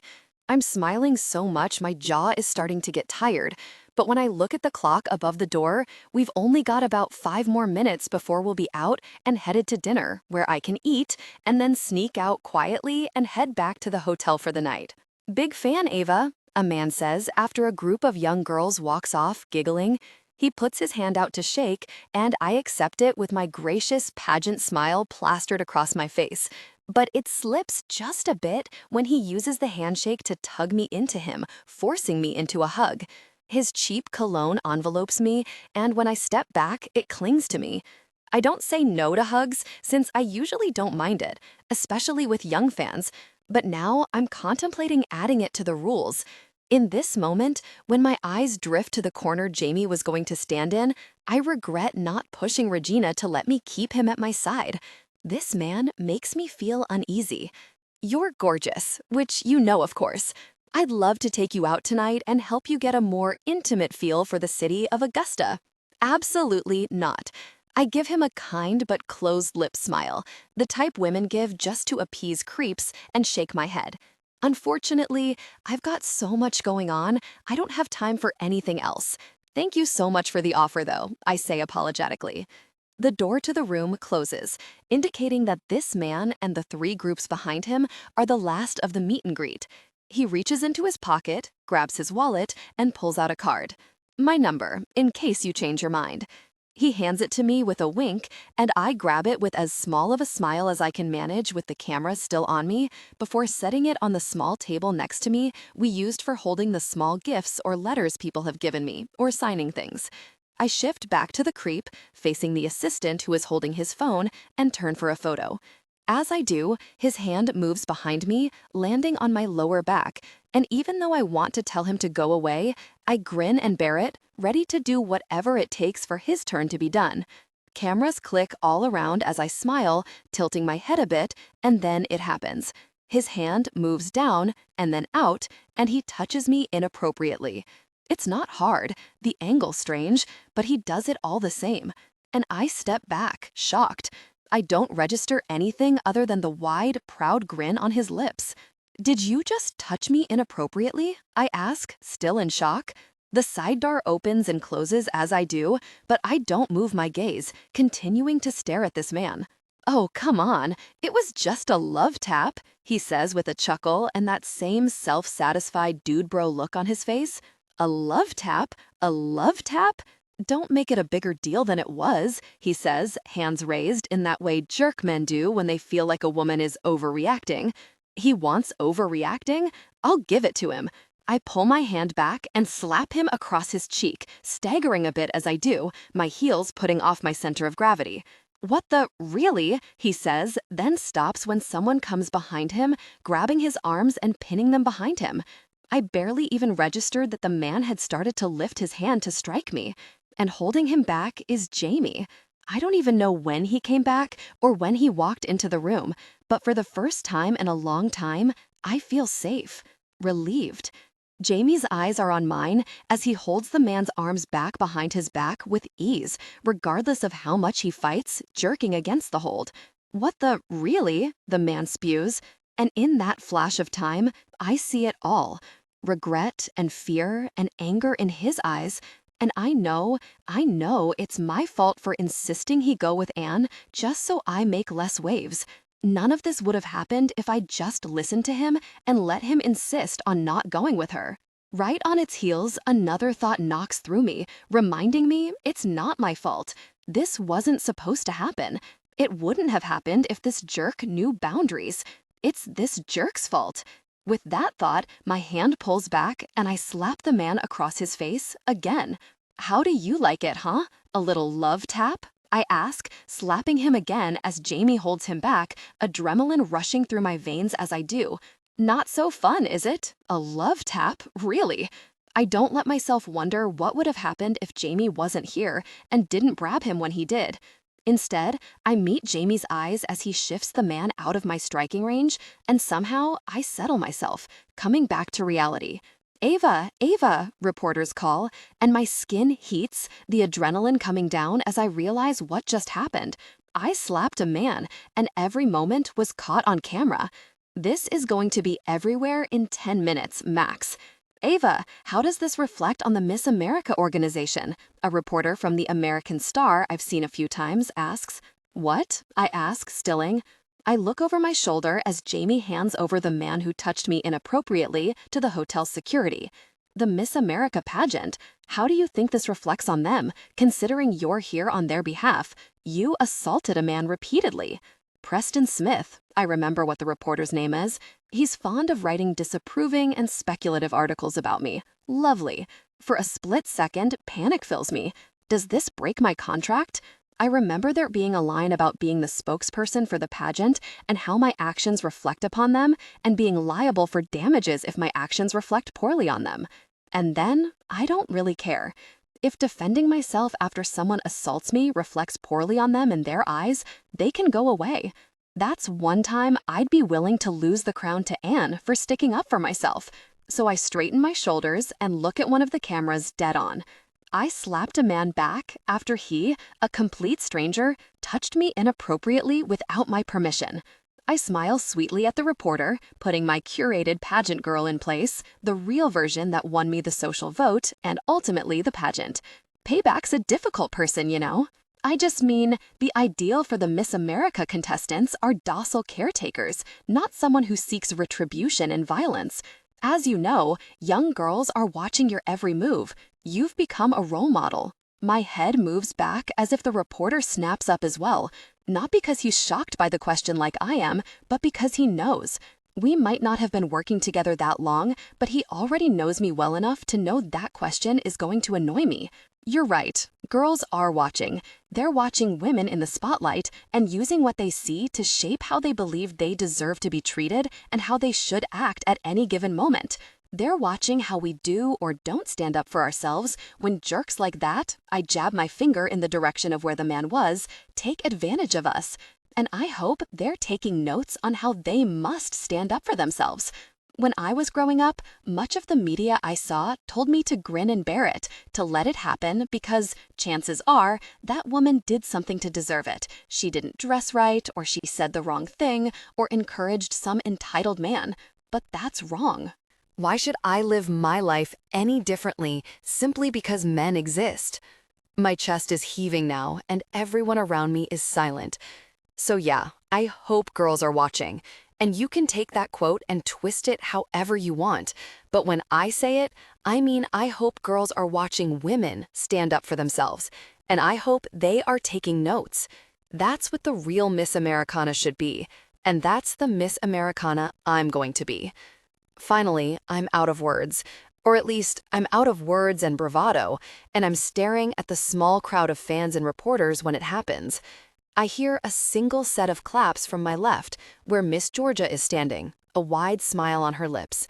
I smile back, and more claps start from another woman I don't know, but recognize as a popular social media influencer. Her phone is up as if she's been recording my entire tirade. God, I totally am really this whole thing up. More claps start around the room, 15 or 20 people here to witness everything, then some cheering. I start to panic because what am I supposed to do with this? Encourage it? Try some form of damage control? I'm not completely sure. Of course, he sees it. Jaime sees the panic taking over. "All right, show's over," Jaime says, voice booming through the small room. "Everyone out." "There's still," the PR manager squeaks out. "No, there's not.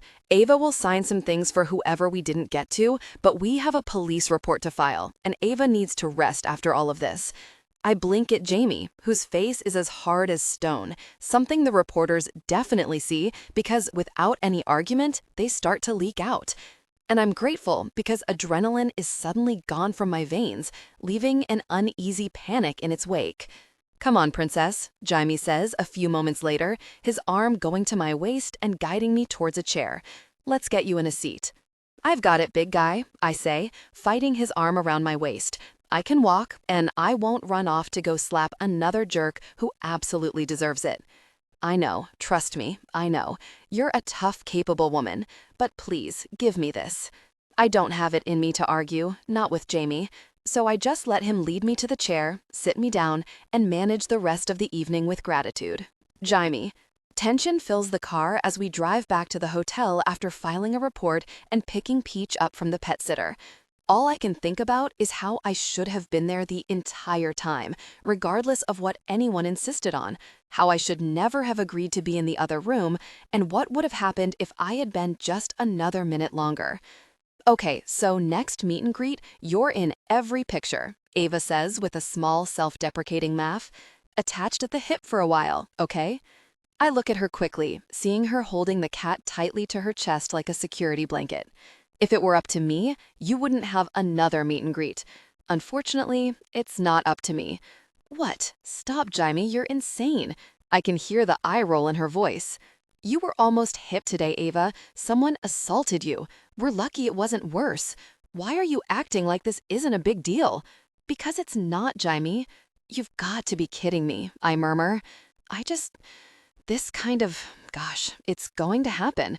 I signed up for it, knowing what I was doing, putting myself on this stupid pedestal, and then I got on social media doing the same. I got into this job, knowing I would basically be a doll for people to look at and pick apart. I'm okay with it. Sometimes people think that means I'd be okay with more, which sucks, but that's why I have you, right? Her smile is uneasy, but not because of the man, it's because of me and what my face must look like. I want to change it, to shift my expression, but I just can't. That's terrible, Ava. She shrugs. That's life, Jaime, she says in a counter-argument. Not for you, I say, shaking my head and pulling into the hotel parking lot. What? Everything I was thinking about in the 2 hours I was away from her came crashing into me. The possession, the need, the want. Followed by everything I felt as I watched that man lunge for her, watched her hit him, and watched her sit silently and in shock as she filed a report with the police. It's all clashing in my chest, and I need air. I need air, and I'm realizing I need Ava as if she were air, and we need to get out of here before I do something stupid. After putting the SUV in park, I turn it off and step out, slamming the door as I walk around the front. I take a deep breath to steady myself. When I reach her door, I open it, reach over to unbuckle her, then grab the cat and place her in the carrier. Ava steps out of the car, and I hold Peach's carrier in one hand while I place my hand on her lower back, moving us both toward the hotel entrance without a word. Jaime, she says, but I keep walking through the quiet hotel lobby until we're at the bank of elevators, pressing the up button and stepping in when the doors slide open. What is going on? She asks, as the doors close us in, her scent filling the small area and making it impossible for me to breathe again. You're freaking me out. I hit the button for the top floor and wait for the doors to shut, turning to her. The fact that you're not freaked by what happened is freaking me out even more, Ava. She rolls her eyes before she steps back and crosses her arms over her chest, accentuating her chest a bit. It's just some weirdo. It's fine. I shake my head and take a step closer to her. No, it's not. My voice is low, even to my ears. It's just part of this gig. It happens to all the girls. We have things in place, like you, Jaime, to make it less dangerous. She takes a step back, her back hitting the metal of the elevator. This, gosh, should not happen to you or anyone, Ava. She rolls her eyes, her signature move toward me at this point. It's fine. All's well that ends well. I look at her, shake my head, and let that irritation and fury win. Not irritation at her, but at the world, at this pageant, for making her feel like she has to just accept this, that she would think this is normal, a man getting into her personal space and expecting anything from her. But mostly, there's fury at myself. This is exactly why I've shut down any thought of Ava, regardless of the fact that I've felt a pull to her since that first night in the club. It leads to distractions. This morning, I was weak, and I let her kiss me. Then I kissed her and held her and touched her, and it twisted every single thought and action thereafter. It made it so when she asked me to go with Anne, I wanted to do whatever would make her happy, rather than whatever I needed to do to make sure she was protected. This morning should have never happened. It feels wrong to say it, considering every moment of having her in my arms, my lips on hers, felt more right than anything I'd ever experienced. I don't turn to her when her head snaps to look at me, but I feel the burn of her glare all the same. "What are you talking about? I shouldn't have kissed you this morning," I say. Then the elevator doors open, and I step out, waiting for her to follow. She steps out of the elevator and crosses her arms on her chest, glaring at me. "I kissed you," she says, and I sighed deeply. "Ava, you know what I mean. We shouldn't have kissed this morning." "Why not? We're two consenting adults, Jaime." "Because I'm here to keep you safe, Ava, and today you weren't. In this job, you can't have distractions, and you are the biggest distraction known to man. My being distracted led to this afternoon, and I won't let that happen again." She stares at me for long moments, assessing, before she shakes her head. "I never thought you'd be the type to get scared off too easily." She replies quickly, my voice just as low. "What? I was terrified, Ava." I've never been as scared in my entire life than when I saw that man reach for you, and I've seen some really bad things. I was terrified, and it's all my fault. If I were there the entire time, it wouldn't have happened. If I wasn't so twisted up in the idea of you, I would have used my head and known I needed to be there for you. But I wasn't, and it was because I was too worried about keeping you happy than I was keeping you safe, and look how that ended. Her eyes go a bit soft, her shoulder relaxing as she reaches out to touch me, but I step back out of reach. "Jaime," she says, "I'm serious. It was a bad idea. I never want to feel again how I felt in that room, and I especially never want to see the look of panic in your eyes. You want to hate me because I won't give in to whatever there is between us? Then hate me. But at least you'll be safe," I say, staring at her, letting her see everything behind my walls, everything I feel, everything I can't feel. "So you're saying there's something?" she whispers, and I sigh for what feels like the 100th time. But before I can say anything to further dissuade her, the elevator dings once more, sliding open, someone standing there and stepping off, breaking the moment. With that, I step forward, grab Ava's hand in mine, and lead her to our room. The entire time, all I can think is, you are so in trouble. "Jaime." "What really happened yesterday?" The voice booms through the line early the next morning. It's 7 a.m. and Ava is still asleep as I try to get out onto the balcony without her waking. "Greg," I start, sliding the door closed behind me. I've already worked out in an effort to quiet my mind after the chaos that was yesterday and gotten coffee, so 2 hours of peace without dealing with my jerk of a boss has to be a win. "What really happened, Wild?" he shouts. "Look, this is not what we need happening right now," he says, continuing to steamroll over me. "I get that, but where were you?" I snap. "If you would let me really answer, I could tell you everything." Finally, silence rolls through the line, and I close my eyes, taking a deep breath before explaining. "Yesterday, before the meet and greet, Regina insisted I take one of the other contestants to their meet and greet because, in her opinion, there would be sufficient security at the hotel ballroom where Ava was. She insisted I was not on assignment for Ava, but for the Miss Americana organization." A low curse comes through the line, which I take as a good sign I'm not totally screwed before I continue. "Ava wants to make as little waves as she can, so she asked me to go. Thankfully, the other event ended quickly, or there could have been a real issue. I'd barely just walked in before the man assaulted Miss Bordeaux. If I hadn't grabbed him..." My voice trails off, thinking about the force in his arm and how he was more than willing to let that punch land. I swear, I was under the impression she'd be safe. That's how it was explained to me, and I didn't feel I was given an option. "Well, she wasn't safe," he snaps.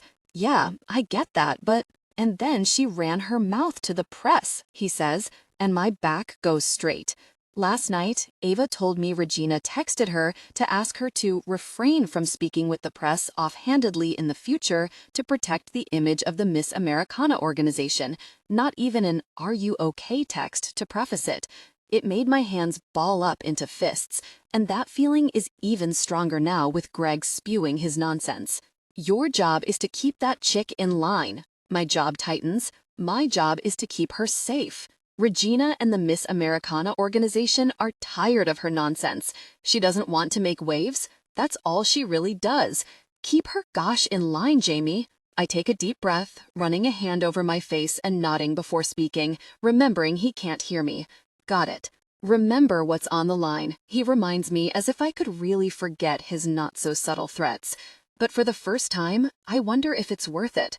If sticking this out for 3 more years in complete misery is worth it. Yeah, Greg, I got it. Then the line goes dead. Darn it. I take a minute or two to control my breathing, to get my gosh in check, before my phone rings in my hand, a familiar name on the screen. Yeah, I say in greeting. You're up early, Hank says. Anything to do with what happened yesterday? He's laughing out the words like this is some kind of funny joke. You mean my assignment getting assaulted after the pageant runner insisted I essentially run some pointless errand with another contestant? Yeah, I'm up because of that. That takes the humor right out of his words. What happened? Where were you? He asks, not with the same accusation Greg laid down, but in a confused way, like he knows it wouldn't happen on my watch. I fill him in, leaving out the ongoing threat of getting fired and losing my benefits. I don't need him stressed about that. I swear to God, Hank, if I had known. My voice trails off, my mind forever stuck on the what-ifs. I trust you, kid. Just happy she didn't get hurt. I sigh, rubbing my hand over my face. I'm towing the line to keep the organization happy, as well as keep her safe. And I'm failing. I don't know how to handle this. I've never had an assignment like Ava, and I mean that in so many ways. One who is so really mouthy. One who doesn't listen to a thing I ask of her. One with a penchant for trouble. One so gorgeous it's distracting. One who is so very tempting. You did exactly what I trained you to do, son. You got her safe, but let her live her life. Not a single word that girl said that I don't agree with.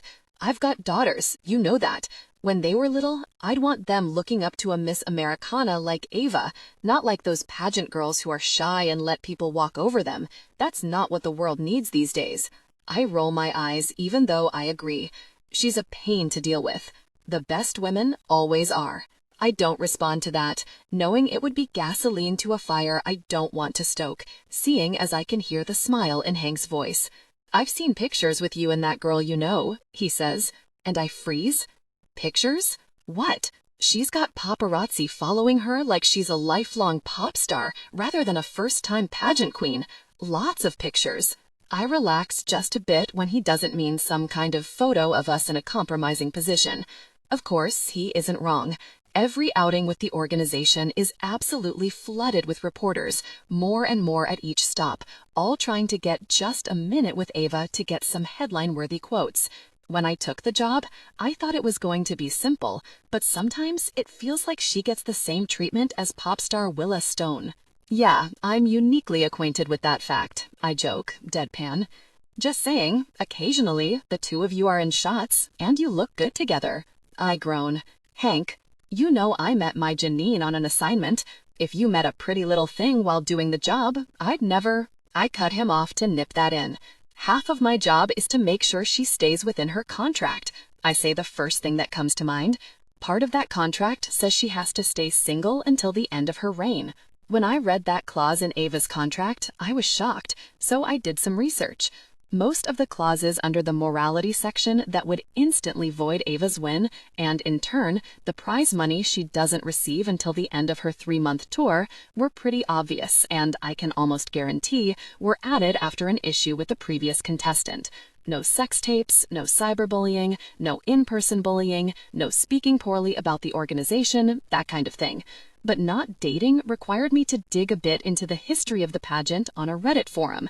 Always an interesting mix of truth and speculation, but this time it made sense to me.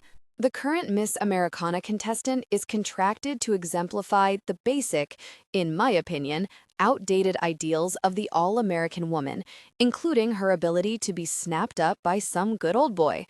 If Miss Americana stays single, it's as if any man in the country still has a chance with her. Yeah, but we all know that's not enforceable, Hank says, like it's no big deal. Hank, Tell me there's a judge in this country who would look at that and agree it makes sense in this context, in this decade? I can't, of course. All I'm saying is if something happened, I wouldn't give you, gosh. There's a pause, and then, with a smile in his words, he adds, fine, I wouldn't give you as much gosh, at least. I roll my eyes and flip him off, even though he can't see me. I decide I need to get Hank off the call before he gets into my head too much. I made up my mind yesterday that, despite my brief lapse in judgment, I need to maintain the professionalism between Ava and me, nothing more. Anyway, the reason for my call, he says, as if he can sense I'm about to sign off. So it wasn't just to give me a hard time? I was, but also, she's been getting notes, right? Notes? I shake my head. No, just messages. Threatening ones on social media, creepy photos, that kind of thing. So you haven't heard anything about any physical threats? I take a deep breath and try to calm my pounding panic, knowing I'm not going to like where this is headed. Yes. Okay, well, I happen to know they got at least one letter. A beat passes before I speak. A letter? A letter. Yeah, a physical letter was sent to the Miss Americana offices. My name must be on a contact form somewhere because some kid from the Miss Americana organization called me to let me know. And? And he told me he works in the mailroom. Ava got a threatening letter. His boss told him to call the security company. I told them to contact Regina and have her report it to 5-star. Not going to step into Greg's business. What kind of letter? It could be nothing, he says, not answering the question. What kind of letter? I repeat through gritted teeth, my hand tightening on the railing. There's a deep sigh before my mentor speaks. It's probably not anything to worry about. But, I ask, hearing the words he didn't say. It's a letter telling Ava to step down or something bad will happen. It has her name on it, addressed to her, sent to the offices, but it mentions a lot of personal details. Where she's been, where she's worked, her friends. I'm silent through the line, trying to assemble pieces before he speaks again. Look, Jaime, it's probably nothing to worry about. I just wanted you to know. Nothing to worry about. She might have a much too invested fan, best case scenario, and worst case, a stalker. And why is no one telling me about this? My mind is swirling through all the options and worst case scenarios. Look, all we can do is make sure she's safe, right? Things aren't adding up, and we can see that, but there's only so much we can do. You keep that girl safe, I'll do what I can. Unfortunately, your hands are tied, son. I think she's waking up, I say, hearing the bathroom click shut. We gotta get on the road, so I should start packing up for the road. All right, son, you take care of that girl, yeah? I'll see if I can dig anything up. Call a few friends. I sigh in relief. I owe you, Hank, I say, relieved that I have someone on my side right now. When you're in California, bring her to me. I want to meet this beauty queen who has you so flustered. She doesn't have me. But then I realize the line has gone silent, Hank having hung up before I can argue. The jerk. Walking back into the hotel suite, Ava walks out of the bathroom, her hair a mess, a crease in the side of her face, her pajamas one giant oversized men's t-shirt that spawns some kind of jealousy I refuse to put a voice to, thinking of her getting it from some random jerk. "Mornin'," she says, squinting and staring at me. She's like this in the morning, I've learned. It's not that she's not a morning person, not like she's grumpy or irritated when she wakes. Just that she's not all there, like part of her is still curled up in her bed. Stop thinking about her curled in bed, I tell myself, when my mind wanders to what she'd look like. Blonde hair spread over a pillow, curled up on herself, that tea riding up. Iced coffee's in the fridge, I say, tipping my chin toward the hotel's little kitchenette. You're a lifesaver, she groans, then scuffles there, pulling the cup I grabbed earlier this morning and taking a long sip before she leans back to the counter. I watch her, my arms on my chest, before speaking. Do you know self-defense? I ask. What? Her voice is less scarchy, as if she's slowly coming back to the land of the living, and I fight the smile. Self-defense, do you know it? Her head lifts and a small, sleepy smile curves on her lips. No, why would I need to? You're a public figure, Ava. You're a gorgeous woman. You're alive. You were just attacked yesterday. How many reasons do you need to want to know how to protect yourself? She shrugs. Don't know. Never really thought about it. But I see the flash. I know she was thinking about that man last night and how things could have gone much worse. My mind is thinking of a dozen or so other situations that could have gone bad. The letter Hanks told me she's receiving, and I come to a decision. I'm going to teach you. What? I'm going to teach you some basic moves of self-defense. You're going to teach me? Yeah. At the very least, it will make me feel better. Her knowing how to protect herself if the worst comes true. To know that if I'm not around, she can protect herself. Yeah, I repeat, the idea taking form in my mind. We'll rent a space at the next stop. I start calculating where that would be, pulling up the calendar in my mind, and taking mental notes to scout out a location. We should get to Alabama by the end of the day unless we hit traffic, and we have nothing on the schedule tomorrow. I'll find a studio and rent it out. I'll use my own money if I have to. All right, big guy, but no, I'm not going easy on you, she says, her smile wide, and it's clear she's finally awake. Yeah, pack up and get dressed. The sooner we get on the road, the sooner we get to the next stop. She salutes, then turns toward her room, coffee in hand. When Peach walks over to her, rubbing on her ankles, she bends to pick her up and really, the shirt rides up, revealing her lower back. I am so messed up. Ava. All right, next we'll work on releases. There are 3 main versions, a wrist release, a bear hug release, and a hair release, Jaime says the next day, his eyes meeting mine in a mirror. Upon waking this morning, he informed me he'd already found a dance studio to rent 20 miles away for my first official self-defense lesson. When we walked in, I felt at ease. The familiarity of a dance studio hit me with a wave of homesickness for my friends that I quickly brushed off. Once we arrived, he wasted little time, first teaching me about different strikes and the correct way to do them, then moving on to how to be situationally aware in any situation.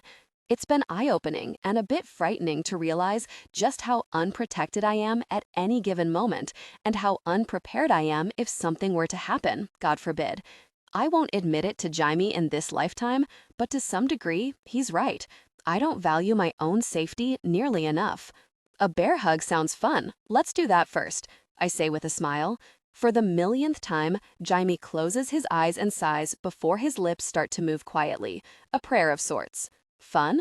Bears are cute and cuddly. It has a fun name, I say with a smile. I'm only saying it to irritate him, but clearly it's working. Fine, he says with a shake of his head, then moves to stand behind me and stares at me in the mirror's reflection. Okay, a man comes up behind you and grabs you. What do? I shrug casually. Where's he grabbing me? Does it matter? Jaime asks, confused. Well, yeah, there's a huge difference between him grabbing my hand and grabbing me in a more sensitive area. With that, he closes his eyes, taking a deep breath like he needs to find some inner zen. I don't think he succeeds. Fine, he says, arms wrapping me up in a big hug, pinning my arms to my sides. He grabs you like this. What do? I yell for help. He shakes his head at me. No, you don't yell help, he starts, and I cut him off. Oh yeah, you yell fire. He nods at me. Exactly. People are more likely to come if you yell fire. Yelling for help has proven people don't think they'll be able to help or assume someone else will come. But let's say there's no one around. What do? Kick him? I say, moving a foot back toward his knees. Maybe that could work in some situations, but you're pretty small, Ava. I purse my lips, annoyed even though he's not wrong. In a panic, I don't think I'd have enough height to kick a man behind me where I'd need to in order to make any real impact. Ideally, if your hands are below the attackers, you try and slide out, he says. When I try, basically lifting my feet and using my body weight and gravity, I'm able to wiggle out, even with his arms tight on me. Jaime proceeds to show me then how to slow and injure the attacker and flee once I'm out, what to do if my arms are locked above the attacker's hands, and how to escape to safety before we try something new. Next, he's in front of me, an arm's width away, staring down at me, his chest rising and falling with the slight effort he's been expending. In contrast, I'm already slick with sweat. Then his hand, calloused and rough and huge, wraps around my throat. A man gets you here, what do? I smile. It's not that I'm not taking this seriously that makes me smile, it's more that taking it too seriously will be a complete system overload for me and send me into a panicked spiral I might never crawl out of. And of course, the way he looks so freaking serious makes me want to be the complete opposite. Call him daddy? He shakes his head at me, and my smile grows. Jesus, really, Christ, Ava, please try and take this seriously. I'm sorry, it was too perfect of an opening. He glares, and I give in. Okay, no more choke me daddy jokes, promise. His eyes close, and he curses under his breath. Maybe I shouldn't have said choke me daddy. Now way too many ideas are running through my mind. Are you into that, gosh? He asks, and instantly his face goes a bit pink like he didn't mean to say it aloud. Calling men daddy? It's not for me. Choking? I'm not sure yet. I've never tried it. His eyes go wider. But you've called someone daddy? The words come so quickly I have to assume they're an impulse. Once, it wasn't for me. I ended up laughing the entire time, which didn't do much for his ego. His jaw goes tight, and I smile. Okay, fine. Choke me, Jaime. Something snaps in his eyes, and heat floods my belly. But all the same, without a word, he lifts his hand, wrapping my throat and staring at me. If someone attacks you like this, the goal is to get their fingers off you as soon as possible. First, grab my wrist with your left hand, he says. Like this? I ask, wrapping my hand around his wrist.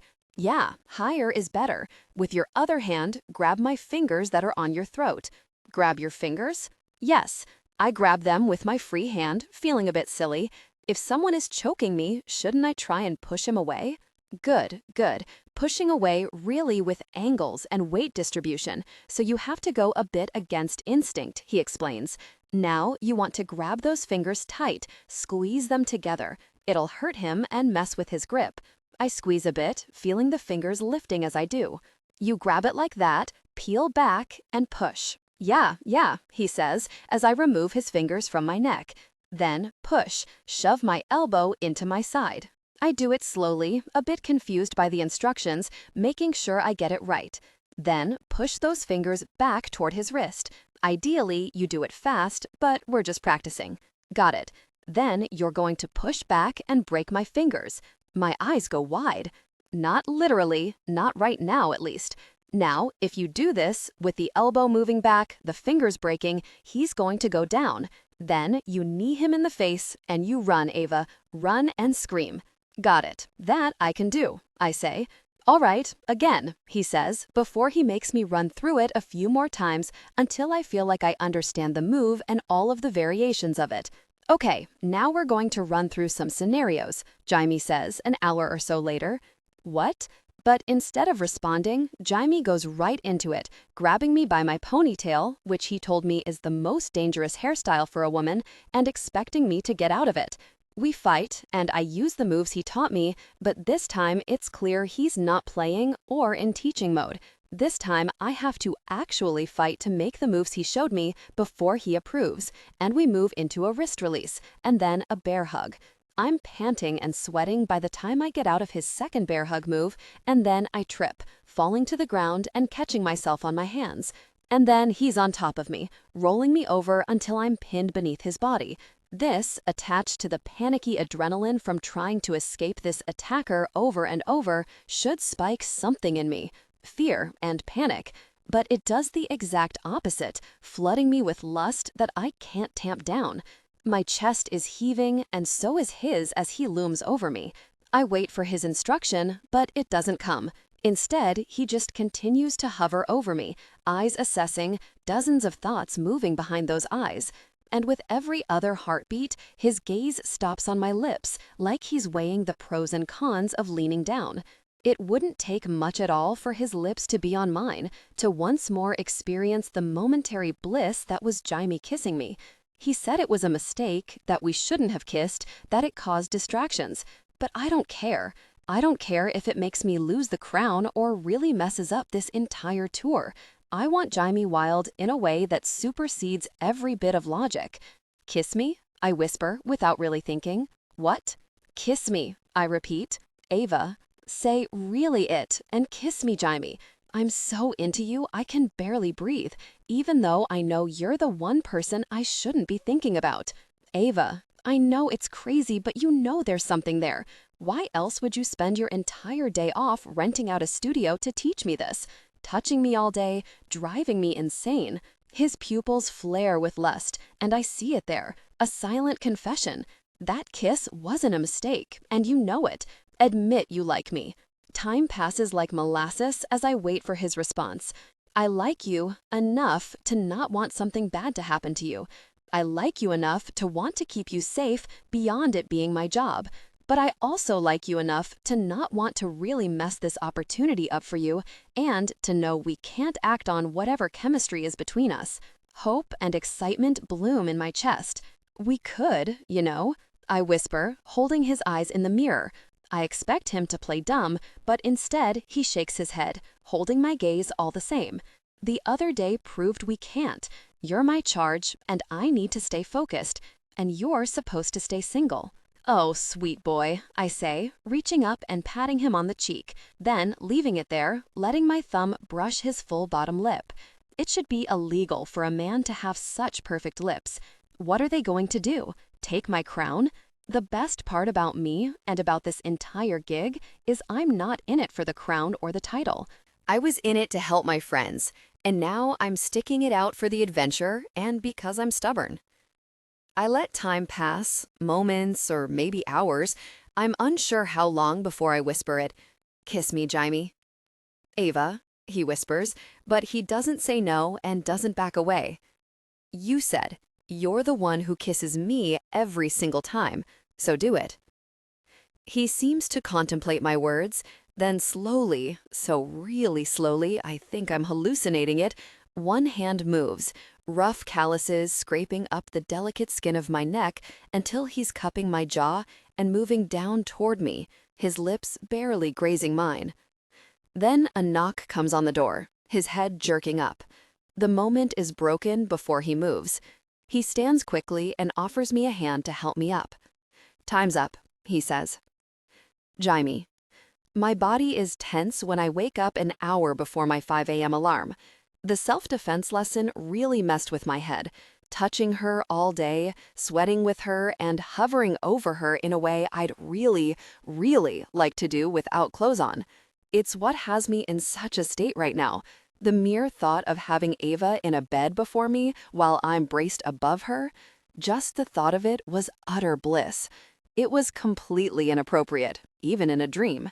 The woman is really messing with me, burrowing deep under my skin with her smiles and her flirting and her sweet laughs and teasing. I sure as really should not have clicked the link Wes sent me last night, a social media clip of Ava during the swimsuit portion of her pageant. Not that it was the first time I've seen it, nor will it probably be the last. I'm a glutton for punishment, it seems, dying to torture myself with what I can't have. Because no matter what she keeps saying, I can't have Ava Bordeaux. With a quiet groan, I roll out of bed and trudge to the large bathroom. The countertop is littered with Ava's things in a way I don't hate. Another thought I file away in a vault I'll never allow myself to investigate too much. I should turn the water to cold and shock my system into normalcy, but instead, I make it warm. Tension broke, gave in to desire, connecting deeply. Afterwards, breathless. I am so really messed up. Ava, the voice says, a low rumble in my ear as I shift out of my dreamless sleep. Wake up, princess. I let you sleep in as much as I could, but we gotta get on the road. Cracking open one eye, I see Jaime's face not far from mine before he stands straight, crossing his arms on his chest casually like he wasn't just inches from me moments before. I grumble, closing my eyes again and rolling over. You know I'm tired when I'm too exhausted to even pick on Jaime when the perfect opportunity is in front of me, but after the past few days, I'm fully drained. He says, his voice suddenly firm. No, we have to get on the road. We're already cutting it close if we want to get to the next hotel before the sun gets down. I groan again, but don't move. I packed last night, and all I'll have to do this morning to get ready for the next leg is pack up my last-minute things, put some clothes on, and try and convince Jaime to take me to a coffee shop for much-needed caffeine. Maybe a snack stop too, because I've already eaten through my stash and it's nearly a 6-hour drive this time. Ava, we have to get going or we're going to hit traffic. I let out some kind of inhuman sound, this time grabbing the edge of the blanket and rolling with it, curling in on myself and the warmth of the bed. And suddenly, the warmth is gone, air conditioning taking over my body and forcing my eyes open. What? I say, rolling back to my back and looking around, propped on my elbows. In front of me stands Jaime, eyes wide as he stares at me, hands holding the white hotel blanket in his hands, frozen in place. Except for his big hazel eyes that graze over my body. He's lucky I made the decision that I had to wear pajamas to maintain a bit of common decency on this trip, but even I know these pajamas are barely decent. A pair of silky shorts and the world's piniest silk cami provide nearly no coverage, leaving a large swatch of my stomach exposed. No bra and the cool air conditioning cause the nipples on my full breasts to pucker, but I don't cross my arms over them to hide it. My hair is crazed, over my shoulders, and probably a total mess, but I smirk at him through my tired eyes. Gotta fake it till you make you. Like what you see, big guy? I ask, pushing my shoulders back and my chest out. He stutters, and my smile grows more. Then he throws the blanket back on me. We have to go. Then he's out of the room. I give him the courtesy of not laughing until the door is closed behind him, though he definitely hears it if the groan that comes from the other side means anything. But Jaime wins the next round of who can shock the other more when we walk into the parking lot, with him holding my bag over his shoulder even though I told him I could. He's stiffer than usual, hyper alert like something is going to happen, but it's 6 in the morning, and the lot, while there is a scattering of cars, is mostly empty. After opening the back door of the black SUV and tossing in my bag, Jaime makes his way to the passenger seat door and opens it for me, but I hesitate getting in. My brows furrow in confusion as I ask, what? There's a big iced coffee already in the cup holder, a fluffy white blanket on the seat, a book I have never read or owned, and my headphones on the seat. In the footwell, there's a bag, and sticking out is the recognizable top of my favorite kind of chips. Through the thin plastic, I think there are the gummy bears I like, the ones I definitely told him in passing were my favorite, but not more than once or twice. I turn to my bodyguard and driver to see he has a hand behind his neck, gripping it there, the other on the door of the car. What is this, Jaime? It's nothing, really. It's definitely not nothing, Jaime. Is that a new blanket?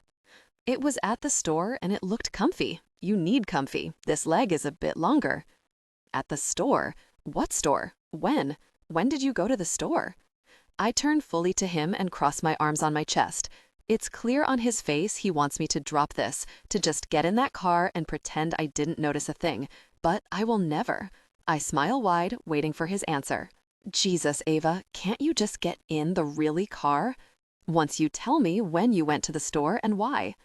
Finally, he sighs, giving in after staring me down for a minute. He realized he wasn't going to win, I guess.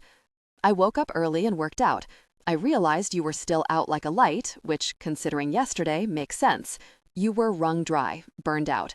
I'm not doing my job if you collapse from exhaustion, so I ran out to a 24-hour store and grabbed a few things so you could sleep in the car.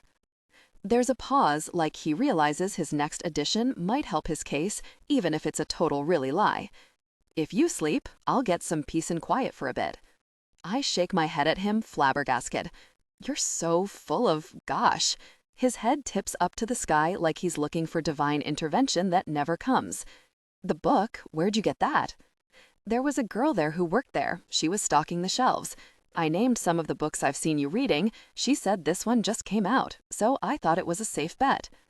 Again, he pauses, almost biting his lip before stopping, as if he were catching himself. Have you read that one? God, he's nervous. Jaime Wild, the giant bodyguard who gets paid to protect people, is nervous because he isn't sure how I'm going to take this utterly sweet act of kindness. I take a step closer, closing the gap between us a bit, then put my hand on his chest. I haven't, big guy. Thanks. I pause, looking into his eyes, which, for the first time, have the heavy guard down, like it's too early or he forgot to put it up. "Why did you do this, Jaime?" I ask quietly. You didn't have to, I remind him. A long beat passes when I think he won't answer, but then he shifts, and intentionally or not, our bodies are closer now, almost touching. I'm wearing a white oversized hoodie and a pair of bike shorts, my hair slicked into a low bun since there won't be any appearances, and I'm focused on comfort. In any other situation, I'd feel weird not having my face done, not having my armor on, but Jaime always sees through it anyway. He sighs before finally answering, I wanted to make sure you were comfortable so you could relax. You had a rough couple of days." He shrugs, his big shoulders seeming gigantic on him when he looks shy and nervous like this. There's a light blush across his cheeks, and he refuses to make eye contact with me. I should just say thank you and hop in the car, but God, this is too perfect. I can't do it. I think if I could make a career of it, I'd be CEO of making Jaime Wild blush. Honestly, it has a pretty good ring to it. But since I can't actually make that my career, I'll just settle with doing it as a hobby. "Oh, you like me," I say with a smile, looking at the little space he's carved out for me, then back at him, his head shaking vehemently and that blush growing. Jesus, for such a big, tough guy, the man sure does blush a lot around me. He so totally likes me. What? No, I don't. Just doing my job. Your job is to wake up early so you can set up my seat for me because you know how tired I was last night and want to make sure I could relax? Bullshit. He stares at me for a moment, and I think, just maybe, he'll explain himself. He doesn't. "Get in the car, Ava," he says instead. I shift so my back is to the car and cross my arms on my chest, smiling at him. "Not until you admit it. You're such a really difficult person, you know that. A difficult person that you like." He stares at me, thoughts moving behind his eyes, but I continue to smile because, slowly but surely, I'm winning him over. "You're tolerable. Is that enough?" I'll take it, I think. It feels like a colossal win, all things considered. "Now get in the car, princess," he says lower. And I do as he asks, but I do it with the world's biggest smile on my lips. Ava. Jaime has been nothing but a professional gentleman. He has been perfectly attentive and kind, but he hasn't touched me, not even a gentle guiding hand on my lower back, which I hadn't realized I'd gotten used to. Some sick part of my mind can't help but think he was proving a point and nothing else. I kissed him, and he wanted me to know in his stupid alpha male world, men make the first move. Men kiss women, not the other way around. Something about that, about him using that moment that I've hung in my mind in a gilded frame as some perfect moment in time to one-up me, makes my tummy hurt every time I think about it. I've given it a week where I sat on the emotions of kissing Jaime, of being kissed by Jaime, of letting it simmer and see where it was going, only to get more and more disappointed with each passing hour. Finally, though, I have some alone time. One glorious hour locked in this hotel room, the deadbolt and chain up, and some crazy pole Jaime has taught me to put across the door, keeping me in and everyone else out while he goes for a run and I get ready for the fundraising ball we're going to tonight.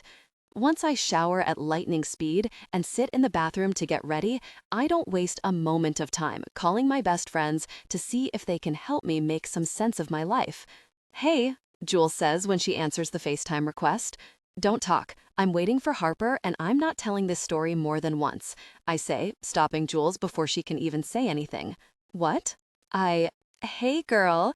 Ooh, look at the tan. Are you making sure to put something in your hair before you go in the water?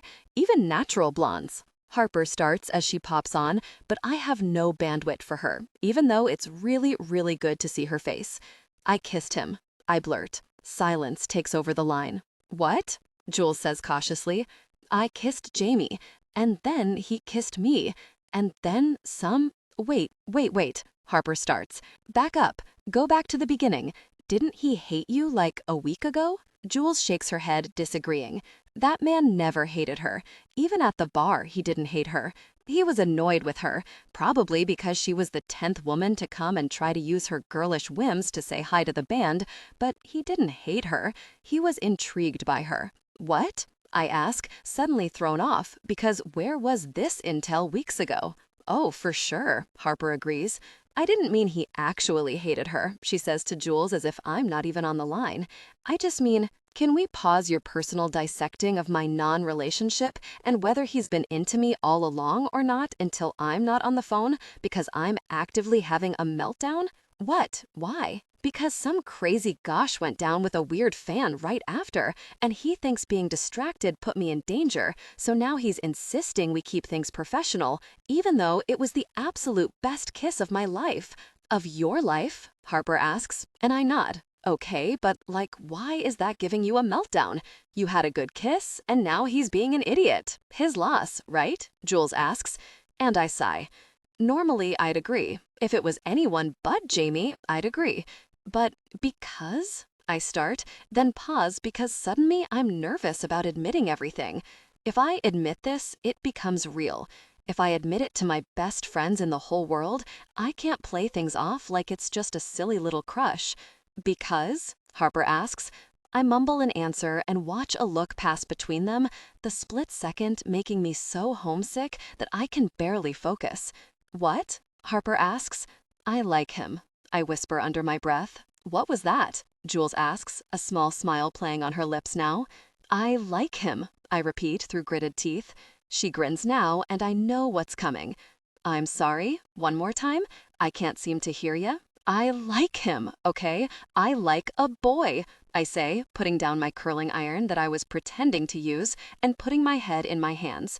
That is not a boy, Ava. That's a man, Jules says, and I roll my eyes and look at my phone again. Fine, I like a man, but I really like him. She lets out a whistle and leans back, and finally I let it all spill, a dam breaking after having no one to girl talk with for the past month or so. He's kind, even though he pretends he's not. I like how he's sweet with Peach, and that he puts up with my bullshit. I like that he lets me flirt with him, and that he really, really wants to keep me safe, and not just because it's his job. I like that he wants to find a way to let me be me. And I like that he knows I'm going to be crazy and wild and a little cringy, and he doesn't care. I don't know. I pause, staring at the ceiling. I just like him. Silence fills the line, and with each second, my stomach gets more and more anxious, waiting for my friends to tell me how stupid this crush is, how I need to use my head and think about the real world. Wow, I never thought I'd see the bay when Ava Bordeaux admits she likes someone for real. I have liked people, I say with a roll of my eyes, exasperated. I mean, yeah, but not for real. Not like this. This is different. Is it? I ask, a strange mix of nerves and excitement filling me. Maybe it's not just me. Maybe it's not all in my head, and I'm not just blowing things out of proportion because he's a hot man attached to my hip. It so is, Harper says. Yeah, Jules agrees. So what's the problem? You like him, you kissed him. It sounds like it was a good kiss. It so was, and I'm about to confirm that when Harper speaks. She has to stay single, she says, and I groan aloud at the stupid really contract. It's ruining my life, and I mean that in the most melodramatic way possible. Or else she could lose the crown and the tour, and that dumb, difficult person would win. I, of course, had filled my friends in more than a few times about Anne and the nonsense she's been dishing me, and they hate her potentially more than I do at this point, as all good friends do. Are your friends really friends if they don't hate who you hate with a fiery passion? I mean, am I breaking my contract if I'm just imagining him touching me? Because if so, I'm in trouble. I can hear rather than see Harper's eye roll. No, Ava, you aren't going to get sued by thinking about being intimate with your bodyguard. In fact, I don't think you'll get sued for being intimate with him at all, just if you have a boyfriend. Obviously ruining the idea of the perfect Miss Americana, the effervescent, single, unattainable, pure woman men can fantasize about. I gag a little at that. But in my opinion, you'd be even more of a badass if you said forget it and stopped caring about what that stupid contract says about how you act and who you can or cannot date.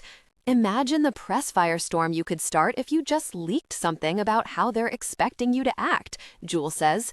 Absolutely not. Don't even give her that idea.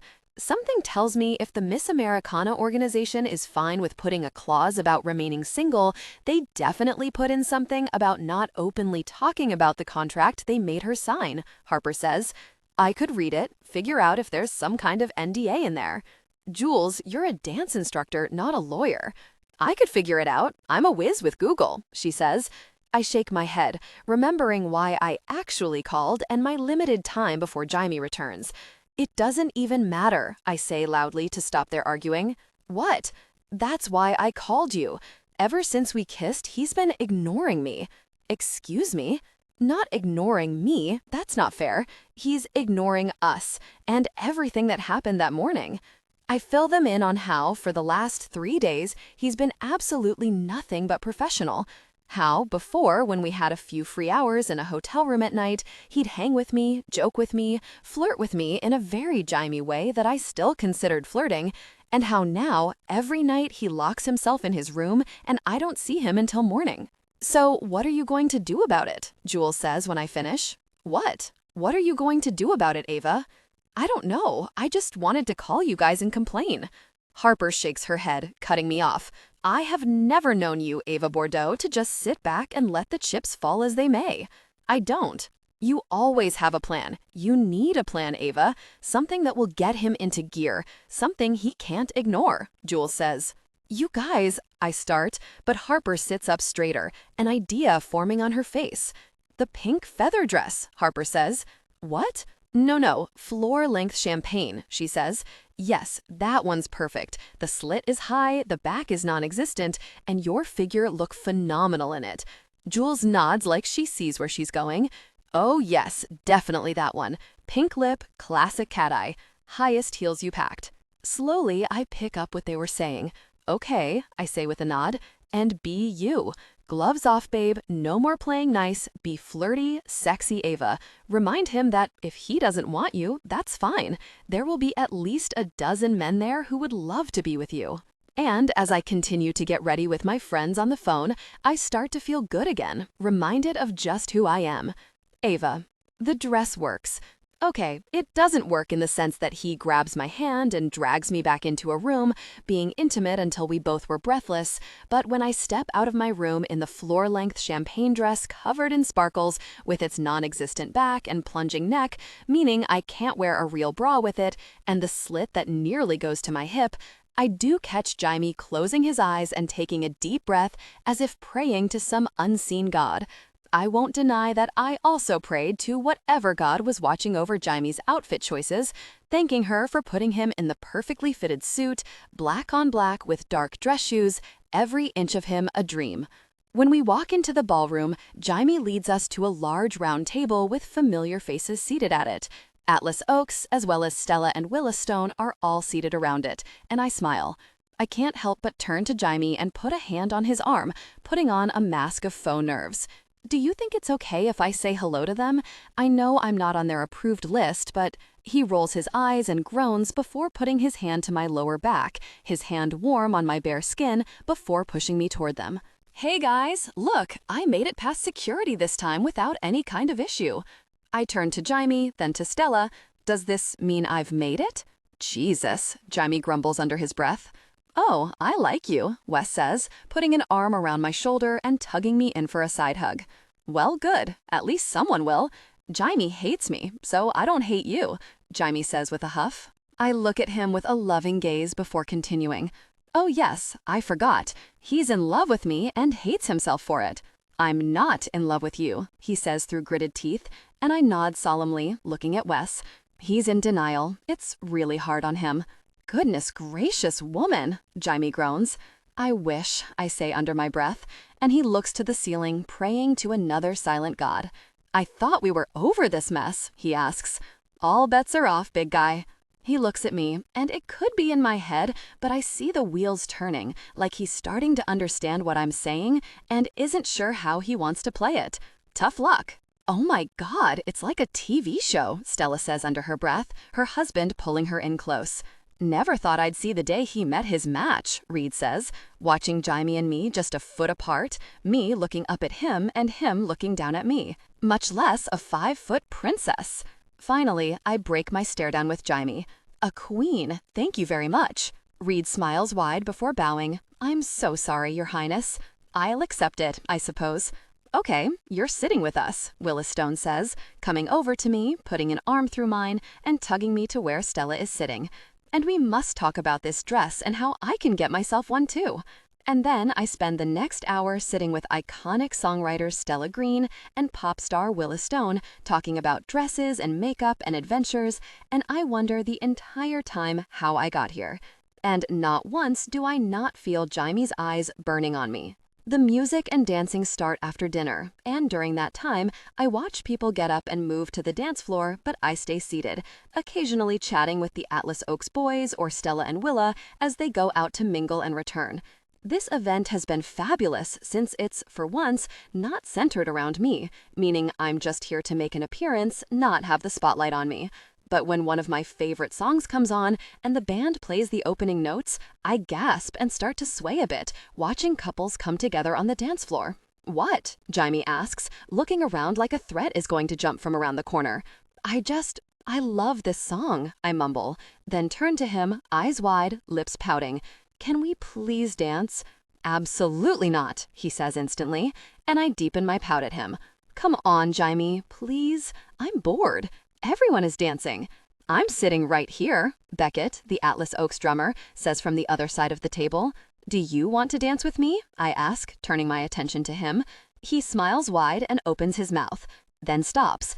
Even over the music, I hear the chair scraping as Jaime stands, pushing back his chair and grabbing my hand.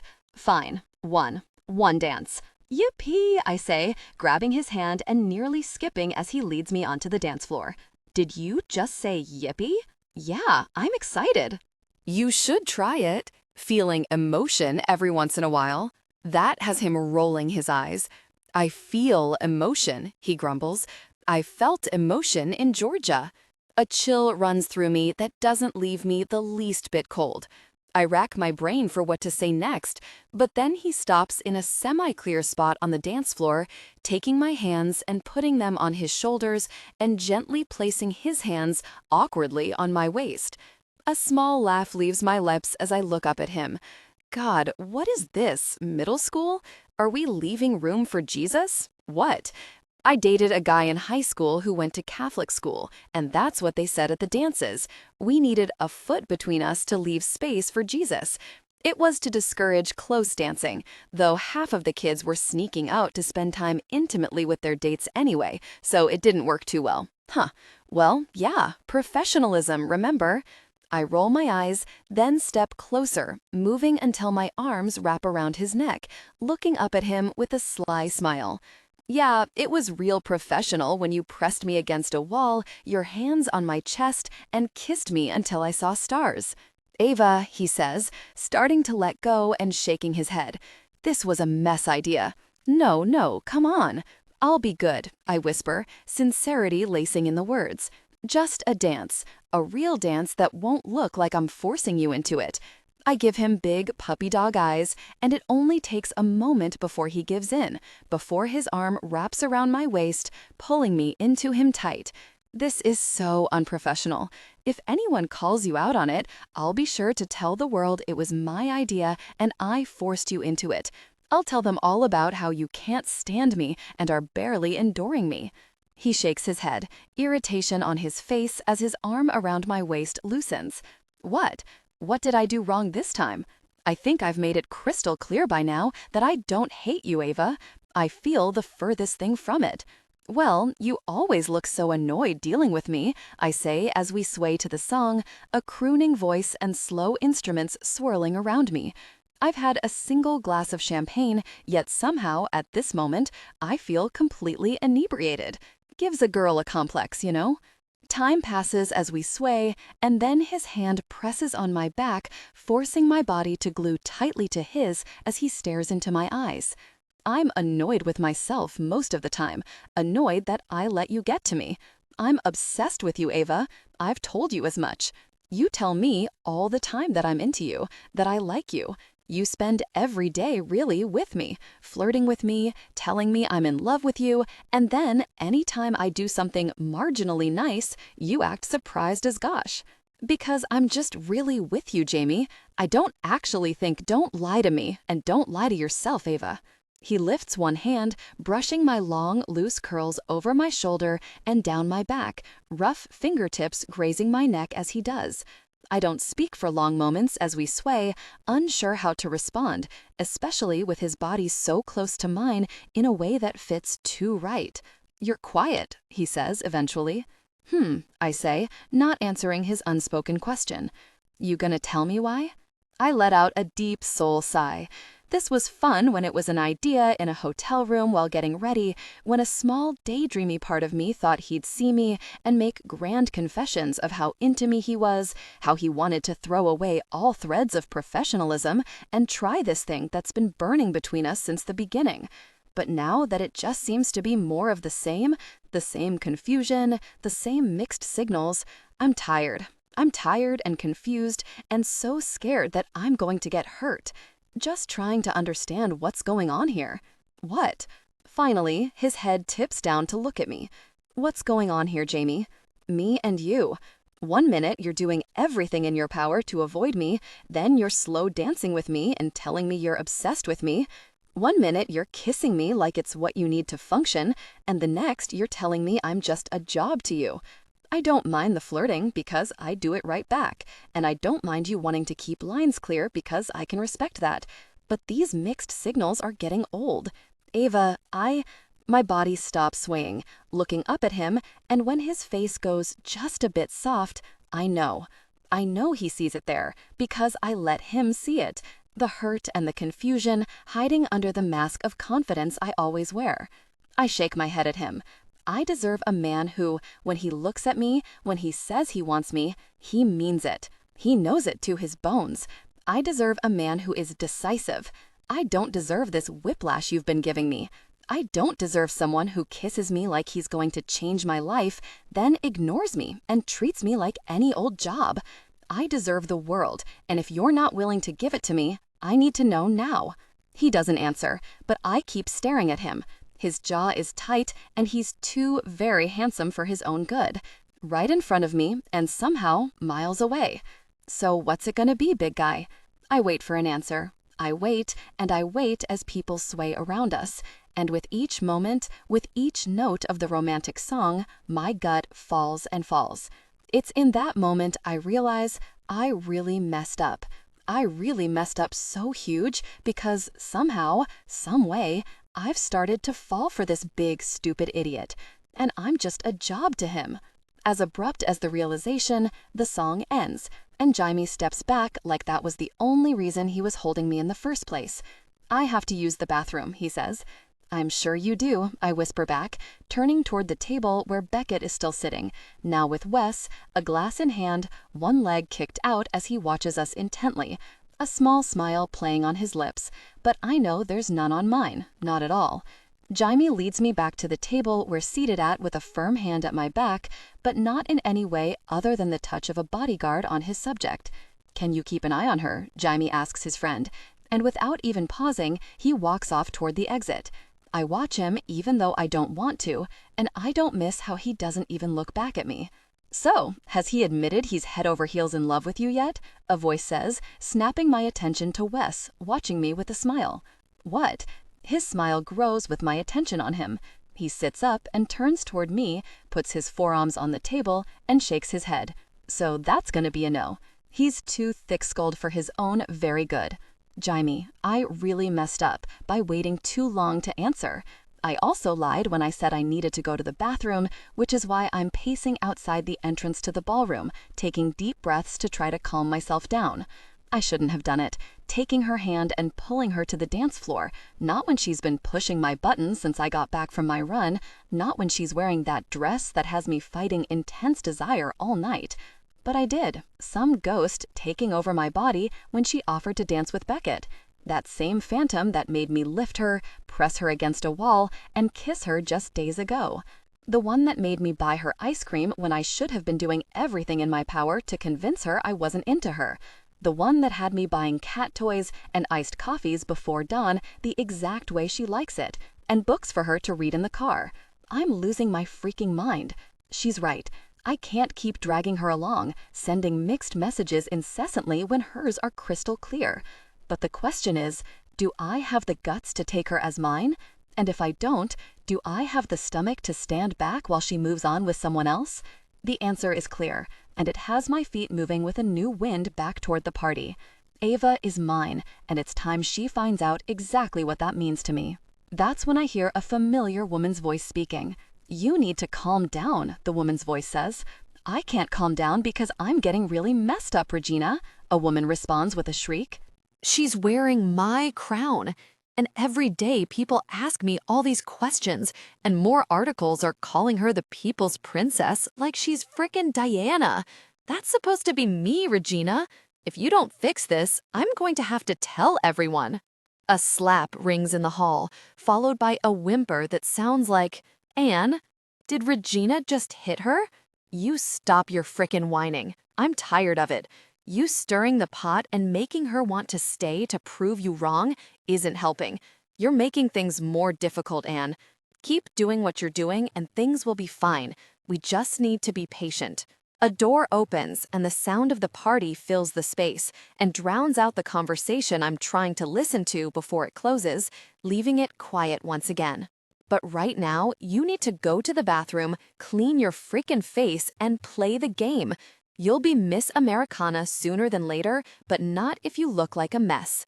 Then heels click away down the hall. So much just happened, but I can only think of one thing. Ava. Ava, Ava, Ava.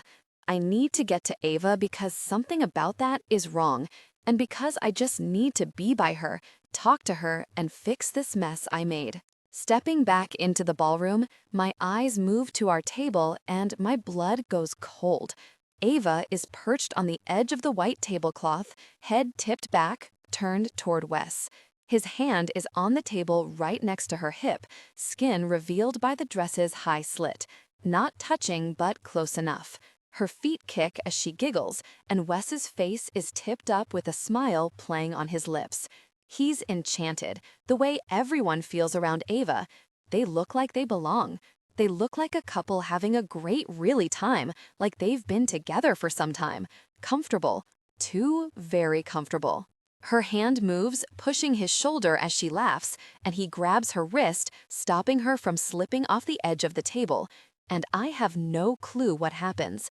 Something in me snaps, and I'm moving, nearly running, people stepping back as I walk quickly past them with no apologies until I'm at our table, grabbing her hand, putting a hand to her waist, and sliding her off the table. "Come on," I say once her heels are steady on the floor. Those high heels that I've thought about having, digging into my back all frickin' night. "Jaime, we're heading out," I say, putting a hand to her elbow and grabbing the small pink bag Wes hands me with a smug smile. "Jaime, do not argue with me, princess," I say under my breath. "What the gosh was that, Jaime?" she shouts once we're out of the ballroom, following me as I keep a tight hold on her hand, leading her toward the elevators. "Me? What the gosh was that, Ava?" "What was what?" "You and Wes," I say in hissed tones, punching the button for the elevator. "He was being nice. God forbid, right? We were just talking about the pageant and—" "That man gave zero cares about pageants. His eyes were glued to you. He wants to be intimate with you, Ava." She throws my hands in the air in irritation. "At least someone wants to." With her words, my body goes stiff, but Ava ignores it, continuing on. "At least someone wants me, shows interest in me. At least someone is really going for it. Ava," I say, and to my own ears, my voice is low and dangerous as I grab her hand. A chill runs through her, but she shakes her hand out of mine, taking a step closer and poking me in the chest with one white-tipped nail. You don't get to kiss me, mess with me, tell me how bad you want me one morning, then spend the next few days doing everything in your power to not even brush your arms with me. You don't get jealous when you've had all the chances in the world to make me yours and never taken them. You don't get to keep me on a string, at your beck and call for when you decide you want to take me out of my box and play with me.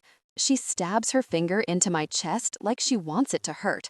I told you in there you needed to make a decision about what you want from this, from me, and you walked away.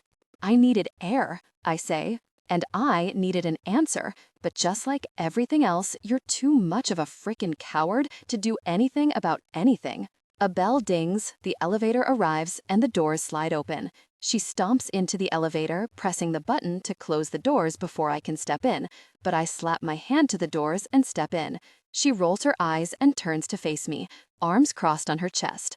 I'm tired of this, Jaime.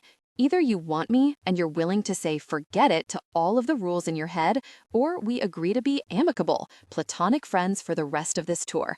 I'm tired of the games. She's right.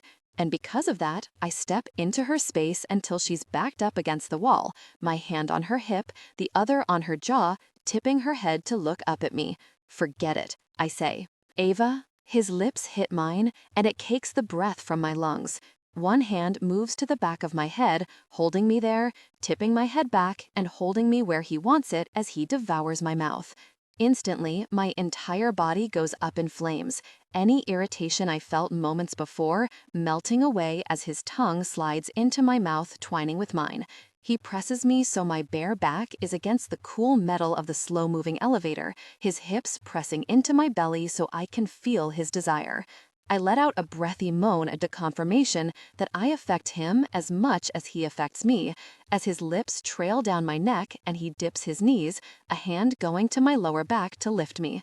My legs wrap around his hips, the slit in my dress making it possible. You drive me freaking crazy, every moment of every day, he says into my neck, kissing and licking my ear and biting the lobe. The hand not holding me shifts to cup my breast, and without thinking, I arch my back into his hand.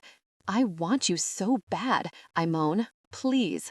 You'll have me, princess, he groans, my nails scraping at the back of his head, moving him to my mouth again so I can kiss him, claim him, and convince myself this isn't some wild dream. The elevator stops, dinging on our floor, and instead of setting me down, he carries me out of the elevator and down the hall, my lips pressing beneath his jaw as he takes us to the door of our room. He unlocks it, walks in, and then pins me to the wall, their bodies pressing close while he locks it. Finally, his lips are back on mine, claiming and devouring, and tasting me like his life depends on it. We shouldn't be doing this, I say, breathing heavily as his hand dips beneath the low neck of my dress and cups my breast. Give me one good reason not to, he says against my neck, scruff scraping the skin there. Your job, I pant into his neck, trying to remember why we shouldn't do this, and he shakes his head. Who frickin' cares? He groans, his fingers rolling my nipple and pulling another moan from me. Frickin' perfect. You should, I say, unable to even form complete sentences, my hand on his neck pulling him close. Your contract, he counters, and I see what he's saying. I don't even care anymore. If it means I can have this man, does anything else matter? So frickin' worth it. Exactly. After their night, they were breathless. They shared an intimate moment, eyes darkened. Afterwards, breathless, he pulled back, and I moaned in disappointment. A small smile hits his lips, and he shakes his head. The perfect woman. And then he's shifting, lifting me, and moving us to the arm of the couch while kissing me, the taste of their shared intimacy on my tongue, mixing with the taste of desire on his lips from earlier. I groan at the taste as he breaks the kiss before placing me on the arm of the couch, shifting me until my knees rest there, so I'm kneeling, my hands on the seat of the couch. His finger trails down my core, and I look over my shoulder at him, one hand on him as he watches that finger move. I got tested before this assignment, and everything came back normal, and I know you're on birth control. I'm happy to go grab a condom, but I'd be lying if I said I haven't been dreaming about connecting with you deeply, Ava. I clench at his words, and I know he sees it when he moans and touches me intimately. I was tested at my last appointment, and I'm all good. Please, God. Really? I moan as he positions himself at my entrance, one hand resting on my hip. Move back, baby, he says, his voice almost sweet. I do as he asks, and a low, guttural moan fills the room. My moan as Jaime's too thick presence stretches me and connects with me deeply at the pace I set. His hands hover gently on my lower back, but I'm doing the work, joining with Jaime. When I look over my shoulder, he's standing, looking down in awe as I embrace him. Jesus, baby, you should really see this. How pretty you look embracing me. See how gorgeous you look deeply connected with me. My hips move back until I hit his thighs, finally deeply connected with him, the stretch just barely tinged with a pain I savor. I take a deep, shaky breath. I'm going to reach my peak. I'm too overwhelmed. He's too perfect, and I can't take it. I know, baby, he says. I know. It's as if he feels the all-consuming, thought-melting perfection of being joined like this. Slowly, he moves intimately with me, a hand moving to my lower back, pressing to guide me until my chest is pressed into the couch, my legs out, widening myself for him. My lower back tips back, somehow embracing even more of him, feeling him hit a set of nerves no one has ever touched, and my body jolts with it. He moves out again before connecting deeply, repeating the move as I groan at the exquisite feel of him. Suddenly, it starts. The pleasure is too much, and I need to reach my peak. I need to reach my peak, or I might be overwhelmed. Jaime, I say, my hand sliding until I stop at my core, rubbing hard, trying to ease the all-consuming ache between my legs he started, that he keeps stoking as he connects deeply with each movement of his hips. That's it. Rub that pretty core while I connect with you, princess. That's it, baby. My hips buck as the pleasure builds in me as he connects with me, as he moves in deeply, both hands on my hips guiding my movement, keeping me where he wants me. One hand leaves, coming back and touching my lower back firmly. I moan with the move, with the burn, and with the way the pleasure floods my core. Gosh, I knew you'd like that, my bad girl. He stops moving, staying connected with me, and I moan my disapproval. The opposite hand from the first time lifts before touching my skin firmly, and a scream leaves me, and my core pulses beneath my fingers. Jaime, I need you, please. Then take it. Take what you want. I moan, but I start to move, bucking my hips and doing as he asks, moaning as he moves intimately.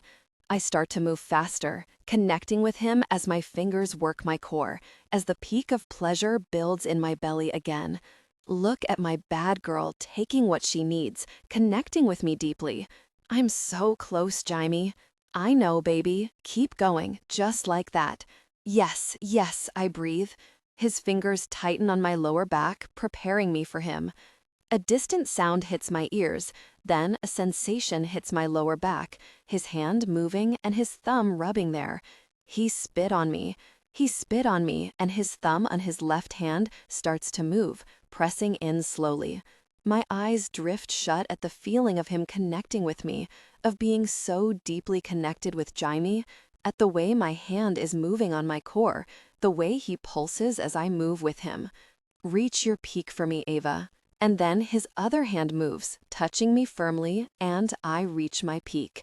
Too many sensations at once, all consuming and cracking through me like electricity, and I reach my peak, screaming Jaime's name as I shake. Somewhere I hear Jaime groan as I hold him close, seeing stars. As soon as I come down, he reaches over my back and tugs on my shoulder, so I'm on my hands and knees again. It's a new angle, and he connects more deeply than before, joining with me, this time for himself. My mouth drops open, but no noise comes out, as he connects with me, as the fire burns, as my head goes a bit lightheaded, but the pleasure builds and builds in my belly once more. I reach for my core to take me over the edge, but he gently stops my hand before he pauses when his hips pull out until he's barely connected, stopping the peak of pleasure that wants to hit like a freight train in its tracks. I mule in my throat, tipping my hips to try and get more. He leans down, his chest pressing to my back. "You only reach your peak when I tell you to, Ava. That's what bad girls get," he says, low and rough in my ear. "And you're going to be my good girl and hold on until I let you reach your peak." "Jaime," I moan, both because that's the sexiest thing I've ever heard and because I don't think there's any universe where I can hold on much longer. "I can't." "Yes, you can, and you will. For me, princess, you'll hold on." His hips move finally, connecting in slow, easy movements, endless, dull pleasure crashing through, but not enough, not what I need. "Jaime, I know exactly what you need, Ava." His right hand moves, wrapping around my hair and pulling my head back. The pinpricks of pain as he tugs transmit right to my core as he starts to connect with me deeply again, as pleasure twines and twines with the tug on my hair, fueling the peak of a lifetime.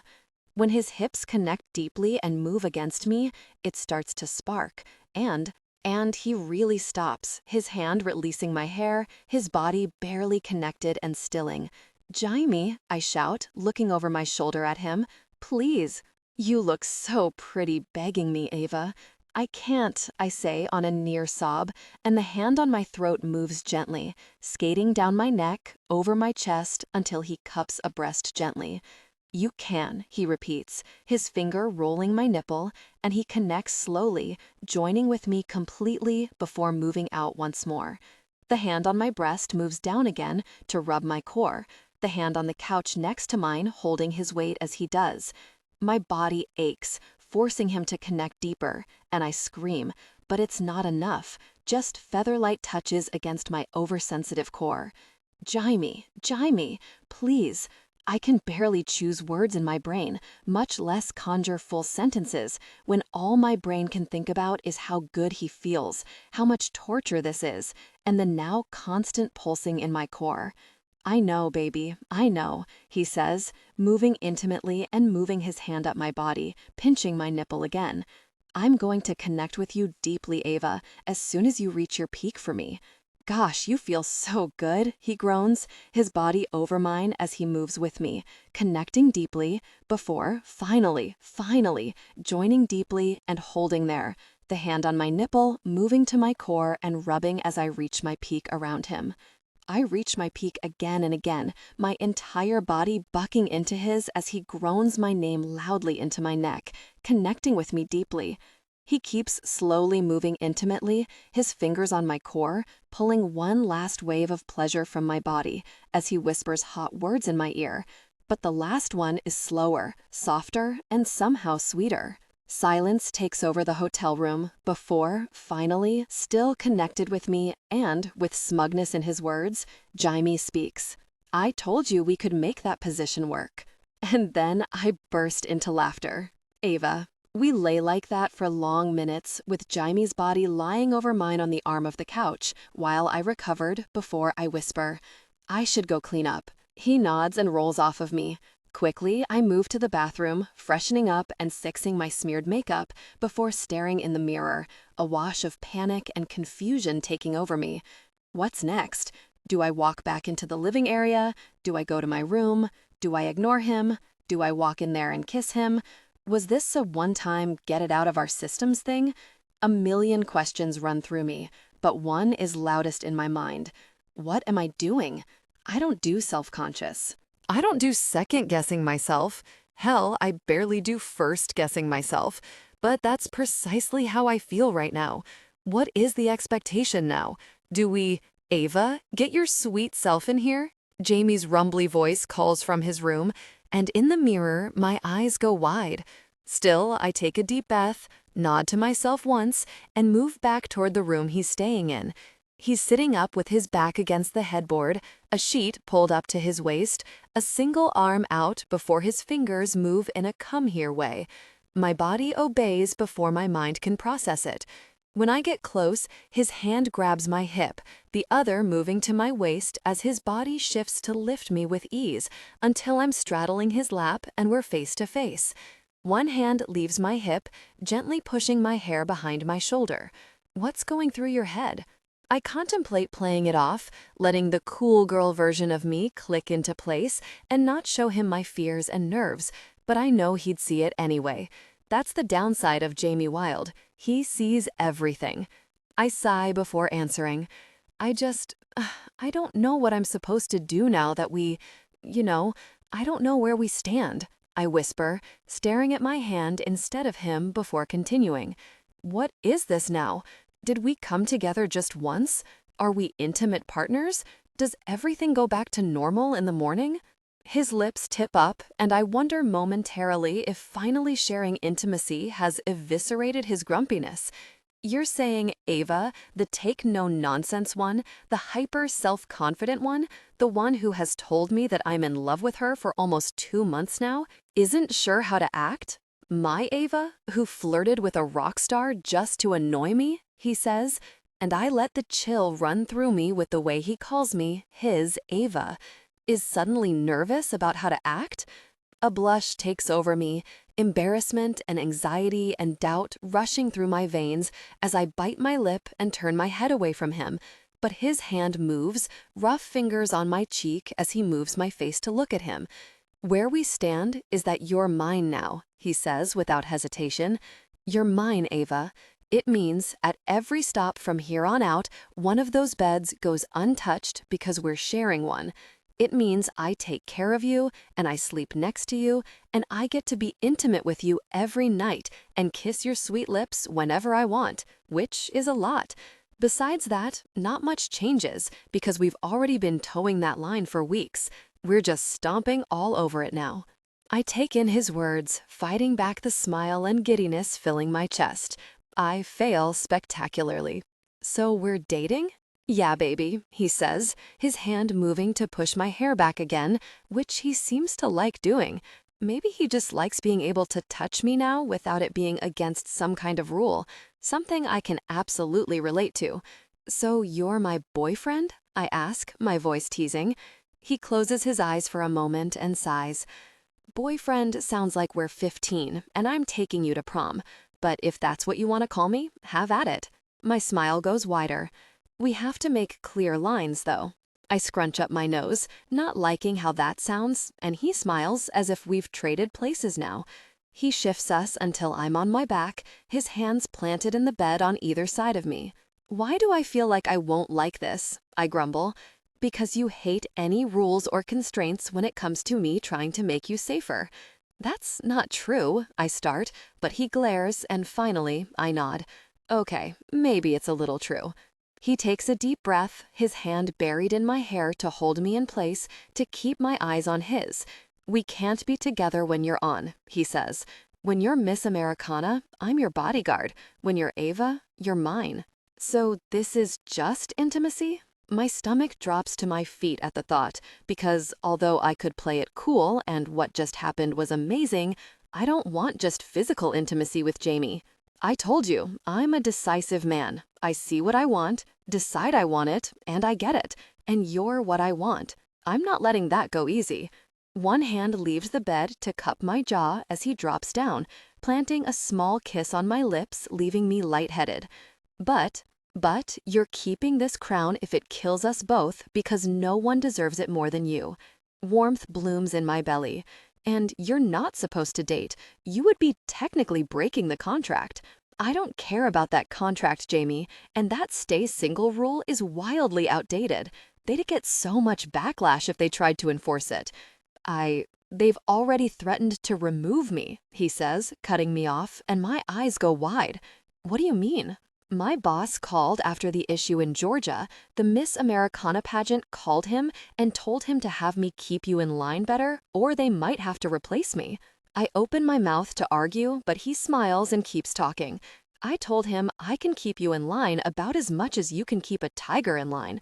But it means they're watching you, and they aren't happy. We've got 5 weeks left, and I don't want to be taken off this case. You want to make sure you're the only one watching my back, huh? His hand travels down my bare back to my lower back, touching it. Absolutely. But mostly, I don't trust anyone else to take care of you. You do take really good care of me, Jaime. My hand moves to touch his cheek. Okay, I agree. We'll keep things under wraps until the tour is over so I don't mess with your job.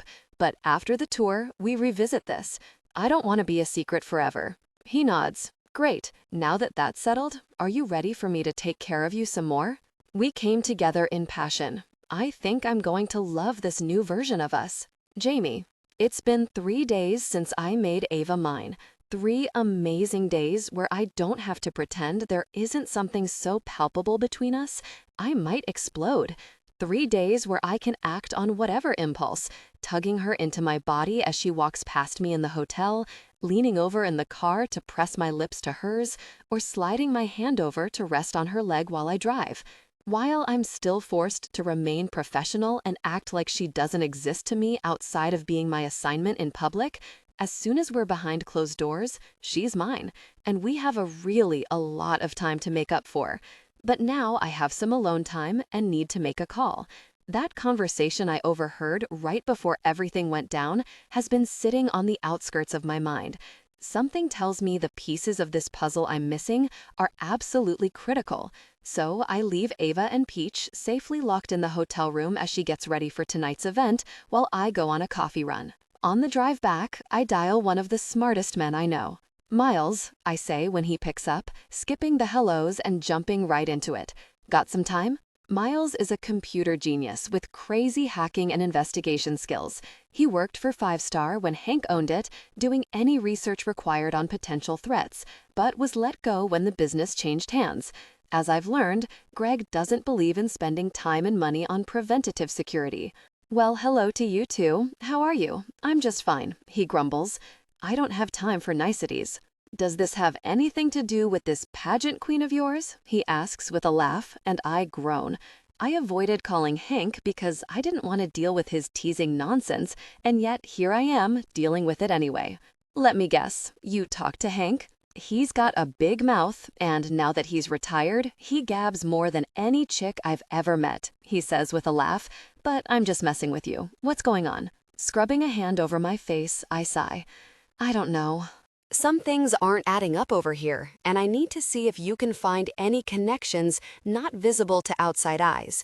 If there's any connection to be found between the hotel break-in, the assault, and whatever in the world Regina and Anne were talking about, he'd be the one to figure it out.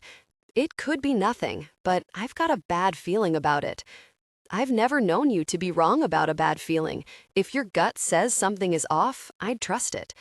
My stomach churns because he's not wrong. I've learned in this business to trust my gut, and when red flags are waving, they're never false alarms. Yeah, that's kind of what I'm afraid of. I sigh. I'm kind of stuck, though, especially since no one seems to be taking this seriously. You know Greg wants to do the bare minimum now. If I send you a list of all of the things that have happened while we've been on tour, can you try to find any kind of connection besides Ava? Of course. Give me the details, he says, any hint of humor gone from his tone, and then I dive into what I've been seeing. It only takes a few minutes to give him all of the details and names I have. Can you make sure your search goes deep into Anne Holmes and Regina Miller? I ask. Regina Miller, as in the runner of the Miss Americana pageant? He asks, keys typing. That's the one. She's got it out for Ava, and I can't tell if it's just because she doesn't like her or because there's something more there. A threatening letter was sent to the organization for Ava, and they still haven't mentioned it to me. Regina and Anne were the ones who insisted I not watch Ava the day she was assaulted, and I already told you about the conversation I overheard. Got it, he says, like he's got everything he needs now. You're right, red flags are waving. Keys clack a few more times in the background. I have a few projects I'm working on in the next few weeks, but I'll try and see what I can do. I really appreciate it, man, I say as I pull into the hotel parking lot. Anytime. So you're in love with the pageant queen? Miles asks with a laugh, and I groan. I gotta say, a few weeks ago, Hank called me, told me you'd met your match, and you were head over heels for some chick. I thought he was crazy until I saw a paparazzi photo of you with some tiny little thing. Then it started to make sense. Really, go away, I say, feeling suddenly protective of her. Gosh, even before things were concrete between us, I was protective of her in a way that went well past my duties as her bodyguard. I told Ava that once I make a decision, I don't waver, and I meant it. I've decided Ava is mine, meaning that I need to do whatever I can to make sure she's not just safe, but happy. Have you made that official yet? He asks. I don't speak, trying to decide how to answer, considering things are so new and still under wraps, but I suppose my silence says enough. Good for you, man. From what I've seen, she's a good one. Won't take your nonsense. I groan and run a hand through my hair. She's giving me an ulcer, I say. As she should. You need someone to keep you from becoming the most boring person on the planet. Oh, really? Go away. I won't be boring when Greg finds out I'm dating my assignment and fires me. Forget that job, Miles groans. I've been telling you for months to quit there, that you should start your own firm. Your references are spectacular, and you know exactly what clients are looking for and are willing to go the extra mile for them. 5-star let me go, and I've had more business since then than I can even manage. Sounds great and all, but I'm just 3 years from my retirement, and I don't want to work in a field until I'm 60. Not everything has to be field work, and that retirement nonsense is negotiable. In my severance, they gave me a portion of it. Hank did us a solid with that contract before he left. Put it into the selling agreement so you'll receive what you've earned no matter what. Greg is just holding it over your head because he knows if he loses you, he loses clients. Interesting, I think, because I had no idea. Maybe it's time I took a look at that contract myself, or finally tell Hank what's going on. I hadn't wanted to tell him how difficult things have been since he sold the company so he could enjoy his well-earned retirement, but maybe that was a mistake. So what, I just say really and out us? I ask, joking. Absolutely not, he says, voice firm. You and I both know you have to keep things under wraps for her safety. If you out your relationship, from what I'm understanding, you're putting her in danger with the pageant and giving them another reason to mess with her. We don't know their true intentions right now, and 5-star will take you off the case at the very least. We both know no one can adequately replace you and keep your girl safe. My gut drops with the confirmation of what I've been thinking this entire time. It's why it took me so long to give in to Ava's constant thundercloud hanging over us. Greg can pull me from this assignment at any moment, and between Regina and Anne plotting whatever I know they're plotting, and Greg being more worried about getting the contract than actually keeping Ava safe, I'm not risking it. Gotta say though, you two going public is going to be hilarious, Miles continues with a laugh. What? The way people are obsessed with her every move, they're going to have a blast with the two of you. God, I can't wait for you to have to smile for the cameras. You're gonna love that, gosh. Really, I say, pulling the key from the ignition. I have to go. Keep me updated on anything you find. Oh, come on, he starts, but I grab Ava's coffee and head up to my girl, hanging up before he can say another word. Ava. My phone beeps with a text, and I jump up from where I'm in the bathroom on FaceTime with Harper and Jules, getting ready to let Jaime into the hotel room. 1 sec, I say, then skip to the door, undoing the bar, the deadbolt, and the chain he insists I keep on the door, opening it to see Jaime towering over me with a tray of 2 coffees in one hand. Gosh, princess, he groans as he steps in, the door slamming behind him, moving to embrace me. Then his lips are on mine, tasting like black coffee and everything Jaime. My legs wrapped around him, and I sighed into his lips as they met passionately. Instantly, my body responded, desire growing. I had been with him this morning, reaching peak at least 3 times, though the last peak was intense, my mind not able to pinpoint where one started and another stopped, so it could have been more. But still, I wanted him again. It's as if my body wants to use every moment we're together to make up for the weeks we denied there being anything between us. Eventually, though, he pulls back, resting his forehead on mine. I got your coffee, he says, low, and I smile. The girls are on FaceTime in the bathroom, I whisper, and slowly he lowers me. And you've got to be ready to go in, he looks at his watch. 45 minutes. I roll my eyes, knowing we don't have to be at the speed dating event until at least an hour from now. meaning I don't have time to be intimate with you now. My lips tip up, even though I think that's a crying shame. But you in your little robe and whatever you're wearing under it, he says of the cream silk robe and the matching silk and lace bra and underwear set I'm wearing to get ready in, are making it really, really challenging for me to make the right choice. I smile at him, reach for my coffee, and duck under his arm that's braced on the wall. Well, it'll just have to wait until after, won't it? I say with a laugh, moving back to the bathroom where all of my makeup and hair products are sprawled about. Is that him? Jules asks as I pick up my still warm curling iron, fixing my bangs one last time. Yes, that's Jaime, I say, taking a sip of my coffee before grabbing my primer and starting the process of putting on my makeup base. Jaime! Jules yells from my phone. I turn to him, standing 10 feet away from me like a deer in headlights. With a makeup sponge in hand and the straw of my coffee between my lips, I smile at his shocked, panicked face. Come here. Jules, you're going to scare the man, Harper says under her breath. We need him to like us when she brings him home. Something about that warms me, my friends wanting the new man in my life to like them. You've been summoned, big guy, I tell Jaime. Oh my God, you call him big guy? I can't even. Come here, I say to Jaime, tipping my head toward the bathroom. I don't think, he starts, but Jules hears him and jumps on it. I don't bite, not through a phone screen at least, she says. You really are going to scare him off. Stop, Jules. I fully turn to him and fight the laugh at seeing him standing panicked in the other room. Trust me, it's easier on both of us if you just come here and say hi to them. He stares at me, and I lose the battle of my smile, letting it take over my face. Then he sighs and walks into the bathroom to a round of cheers from me, Jules, and Harper. Oh my God, he's even hotter on FaceTime, Jules says under her breath. Jules, Harper shouts, tell me I'm wrong. Do it. You can't. Hi, Jaime. I'm so sorry. Please ignore that one. I'm Harper, Ava's sane friend. Gosh, Jules says. I'm Jules, the much more fun one. It's great to meet you. Is our Ava treating you well? Are you two enjoying your time together?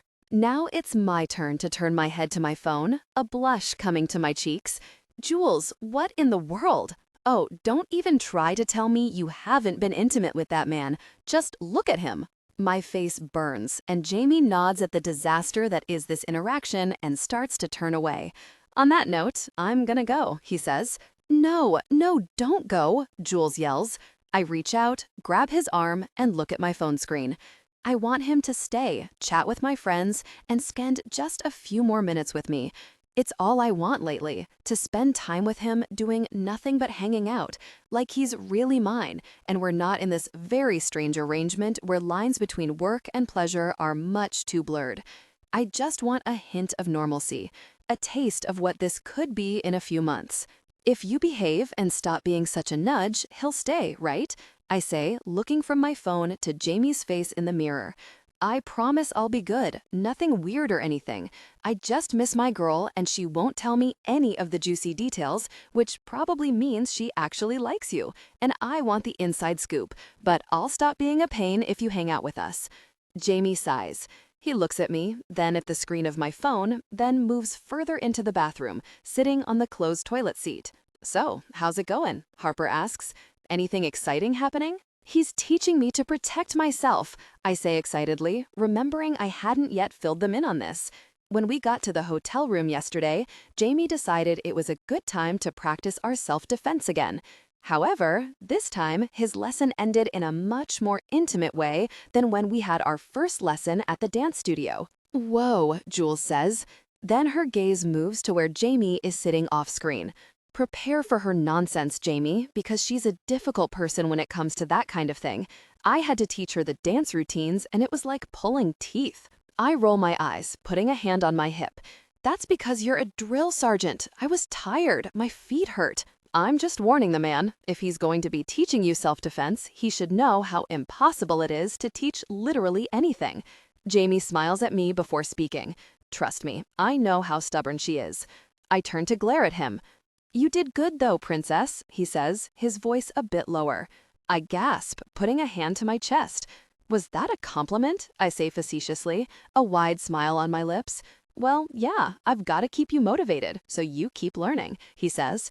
I see the truth in his words, though, so we can have more nights like last night. I'm just lucky I have a patient instructor, I say, trying to make him roll his eyes before I lean over with a smile and skim my blush brush on his nose. Perfect. Did you just put makeup on my nose? I smile and wink at him as he glares. Maybe. He rolls his eyes at me, giving me exactly the reaction I was looking for. I love knowing I got to him, even if it's in a little way. God, you two are too cute, Jules says with a sigh, right before an alarm goes off. Gosh, that's my reminder to get out of the house. Gotta go, babe. Me too. I have a call in 10 I have to get ready for. All right, love you guys, I say to my friends. Love you too. See you later, Jaime. Keep my girl safe, yeah? My only job, he says with a rumble, and I smile at the screen. Jules and Harper's smiles are a reflection of mine right before the screen goes black. I sigh, missing my friends already. They seem nice, a bit crazy, like you, but nice. They're the best, I say with another sigh. I can't wait to meet them when we get home, Jaime says, his hand reaching out to rub my lower back. I smile at him, unable to put words to what that means to me, that he stays in the bathroom for the rest of the time I get ready, like he wants to be near me as much as I want him to be. Jaime. Initially, when I was given an itinerary for Ava's stops, I thought going to a speed dating session to promote a matchmaker was a bit of a nuisance, but probably meant I could stand in a corner for a few hours in peace while Ava did her thing. I remember thinking it was a bit odd to put Miss Americana in speed dating when she isn't supposed to actually date during her reign, and then I realized it was part of the appeal, the potential to have Miss Americana, the possibility that anyone could date her, this perfect woman. Where I miscalculated was becoming utterly obsessed with her, and then barely a week after finally claiming her as mine, having to watch her date a dozen men right before my eyes. It's my own personal version of hell. We're barely 20 minutes and 4 dates in when I should probably start getting nervous for the health of my teeth. All this grinding can't be good for them. When the current man she's sitting with reaches over, touching Ava's hand, a simple, relatively harmless move, I reach into my pocket and grab my phone, tapping on the screen and staring at my girl after I hit send. Me. Stop letting these jerks touch you, Ava. Her body moves a bit, registering a vibration, but she doesn't reach for her phone until the buzzer sounds, signaling it's time for the men to shift seats. Ava, are you jealous? She sends the response with a smile and her gaze directed at me. Me, very. She sees it and smiles wider before quickly tapping out a response as a new man with a too white smile sits in front of her. Ava. Good. Then she stuffs her phone back into her little bag. I watch this cure action with as much interest as I've watched the past 4, my skin prickling with irritation when it happens. She leans forward, pressing her chest together as she does, and smiles at him. He smiles wide as she does. And I get it. I, too, get utterly enthralled anytime Ava graces me with one of her smiles, but the one spreading on her pink-painted lips isn't for him. It's directed right at me. My fingers move on my phone screen. Stop being a brat, Ava. The buzzer rings, time is up, and the men switch positions once more. Ava lifts her phone before smiling again and typing. You like it when I'm a brat. You said it excites you. This would be a very inconvenient place to be aroused. Plus, it's difficult to get too excited when you're actively on a date with someone else. She rolls her eyes at that text. Stop rolling your eyes at me, or I'll give you a reason to be overwhelmed. Promise? I shake my head at her response, and somehow, despite another man sitting across from her and offering his hand to shake, I feel a twitch of arousal all the same. What the really is this woman doing to me? She puts her elbows on the table, resting her head in her hands as the man talks, rambling on about himself and never once asking about her. Ava's eyes keep drifting in my direction, a small consolation. Then she tips her head back with a fake laugh, her hand going to her chest, bringing attention to her breasts in the low-cut top. Jesus, Ava, try not to draw an arrow to your freaking chest. She looks at me quickly, a smile on her lips, and I groan internally, knowing that look never means anything good. As tends to be her way, Ava shocks me. Instead of putting her phone back into her bag, she places it between her legs, crossing one leg over the other, her phone pinned against her, in a way that heightened my desire. Ava, It's all I say, but I know it was delivered when her body jolts just a bit. It's not enough for anyone else to notice, but me, so trained to register her every breath, can see it easily. Ava, what are you doing? She pulls her bottom lip between her teeth and then looks at me, her eyes on fire. You're being so freaking bad right now. Teasing this poor man while I'm making you desire me from across the room. That's what's happening, isn't it? I should feel stupid texting things she's not even reading, but the way her breathing has started to pick up, I know each little buzz is torture. I'm going to punish you for teasing me tonight, princess. Such a bad girl. My bad girl. Her hand lifts and my body freezes, and before she even moves much, I know what she's thinking of doing. She's trying to drive me insane, to make me jealous, to see if I'll snap. Don't you freaking touch that man, Ava. Her eyes flit to me and then back before she grabs the man's hand, holding it and flipping it like she's reading his palm, her fingers grazing over it. She doesn't notice it, but I see the instant lust on that man's face, know the thoughts going through his mind, the way he desired a more intimate touch from her, and I snap, making a decision. I move over to the person conducting the speed dating, a sweet elderly woman who, from what I read, started this because she loves the idea of people falling in love, much like my Ava and her romance books. Hi, Jane, right? She nods, looking confused. I'm the security guard for Ava, and I have to speak with her for a moment. Can we have a bit of a break after this round? 5-10 minutes? She smiles sweetly before nodding. Oh, of course. They're due for some mingling time anyway. The buzzer goes off and Jane grabs the microphone, telling the crowd they're taking a 15-minute break and to remember what seat they were in, but I barely register it as I storm to Ava. Ava, a moment, I say, grabbing her by the elbow and lifting and leading her as gently as I possibly can toward an empty room. Jaime, what the... But she can't speak anymore when I lock the door behind me, press her against a wall, and kiss her. I kiss Ava with every ounce of pent-up jealousy and irritation running through my veins. Frustration that no one knows she's taken, that she's mine. Irritation that all of these men think they can have what's mine. Tension broke. They came together in passion, connecting deeply. They shared a moment of intense intimacy, their connection deepening with every touch. Now you? She asks, eyes barely opened and chest still panting. And I shake my head, moving to right her breast in her bra and tugging her skirt. It's a bit too short, but it's tight, so it should be okay for another hour. Plus, that means on the car ride back, I can enjoy her company until we get to the hotel.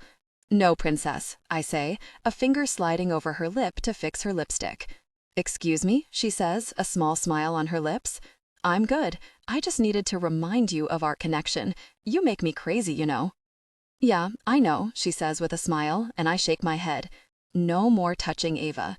She presses off the wall and steps closer to me, seduction on her face, as if I hadn't just shared an intimate moment with her. Did I make you jealous, big guy? You have no freaking idea, I say, groaning as her small hand moves to me, touching me gently. I give her one last press of my lips to hers before I step back. You first. Go out, tell Jane it's all clear, because I told her I had to talk to you about an emergency. She rolls her lips into her mouth. I'll follow in 5, or however gosh long it takes for this feeling to subside. All right, Jaime, she says, all sweet. And then I watch her as she opens the door, winking at me over her shoulder before she magically drops her phone, bending down, still in the doorway to grab it, showing me a glimpse of her. She stands, tugs down her skirt, and walks off to the sweet older woman like nothing happened. My woman is going to be the death of me, that much is for certain. Ava, Utah is our next stop, and I'd be lying if I said this state hadn't been way, way, way at the bottom of places I'm excited to go on this tour. Not because Utah isn't gorgeous and exciting and interesting, I'm sure it is. I'm sure it could even be the most interesting of the states we're traveling through. But I could give two freakins about it because it's the home state of both Regina Miller and Ann Holmes, and I could go an entire lifetime without seeing either of them again, much less with the added bravado of being in their home state. It's going to be just fine, Jaime says, running a hand down my back as I spray on some perfume. He's taken to doing this, hanging out in the bathroom while I get ready, and each time it makes my belly flip. He'll sit in close quarters watching me do something silly he has no interest in just because he wants to spend time with me, or because it makes me happy. I know, I just think skipping this entire stop would be much more enjoyable, I grumble, leaning in to put a swipe of some lipstick on. Yes, but the joy Anne would get from you skipping her home state would eat at you forever. Imagine having to look at her for the rest of the tour, knowing she knows she gets under your skin. I scrunch my nose in disgust because that sounds even worse than spending the entire day with Anne. It would be letting her win, even if it's in such a minuscule way, and that I won't be doing. You're right, I grumble. I'm always right, he says, staring, then playfully touches my backside, walking toward the living area. Come on, we have to get going. Jaime, I shout through a laugh. Seeing Jaime break out of his rigid shell, goof around with me more, and push my buttons back has been a joy. It's like once he decided we were crossing that line, something in him snapped, letting him be himself completely. It turns out his real self isn't too far from his bodyguard self. Uptight, much too careful, and definitely grumpy, but he's also just a tad more fun. Gotta go or you're going to be late, which Anne and Regina would love to use as yet another reason to hate you. I pout at the reflection in the mirror. I almost let myself forget she'd be there too. Why can't you ever just let me live in my delusion? Grabbing my crown, I carefully place it on my head, pinning it in place and turning left and right to check it from all angles. I don't wear it to every event, but I'd be lying if I said I didn't make an effort to wear it at any event Anne would be attending too. Because one of us has to be grounded in reality, and it's sure as gosh not going to be you. I smile at him sweetly. He's not wrong. Okay, how do I look? I ask as I walk out of the bathroom. Jaime is scrolling his phone, but presses off the wall he's leaning on when I walk in. He slides his phone into his pocket and takes a few steps until he's close enough to pull me into him. Freaking beautiful, he murmurs against my lips. Don't mess up my lipstick. His lips tip up, the hand I put to his cheek feeling rather than seeing the dimple emerge. Deal, I'll do that later. Yes, please, I whisper. He steps back abruptly, a hand on my waist keeping me from toppling over before I get rid of the Jaime-induced vertigo and can stand on my own. Rude. Later, princess. His hand reaches up, touching one of the gems on my crown. You know, the first time I saw you in this, I was so freaking pissed. Yeah, I know. Trust me. You thought I was some chick trying to sneak into the Atlas Oak section. That wasn't why I was pissed. I look at him, confused, and he steps away, hauling my dag over his shoulder and putting a hand on the door to open it. He looks at me before he does, a small smile on his lips, and I just know whatever he's about to say is going to pack a punch. Oh? No, baby, I wasn't pissed because you were trying to get into the section.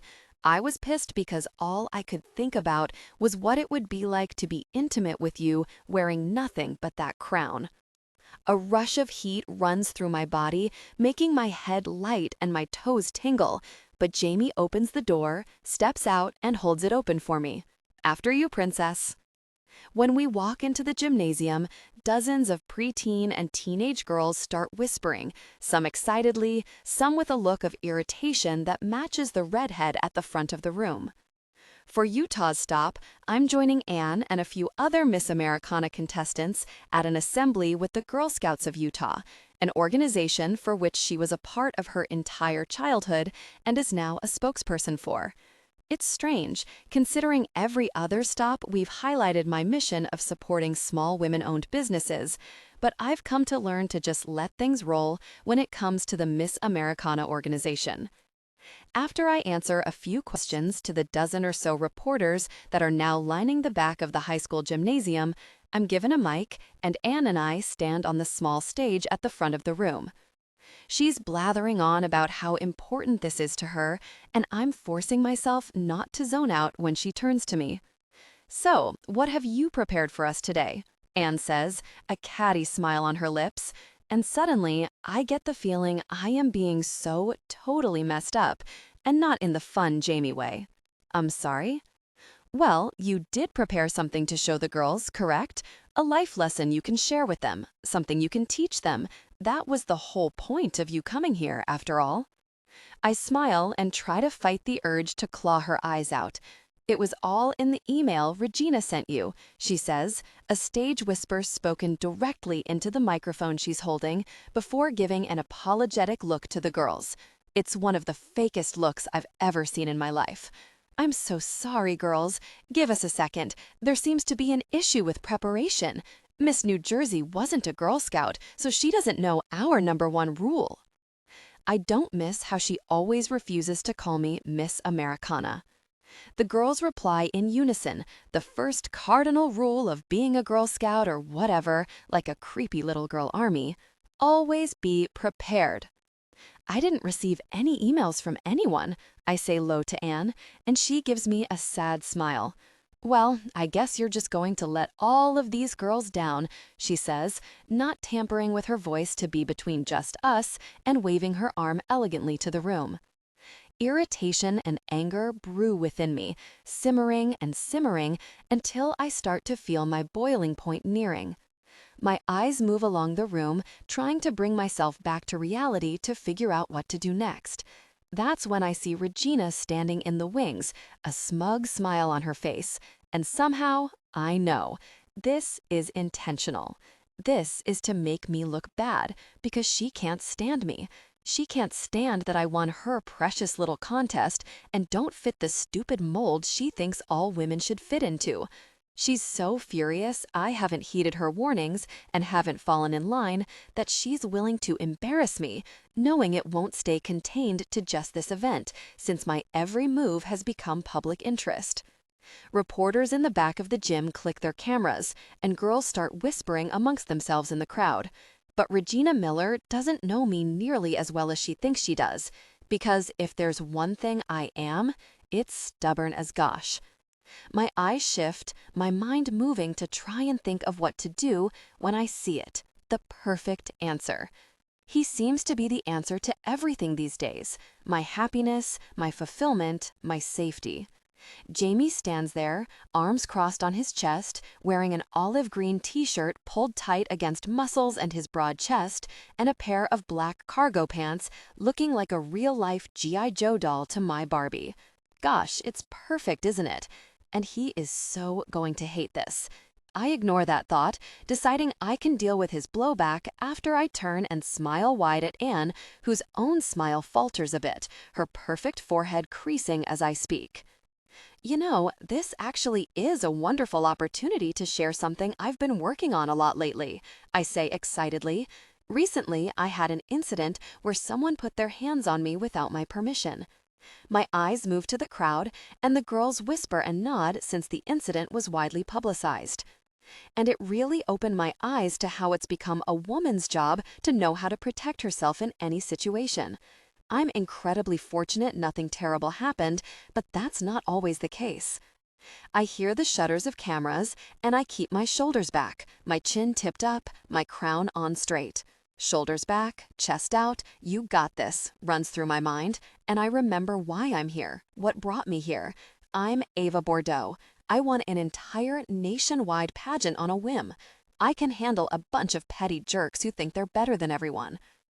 After the incident, my security offered to teach me a bit about self-defense, and it's been one of the greatest things I've done. It taught me about how to be more aware of my surroundings and has given me the skills to feel a bit more comfortable and confident. If you're interested, I'd love to teach you guys a few basic moves so you can feel the same. The girls cheer, and slowly the panic dissipates. I've got this. I can do this. I just need an assistant. Finally, I hold a hand out toward the wings of the stage, locking eyes with Regina, her face in an ugly frown now, confirmation that she wanted me to flounder, wanted to teach me some kind of lesson. But I'm a Jersey girl. I'm gonna bounce back when you give me an obstacle. I'm going to do it looking really, really good, and I'm going to smile while I do it. Jaime, do you mind stepping out onto the stage to help me out? I say with a smile. His arms move, dropping from his chest, and he shakes his head, mouthing, absolutely not. I give him wide eyes and try to convey, come on, big guy, help a girl out. When he doesn't budge, I turn to the audience, not missing Anne's slight smirk at my attempt at trying to fix this mess I've been pulled into, and place my hands on my hips, showing a faux disappointed look on my face. It seems my friend Jamie is being a bit shy, I say with a cringe, and the girls in the crowd play along with an exaggerated "aw." Can you guys help me convince him to come help? Jamie, Jamie. I start the chant, but it doesn't take much more than that to get this crowd in on the fun, and soon the entire room is loud with Jamie's name. I turn to where he stands, a slightly entertained look on his face as he looks at his feet and shakes his head. I'm prepared to turn back to the crowd and attempt the presentation on my own, or to maybe force Anne into being my attacker. Hell, it might even be preferable, considering how much I'd love to kick her rear. When he looks up at me and takes a step forward, hot and a team player? Gosh, could he be any more perfect? Instantly, when the girls see him, they start to cheer, and a blush comes over his cheeks. "Say hello to Jaime, girls," I shout, and in near unison, 100 girls all yell, "Hello, Jaime." His arm lifts and he waves, shifting from embarrassed to a bit of a hem, smiling wide and making me melt. "Do you mind helping me show these girls a few moves?" "Anything for you, princesses," he says. It's a slip of the tongue, our personal comfort behind closed doors, but it plays perfectly into the characters we're playing right now, and I really love it. When I look over his shoulder, Regina stands, her jaw tight and irritated. I wink at her, enjoying my win just a bit too much. Ava, Jaime and I spent about 20 minutes showing the girls and the crowd in the gymnasium the basic moves he showed me. I encouraged all of the girls to fold up their chairs, stack them up, and partner up to try out the steps, while Jaime and I walked around to ensure they were being performed correctly. The day is a hit, with lots of giggles and excitement, all wrapped up in an afternoon I genuinely feel good about. This is something young people, especially girls, should know, and this is the perfect avenue to do it. Ideas start circling in my mind, but I'm distracted when a now familiar reporter comes up to me, his jaw tight and an iPad in his hands. "Hey, Miss Bordeaux, do you have a moment?" I turn to Preston Smith, a reporter for the American Star magazine and an absolute hater of mine. "I'd love to get a few words about your presentation and thoughts on self-defense for young girls." "Oh, absolutely, I'd love to." He's been at many of the events for the tour, but I'm not exactly excited to chat with him, seeing as most of the articles he writes for his paper haven't been exactly glowing about me. "So you spent today teaching these young girls, ages 8 to 18, about self-defense," he says. It's not a question, but I answer it as if it were all the same. I did. It was a blast to show these girls how to protect themselves, stay diligent, and make it fun for them. I wave a hand toward where the young girls are all laughing and having a good time. As you can see, they're all enjoying themselves while learning an important life skill. I'm just so grateful for Regina and Anne, who gave me the opportunity to use this stage as a way to get more education to these girls. Maybe that will get me just a bit more into their good graces. Or maybe it will twist the knife a bit. Either way is a win. Do you think that's appropriate, though, teaching young girls there is some bogeyman out there they need to defend themselves from? I frown at his question, both confused and irritated. Still, I put on my pageant face and answer. I wish all women learned just a little bit of self-defense. I recently learned just how little I was aware of my surroundings and my safety, even with security around. I'm grateful to know how to protect myself. Gosh forbid anything bad should happen.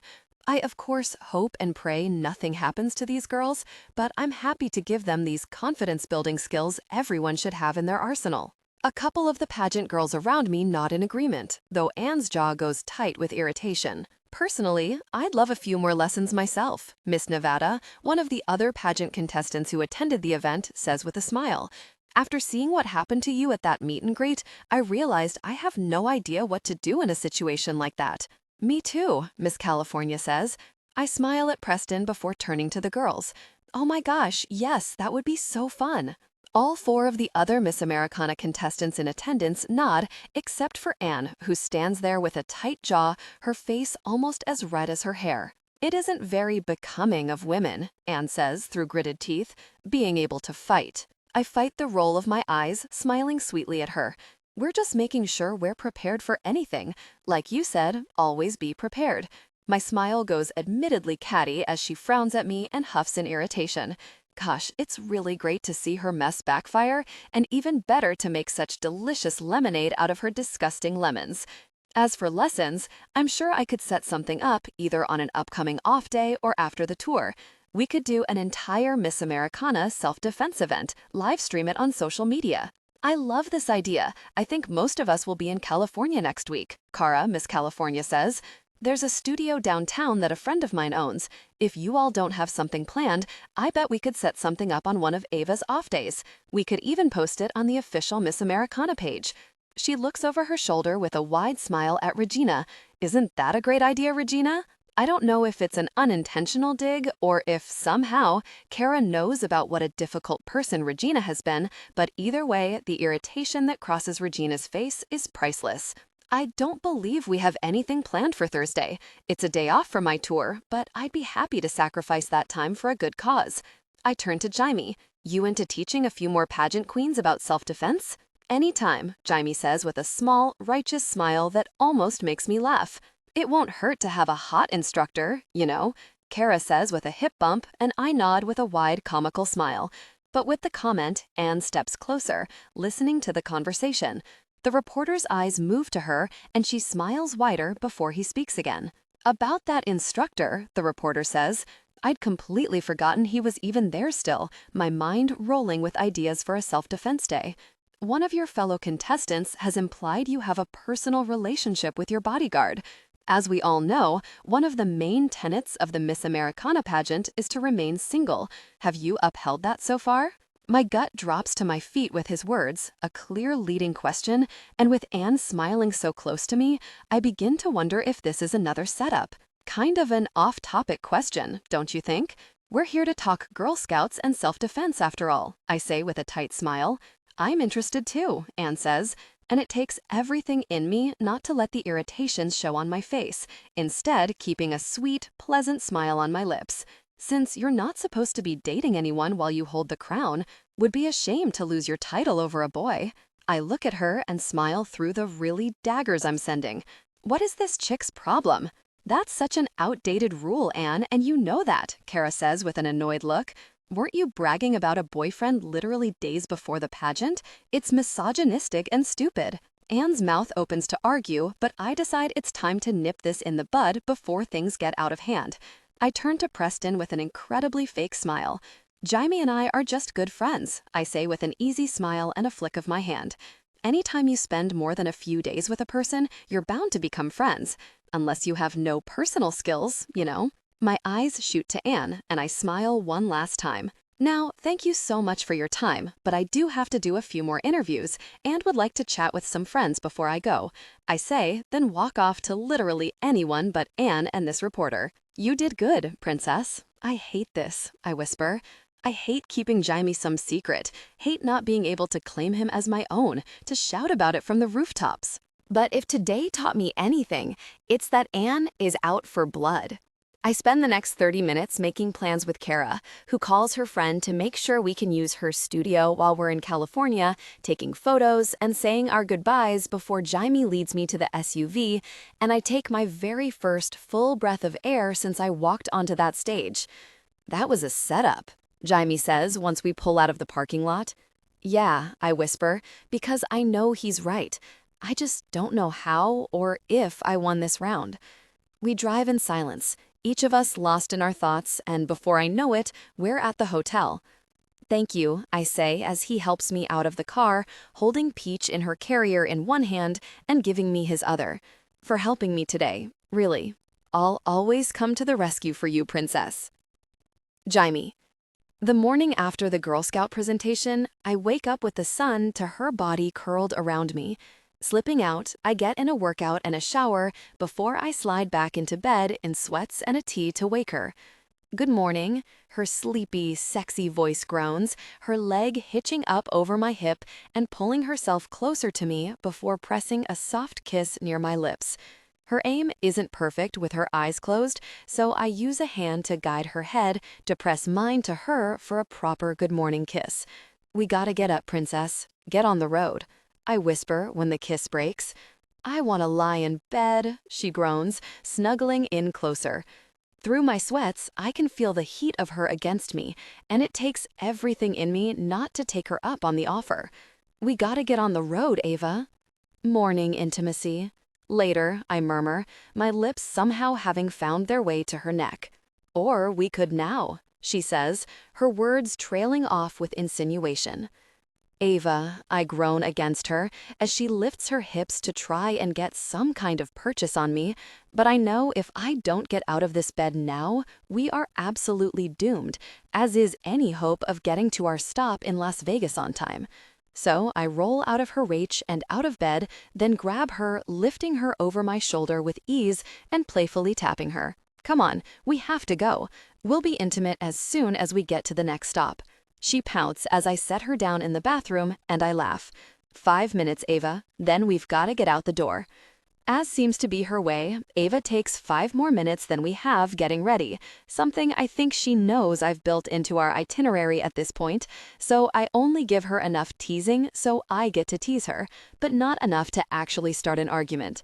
She tries to convince me to let her carry her own things down, but I refuse, and she glares at me as I carry my small bag, her 2 bags, and Peach's carrier. I put everything in the SUV and then move to the passenger door, opening it for her, but upon looking in, she doesn't get in. I fight a smile. "What is this?" she asks, staring at me. One of the reasons I made sure to get up for my workout was because I wanted to make a run to the 24-hour store I spotted down the road, grabbing her a coffee, some new snacks since her stash was pretty well depleted, and a new book. "Come on, Ava," I say, "get in." "You got me flowers?" she says, the words filled with awe as she lifts the simple bouquet of white flowers wrapped in crinkly cellophane from the store I stopped in. I saw them and for some reason decided she needed them. Yeah, roses or whatever. Her lips go tight as she fights a smile, moving to her tiptoes and pressing a hand to my cheek before pressing her lips to mine. "They're carnations, big guy." I shrug. "All the same to me." "You are such a man," she says, as if this is news to either of us, before sliding them up on the dash and taking in the passenger seat again. "When did you set up my seat?" Her face is unsure as she takes in her little spot. I laid her blanket out on the seat, her coffee in the cup holder the way she likes it, her devices all charged, and her car bag all packed at her feet.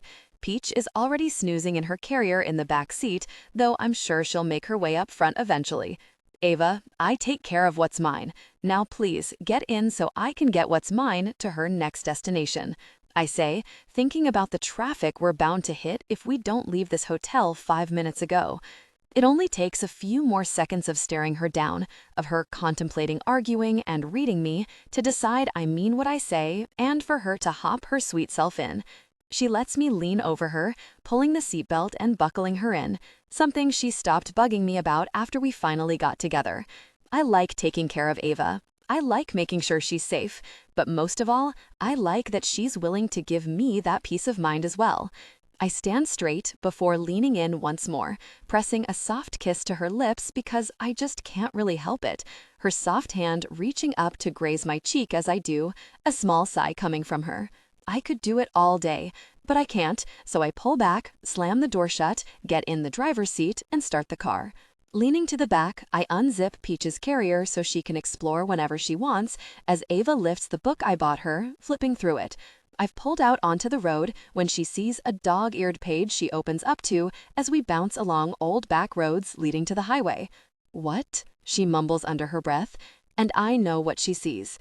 A red tab I borrowed from her clear little pink bag with the pink fuzzy A on it, what she calls her annotation bag. A paragraph is underlined, a detailed description of a woman experiencing intense passion, and in the margins, a single scribbled word: tonight. In my peripheral vision, her head snaps up and looks at me, and though I try to be casual and keep my eyes to the road, I can't fight a smirk. I've been waiting for this moment. "What? You said you've never tried the more intense experiences in your books because you'd never trust a man with such intimacy. Think I've proven myself pretty trustworthy?" She stares at me, and I think, for what might be the first time, I've successfully shocked Ava Bordeaux. An accomplishment, if there ever was one. She's squirming in her seat, and since we stopped just barely a half hour ago to use the bathroom, stretch our legs, and let Peach do her business, I know it's not that. You good over there? I ask, keeping my eyes to the road. Yeah, just fine, she says, her voice a high squeak. Looking from the road to Ava once more, I catch the blush in her cheeks, the way her eyes are dilated reading the pages of her book, the way she's captured her lip between her teeth, the way her chest is rising. Gosh, I'm not ignorant of the types of books Ava reads. Some quick research and flipping through a few of them told me everything I needed to know, and that is that some of Ava's books are absolutely filthy. And I chose this one intentionally after some in-depth research during one of the many times I was waiting around while Ava got ready. How's your book? I ask, fighting a smile and a strong wave of desire at the same time. That's the thing about Ava. She's the only woman I've ever met who can make me laugh and feel such intense desire in the same millisecond. Good, she says. Too quick. She's turned on. The humor turns to heat, that fire stoked when she crosses and uncrosses her legs again. What's happening in it? I ask, and even to my own ears, it sounds rough. What? She asks, the word even higher this time. What's happening in your book? I feel her eyes rather than see them, and I feel the hesitation that she isn't sure how to answer, suddenly shy. So unlike my Ava. Well, it's about a guy, she starts. No, what's happening in your book right now? Right now? Right now, princess, I say, the voice stern and heated. When I quickly look at her, there's a flush on her cheeks. She takes a deep breath and shifts a bit in her seat before she speaks, confidence in her words once more. They're on a bed. She's naked. He's dressed. He's touching her intimately. How does it make you feel? I ask, my voice gravelly even to my own ears. Hot, she whispers, really hot. Read it to me. What? The word comes out in a nervous squeak, and I roll my lips into my mouth to stop a smile from coming to my lips. I don't want to discourage her at all, but she's too really cute. Read your book to me. I can't read it. I'm driving. I could use some entertainment. Jaime, I can't. You can. I'll show my appreciation, baby. The unspoken promise hangs in the air, and it must be what she needs to entice her, because she takes a deep breath before lifting the book and beginning to read. With a guttural moan, one I've never heard, her head tipping further back into the sheets, her back leaving the bed, she reached her peak, Ava reads, her words breathy. After their intimate moments, the journey continued. Ava, with 5 days left in the tour before the final event in California, Jaime wakes me up early, tells me to get dressed with little to no extra information, driving me absolutely insane, and then gets me and Peach into the SUV. Where are we going? We'll be there in 10 minutes, Ava. I think you can wait that long, Jaime says. So it's not too far, I say, tapping a finger to my lips as I try to think. But I know nothing about Washington other than yesterday when we visited a woman-owned romance bookstore and I decided I wanted to move and live there forever. Everything was pink and gorgeous, and it was packed to the brim with books I'd read, some on my to-be-read list, and others I'd never read. Jamie's hand reaches out, grabbing mine and pulling it up to his lips before pulling it into his lap, his thumb brushing on the back. Stop overthinking. We'll be there soon. I can't argue, instead smiling at him, his head moving to look at me as he rolls to a stop sign before reaching over and pulling me into him, pressing a soft kiss to my lips. What was that for? You looked too beautiful not to kiss. My cheeks heat and he smiles at me before sitting back once more, his hand in mine gripping tighter as he drives off to a destination unknown. What are we doing here? I ask, staring at the cutesy pink bookstore we were at yesterday, and he puts the car in park 10 minutes later. He doesn't answer, but instead, he steps out of the car and goes into the back to grab Peach in her harness and leash before walking around to my door, opening it and helping me out. Going shopping. But you wanted to spend a decade in here yesterday, Ava. He's not wrong. We were here for barely an hour, promoting the business, taking pictures, and talking to local press, but all I wanted to do was peruse the aisles for hours. Of course I didn't, because the last thing I needed was some reporter getting a shot of me buying a wide shoes or an Omegaverse romance and making me out to be some horrific role model. So instead, I looked on in wonder, taking mental notes of books to check up on later. "Hey, you two," Rosie, the bookstore owner, says as she opens the door, waving us in. I smile at her, still confused, as she closes it behind me and locks the door. "How are you?" I'm great. I pause, looking around again in wonder before shaking my head. "I'm sorry, I'm so confused." I turn to Jaime, who is setting Peach on her leash on the floor, where she starts rolling around like a goof. "Can someone explain what is happening?" "Yesterday, your man pulled me aside." My heart sinks to the floor, and all blood drains from my face, as we've not told anyone but Harper and Jules about there being an us. "Oh, we're not—" "She knows, Princess. It's all good. She's good people," Jaime says, pulling me to his side with an arm on my waist. "And he made me sign an NDA before we talked." Now my eyes go wide, and I push him on the shoulder. "Jaime, I can't believe you made her sign an NDA. I'm so sorry, I'm not actually a drama queen, he's just very protective," I say to the smiling owner. "We are 5 days from this chaos being over. I'm not risking that now," Jaime grumbles. I didn't mind at all. I love love. Forbidden romance is a top-tier trope. I fight the blush burning on my cheeks. So he pulled me aside and asked if I could open later or close for a few hours so you could shop. I, of course, said yes. "I'm so grateful for you coming here yesterday and promoting my bookstore.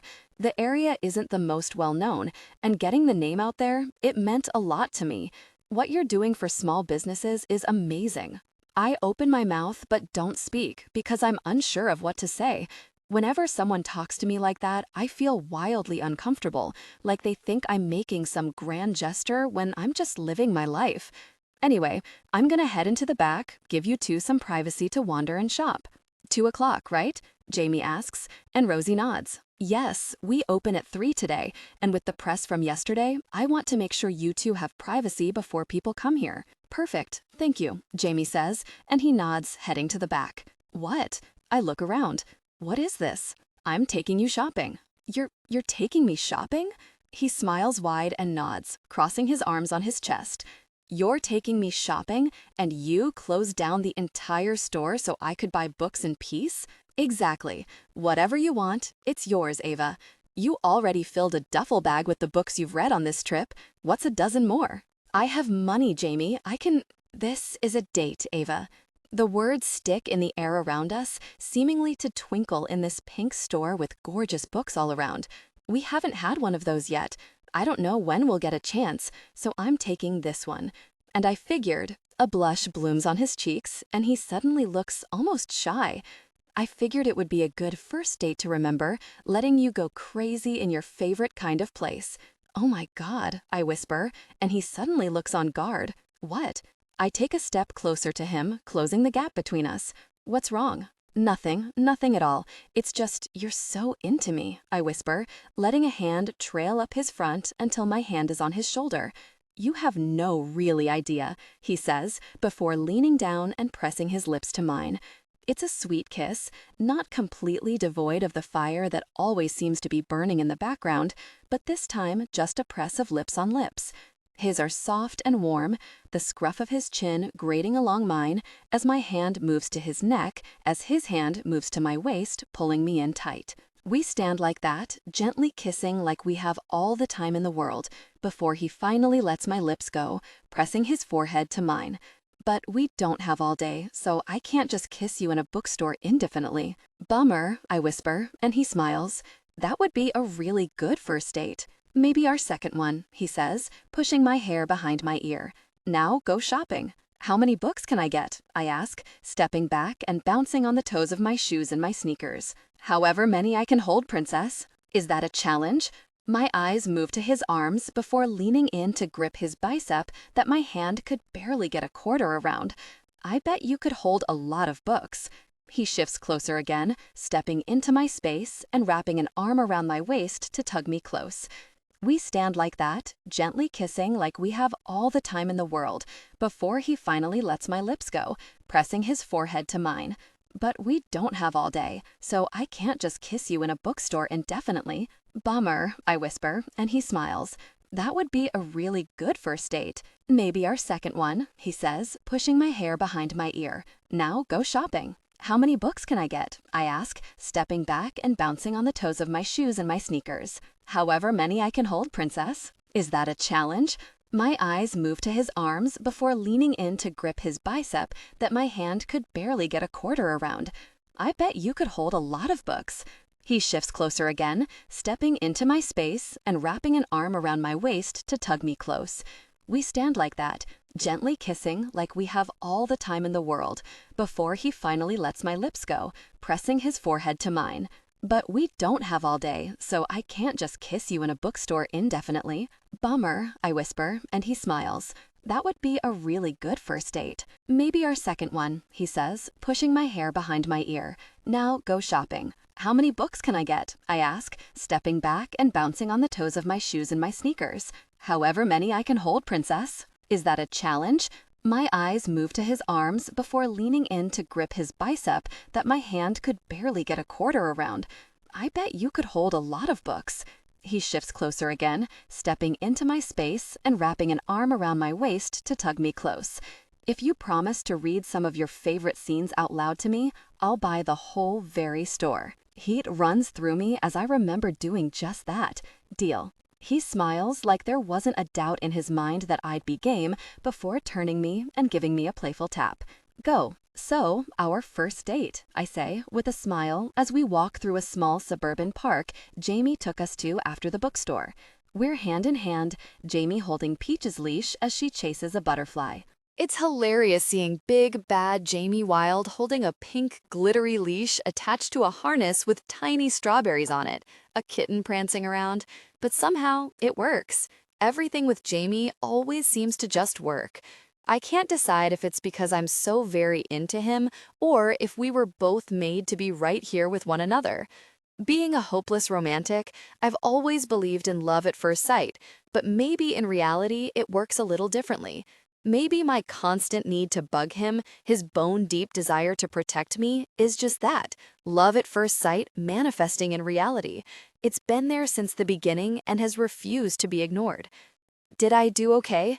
A blush creeps over his cheeks and down his neck, and I push my shoulder into him, rolling my eyes. You know you did great. Don't go digging for compliments. But it's going to be a hard one to beat. Well, hopefully our next date won't have to be so cloak and dagger. My belly tumbles at the thought. In 5 days, the tour will be over, and we'll be headed home. While I'll still have the title of Miss Americana, and I'll be expected to attend a handful of events during my reign, it's nothing like this intensive 3-month tour. So you're saying we're going to have a second date? I ask with a smile. Ava, he says, half irritated, half entertained. What part of the last month makes you think we won't have a second date? I shrug, but decide to give him a real answer. I don't know. You won't be attached at the hip to me anymore, and you'll probably get a new assignment. I say, my voice trailing off to his discomfort, but as is his way, Jaime stops walking, seeing it, and pulling me into him. Ava, I would move in with you tomorrow if it wasn't too much or too fast for you. We've spent 3 months at each other's side, every waking moment together. The thought of not having that when we get back makes me sick, though I'm willing to take this at your pace. So yeah, there will be a second date, and a third date. If I get my way, a 100th date, a take my last name and put a ring on your finger date down the line if I'm really lucky. Oh, I whisper. Why are you so surprised by this? He asks with a laugh. I don't know. He stops my mumbling by pressing his lips to mine. The kiss deepened, drawing a soft sound from me. When he pulls back, he presses his forehead to mine. You so like me, I whisper. I really, really do, he says back. Is this okay? Ava asks, nerves in her words.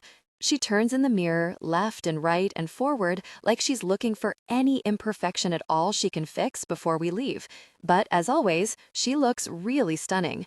Her dress is a pale blue with long sleeves and a higher neckline than normal, fitted until it stops mid-thigh. It's probably one of the most conservative outfits I've seen her wear on this entire trip, but that's because my girl is panicking. Tonight is our last off night before tomorrow's final event for the Miss Americana organization. And now that we're officially in California, we're having dinner with Hank and his wife. I put an arm around her waist, tugging her into my body and pressing my lips to hers.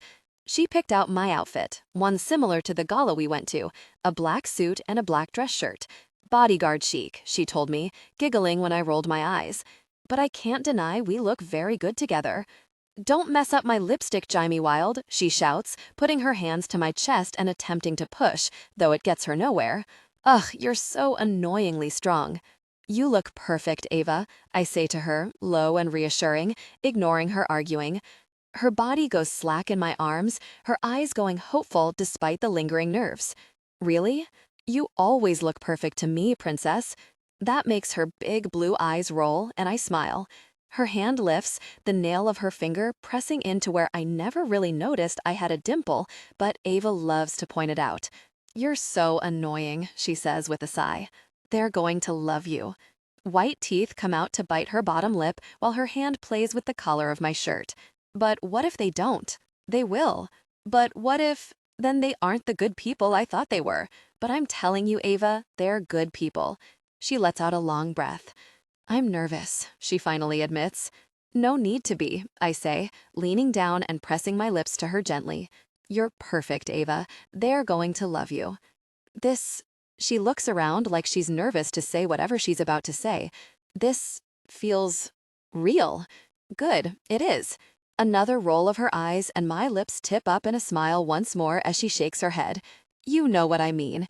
It feels like we're a normal couple, even if it's just for a night. Like we're going on a date to meet the people who are essentially your parents. I told Ava how my parents didn't approve of my choice not to go to college, instead choosing to start working for 5-star out of high school. As soon as I was out of the house, they packed everything up and moved to Florida. If you were to ask me, I would say they never really wanted kids to begin with, the typical boomers who had a child because it was the next step. When I didn't hit all of their big ideals for what a son would be, they stopped putting in the effort, and I'm not one to push a relationship either, so it mostly just fizzled out. Over the years, Hank had not only become a mentor to me, but he and his wife became parental figures in a way. If something interesting happened in my life, it would be them I called first. While I see my family once or twice a year, it's nothing near the closeness or comfort I have with Hank and Janine. I even spend holidays with them if I'm not on an assignment, but my lifestyle means that, until now, having no real roots to hold me down was a good thing. "We are," I say. Shifting, I move to sit on the couch, and she settles onto my lap as I do before putting my hands on either side of her face. "Ava, I cannot wait for this tour to be over so I can take you out and show you off everywhere we go. So I can make every man in a 10-mile radius jealous that you're mine. This is real. We're real. No matter how tonight goes, and Ava, I know it's going to go well. We are real, and we will stay the same. Do you understand?" She stares at me in that way only Ava ever does, reading my face for untruths only she can find before she nods with a smile. "Okay, Jaime, I trust you." And even though I really love it every time she trusts me with something, this time feels the most important. Ava, Janine, Hank's wife, says, holding her arm out to Ava as if they're long-lost friends and pulling her in for a hug. "I've heard so many great things about you." We barely pulled into the driveway when Janine came running our way, completely ignoring me and making a beeline for Ava. When she pulls back, Ava's cheeks are red and her smile is nervous. "Oh my goodness, you're more gorgeous in person. Isn't she gorgeous, Hank?" Janine asks, turning to her husband, who puts a hand out to me, pulling me into a hug and clapping me on the back. "Not going to comment on the beauty of Jaime's girl while he's right here, honey." "Oh, stop it," Janine says, looking at her husband and hooking her arm through Ava's and leading us inside. "Did you warn her how Jaime is?" Hank asks, resting his hand on my shoulder as we follow behind them. "I probably should have," I say under my breath. "We're in for a long night," Hank says with a laugh as we follow the women into the kitchen, Janine chatting away at 100 miles a minute. I'd never realized it, but Janine is a lot like Ava, so I should have known the two would instantly hit it off. Well, you know Hank and I met because he was my bodyguard, right? Janine tells Ava after she sets a plate in front of her an hour later. Ava's mouth drops open and she turns to me, slapping me on the arm. No, I did not know that. In fact, he spent almost the entire time we were on tour together telling me just how unprofessional it would be if we were together. Oh, don't worry, Hank did the same thing, she says with a laugh. But once these men make up their minds, it's set. Ava's lips tip up with humor, her eyes dancing as she turns to me. This I have learned. A glass of wine later and some girl talk, Janine's words, not mine, were all it took to get Ava out of her shell, which led to Ava explaining how she spent the first 6 weeks of her tour trying to get him to crack. Janine giggles. Oh, I absolutely need details, she says, leaning forward. No, I think we're good on details, I say with a shake of my head, ready to cover Ava's mouth. Agreed. I don't need any kind of details, and I don't need Janine sharing any details. Both women laugh, but not for the first time, and Hank and I look at one another and sigh deeply. So, what are you up to next? Janine asks, voice sweet. You've got how many days until you're done? 3, Ava says, nerves in the word as she picks up a fork, pushing some pasta aside. And I'm not sure. Before all of this, she waves her hand around her, I was a bartender. I started this all as a way to help out some friends. Oh, trust me, I know, says Janine. I told you, I looked into you. Ava laughs. Yeah, well, I didn't think it was going to be much of anything, and it shook my whole world up. But I've always been a go-with-the-flow kind of girl, so we'll see what happens. I'm sure Jaime just loves that, Hank says with a snort, and I give him a look to tell him exactly how I feel about Ava's go-with-the-flow way of life. You know, I saw what you did with those Girl Scouts, teaching them some self-defense moves, then what you did this morning with the pageant girls. This morning, Ava and I went to the studio Miss California's friend owned, alongside about 10 pageant contestants, and taught them some basic moves of self-defense. Ava had a blast the whole time, teasing me in front of the women and giggling with the girls, but at the end of it all, I think everyone learned some really vital skills in a comfortable environment. The biggest bonus for me was how happy Ava was about it afterward. She seemed more energized and excited than she has been this entire tour. That's definitely been a highlight of this tour, Ava says. I knew nothing about self-defense until Jaime decided I needed to learn. It's empowering to feel more confident that I can protect myself, worst-case scenario. Have you thought of doing more of that? Janine asks, taking a sip of her wine. Ava's brow crinkles. What do you mean? Teaching basic self-defense, making it trendy. Heck, if there's anyone who can make it fun, it would definitely be you. Suddenly, Ava's face brightens a bit, and a smile comes to her lips. You know, I haven't, but I love the idea of that. I actually had a company reach out to me last week for a sponsorship for a mace keychain. Absolutely not, I say at the same time Hank laughs out loud. What? Absolutely not, I repeat. You're not carrying a really trial-sized mace around with you on the day-to-day. Ava turns to me looking annoyed. Why not? Because you're a disaster waiting to happen, Ava. With your luck, you'll pepper spray yourself by accident, just trying to show someone how it works. She purses her lips like she wants to argue but can't before she smiles. You're probably right. What about a taser? They make some really cute pink ones. I close my eyes and take a deep breath, counting to 10 as I do, as if that's going to help with the tiny menace of a woman in front of me. It doesn't, which I'm happy about because I really love her, chaos and all. Why don't we start smaller, yeah? Her lips tip up. Yeah, that probably makes sense. Then she turns back to Janine. But I've also had a bunch of people message me every day since Utah, asking if I would think about offering classes near them or in Evergreen Park. I don't think I'd want to have a full-time studio or anything, but today showed me I could do pop-ups or something. She tips her head like she's suddenly building a business plan in there, her lips curving with a smile. I could probably get them sponsored by different businesses, too, or maybe even have online videos. She turns to me then. You'd help me, right? I sigh, and Hank laughs. Why don't we make it past the end of this tour before you start making a new business plan? She glares at me, and I can't resist moving a hand to push her hair back over her shoulder, a small smile on my lips. But yeah, princess, whatever you want. Thanks, Janine, that was a great idea, Ava says. If you do start it, make sure you let me know or have Jaime let us know. I know that we have so many people we know who would be interested. Old clients of Hank's who would love to learn more about self-defense. You could even have them co-host pop-ups. Some celebrities to add some pizzazz. You could travel all over. Janine, Hank says in warning. What? You're gonna give Jaime a really coronary. Just look at him. I force myself to unclench my jaw when Ava laughs. Yeah, I think Jaime is ready to relax for about 10 years after we get back from his tour. I've really been testing his patience. Oh, I'm sure he loves it, Janine says with a wave of her hand. I reach over, putting an arm around Ava's shoulders, then leaning over to press a kiss to her hair. I'm more than happy to have her test my patience for as long as she wants, I say, and I mean it.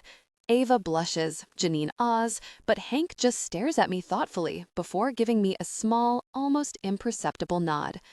After dinner, Ava and Janine make their way to Janine's craft room so she can show Ava some projects she's working on, when Hank finally sits back on the couch we're sitting on, crossing his arms on his chest.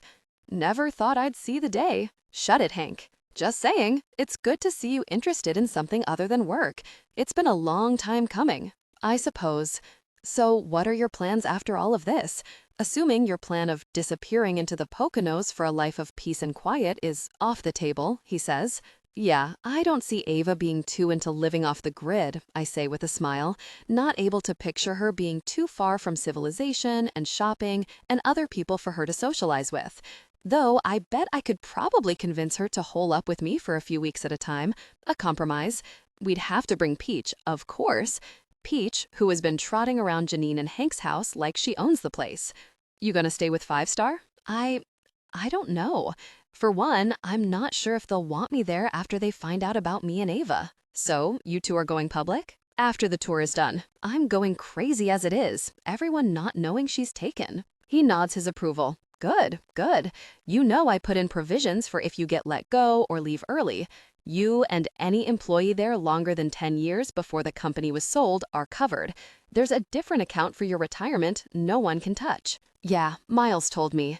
Wish you'd have informed me of that. I probably wouldn't have waited so really long to make things official with Ava. Gosh, Hank laughs, and I stare at him before he leans forward. You have always been a cautious kid from the moment I met you, weighing pros and cons past the point of it even making sense. The only way you would have given in earlier is if she pushed your hand. She tried to push me, I groan, remembering the weeks of Ava teasing and taunting me, a unique kind of painful pleasure. Oh, I believe it. Her and Janine, 2 peas in a real pod, could see it a mile away. They're the same woman, so, good luck with that. I groan, knowing the number of headaches his wife has given him over the years. But I also know the joy greatly outweighs the headaches. You'd be good at running your own firm, he says a few beats later. What? You can't be in the field forever, but you have the contacts and stellar recommendations. You know how men should act, and they respect you. You'd do well starting your own firm. It would mean you could probably stay at your girl's side more too. My mind reels, trying to understand his words. Of course, it had been a passing thought before, occasionally thinking it could be an interesting endeavor, but I also thought I was going to be happy retiring young. Now, I'm not so sure. Now, I think I wouldn't mind exploring the world with Ava, especially if Janine is putting wild ideas in her mind, ideas that, despite my initial hesitance, make a lot of sense for her. Just think about it. You've got enough saved up, and you could probably not work for the rest of your life, even without that retirement account. He's not wrong. The life I've lived hasn't meant I had much time to throw my money at things, so I've saved most of my paychecks. Hell, I don't even pay rent or mortgage since I'm on the road most of the time, and when I'm not, I'm at the cabin in the Poconos. But I know you. You'll get stir-crazy after some time. When you do, you come to talk to me. Let me help you weigh those pros and cons. From my spot on the couch, I see Janine and Ava walk out of the bathroom, Ava's head tipping back with a laugh. Thanks, Hank, I say, my eyes on my girl. He chuckles, and then his chair scrapes as he stands. Yeah, you'll do just fine. That one on your arm. As she gets closer, her eyes locked on me, her smile gets wider and warmer, and I can't do anything but agree with him. We say our goodbyes and walk out of the front door when it happens. A single reporter with a bright camera flash nearly blinds us at the base of Hank's driveway. "Ava, so you are having a relationship with your bodyguard," a voice shouts, a photo being snapped as the words come. A paparazzi at Hank's house, seemingly outing Ava and me. "You're on private property," Hank's voice booms behind me. "Get the really out." The man continues to shout Ava's name, the camera flash never stops, and all I can think about is getting Ava to safety. "Get in the house, Ava," I snap, not even looking over my shoulder at her. As soon as the first flash came, I pushed her behind me, barely a foot between us and the door we had just stepped out of. "Jaime, In the house," I bark. "Come on, sweetie," Janine says gently before the door closes behind me. But my eyes are locked on Preston Smith, the reporter from the American Star. "You're on private property," Hank says. "Give me your camera." Hell no. Do you know how much these photos are worth? The bodyguard and America's sweetheart having some torrid affair all along? Proof that Ava Bordeaux is nothing like what she's been trying to sell? I shake my head at this idiot. "What does it matter to you?" I ask, stepping down off the step and crossing my arms on my chest. He's smaller than me, both in bulk and height, but I won't touch him. I know better. Know that it would only hurt Ava more and benefit this jerk. She's a fraud, and the world should know. I stare at him, taking him in and decoding him. "Who sent you?" I ask, taking a step closer. Suddenly, a flash of something, panic or fear, crosses his face before it's covered again with his smug look. "No one. I work for the American Star." That much might be true, but there's some other connection, I say, stepping forward again. Now there's maybe 5 feet between us, his camera still raised, but doubt is in his eyes. "Is it Regina? Is she paying you?" "No. Why would she pay me? I'm just here to make money on an article." "You know, I've done a little research on you, since every freaking article you write about Ava is trashing her for no reason. You were also at the event where she was assaulted, and in Utah, where you made some interesting accusations." "They weren't accusations, though you're on a date at your old boss's house together." "And how did you know we were here? You sure as freaking didn't follow me because I would have noticed." Even when it's not a threat, I always keep an eye out for tails, and there were none. His lips tip up. A little birdie told me. "You do not want to mess with me, Smith. That much I can promise you." "You're nobody. You can't do anything. And once this," he lifts his camera, "is out, you won't even have a job. 5-star, right? I'm sure there's something in their guidelines about being intimate with your assignment." I fight to keep my face completely blank before I take another step closer. "You think you won some game, and honestly, I think you're not even the one playing it, just some poor puppet on someone else's string. But you don't want to mess with me. That much I can promise you. Because I can know everything about you if I need to. I can know where you went to school, who signs your checks, and the address of your mommy's house you probably live in. I can know everyone you've received cash from, and if any of it seems a little off, I can know if anyone has ever paid you to write a friendly article or completely trash someone, and I can take all of that and send it to your boss, because I have a feeling that's against some kind of journalist code." I tip my head at him, and then I can have that information sent to every news outlet in America. "Are you threatening me?" I shake my head. "I'm just telling you what can happen if you don't leave Ava alone and if you don't tell me who told you where she was tonight." The jerk smiles, stepping back. "See you later, Jaime," he says, opening the door to his car, sliding in, and starting the engine. I stand, arms crossed on my chest, watching the journalist as he drives away in a car his salary definitely shouldn't afford, before turning and going back into the house and straight to Ava, who was standing with Janine in the foyer. "Did you post where we were tonight?" I ask. "What?" I step into her space, putting one hand on her chin gently and forcing her a look at me. "Social media. Did you post anywhere about where we would be, or have you posted anything at all since we got here?" I take a moment before I add, I won't be mad, I just need to know. No, she whispers. No, I left my phone in the hotel and totally forgot about it. I remember thinking it was funny because it's usually attached to my hip, but she wets her lips, and I step away, moving toward the door to go back outside. Jaime, what's going on? You're freaking me out. With that, and the waver in her words, I turn back around and get in her space again, this time tugging her into me. Everything is okay. My hand goes to her cheek, cradling it, and forcing her to look at me. Everything is going to be just fine, I promise. You and me, we're good, Ava, I whisper against her lips, before kissing them softly in reassurance. When she nods, her eyes looking slightly less concerned, I step back and head to the door once more. As I step out, I hear Janine squeal, "Gosh, I love this for him," before Ava giggles as the door slams behind me. A small consolation to hear that noise. Tracker, Hank says, standing near the SUV, a small black rectangle in his hand. What? A tracker was on the car. Looks custom, looks expensive. Is the car a rental? I sigh, looking at my feet and cursing low with a shake of my head. Let me guess, it's yours. I look up and nod. It's my SUV, and I know very well that before we left Jersey, there was absolutely not a tracker on it. So when was it added? Call Miles. Give him everything you can off this tracker, then that jerk's info. I got the license plate number. You said he's a journalist. A tabloid rag, but a journalist all the same.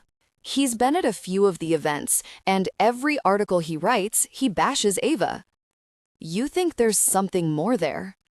I know it, I say, as I hit Miles's number and bring it to my ear. It's going to be a long, really night. Ava. When I wake up, my bed is empty, and my phone has more notifications than I have since it was announced that I made it into the Miss Americana pageant. That morning, I was flooded with, "Oh my freaking gosh, you crazy person," texts and calls from people I hadn't heard from in literal years trying to get the inside scoop. This time, it's from a dozen or so of the Miss Americana contestants I've become friendly with, a mess of reporters who want my commentary on something, and at least 20 texts from both Harper and Jules, in individual texts as well as our group chat. I open those first as I squint at the screen. Jules, ignore it.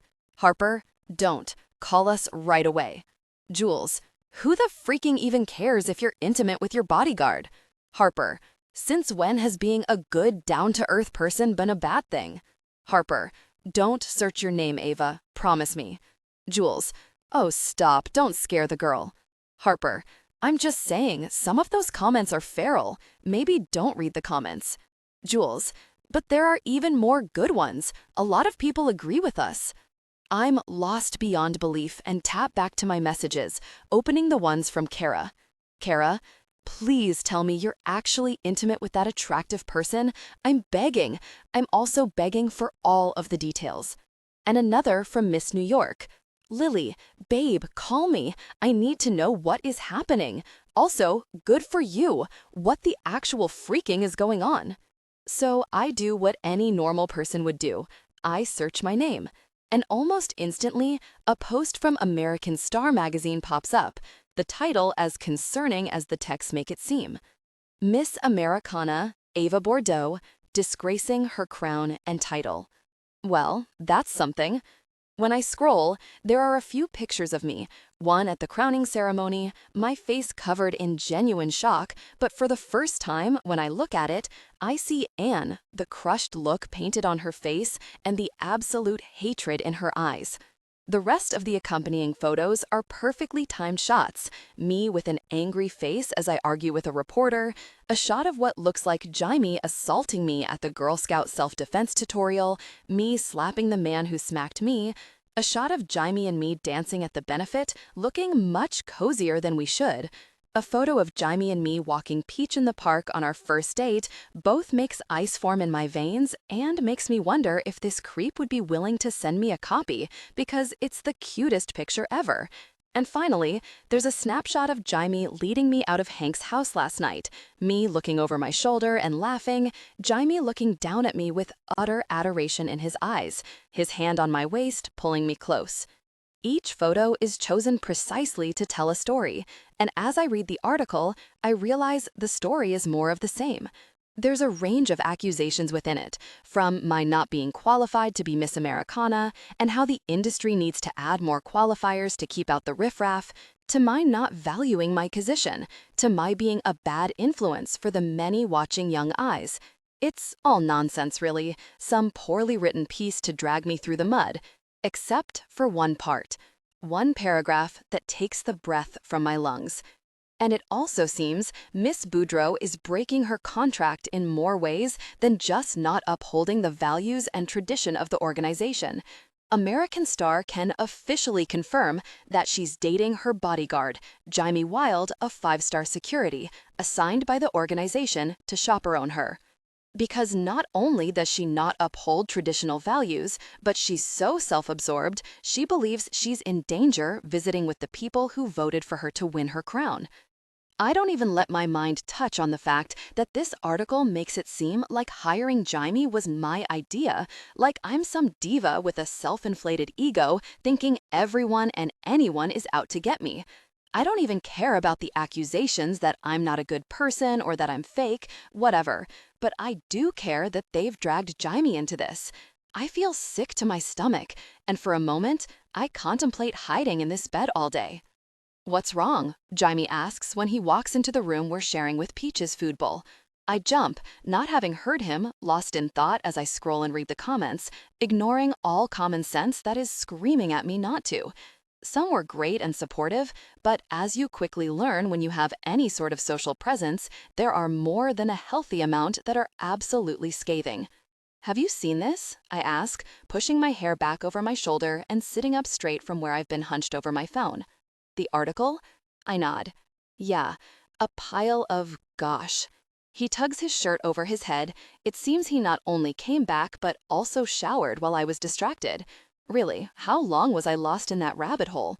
A pile of gosh, but it's going viral. I have a dozen texts in my inbox right now, all asking me for details. Yeah, and so is the video of us teaching the Girl Scouts. My stomach drops to my feet, and suddenly I feel lightheaded. And the one from teaching the women yesterday morning.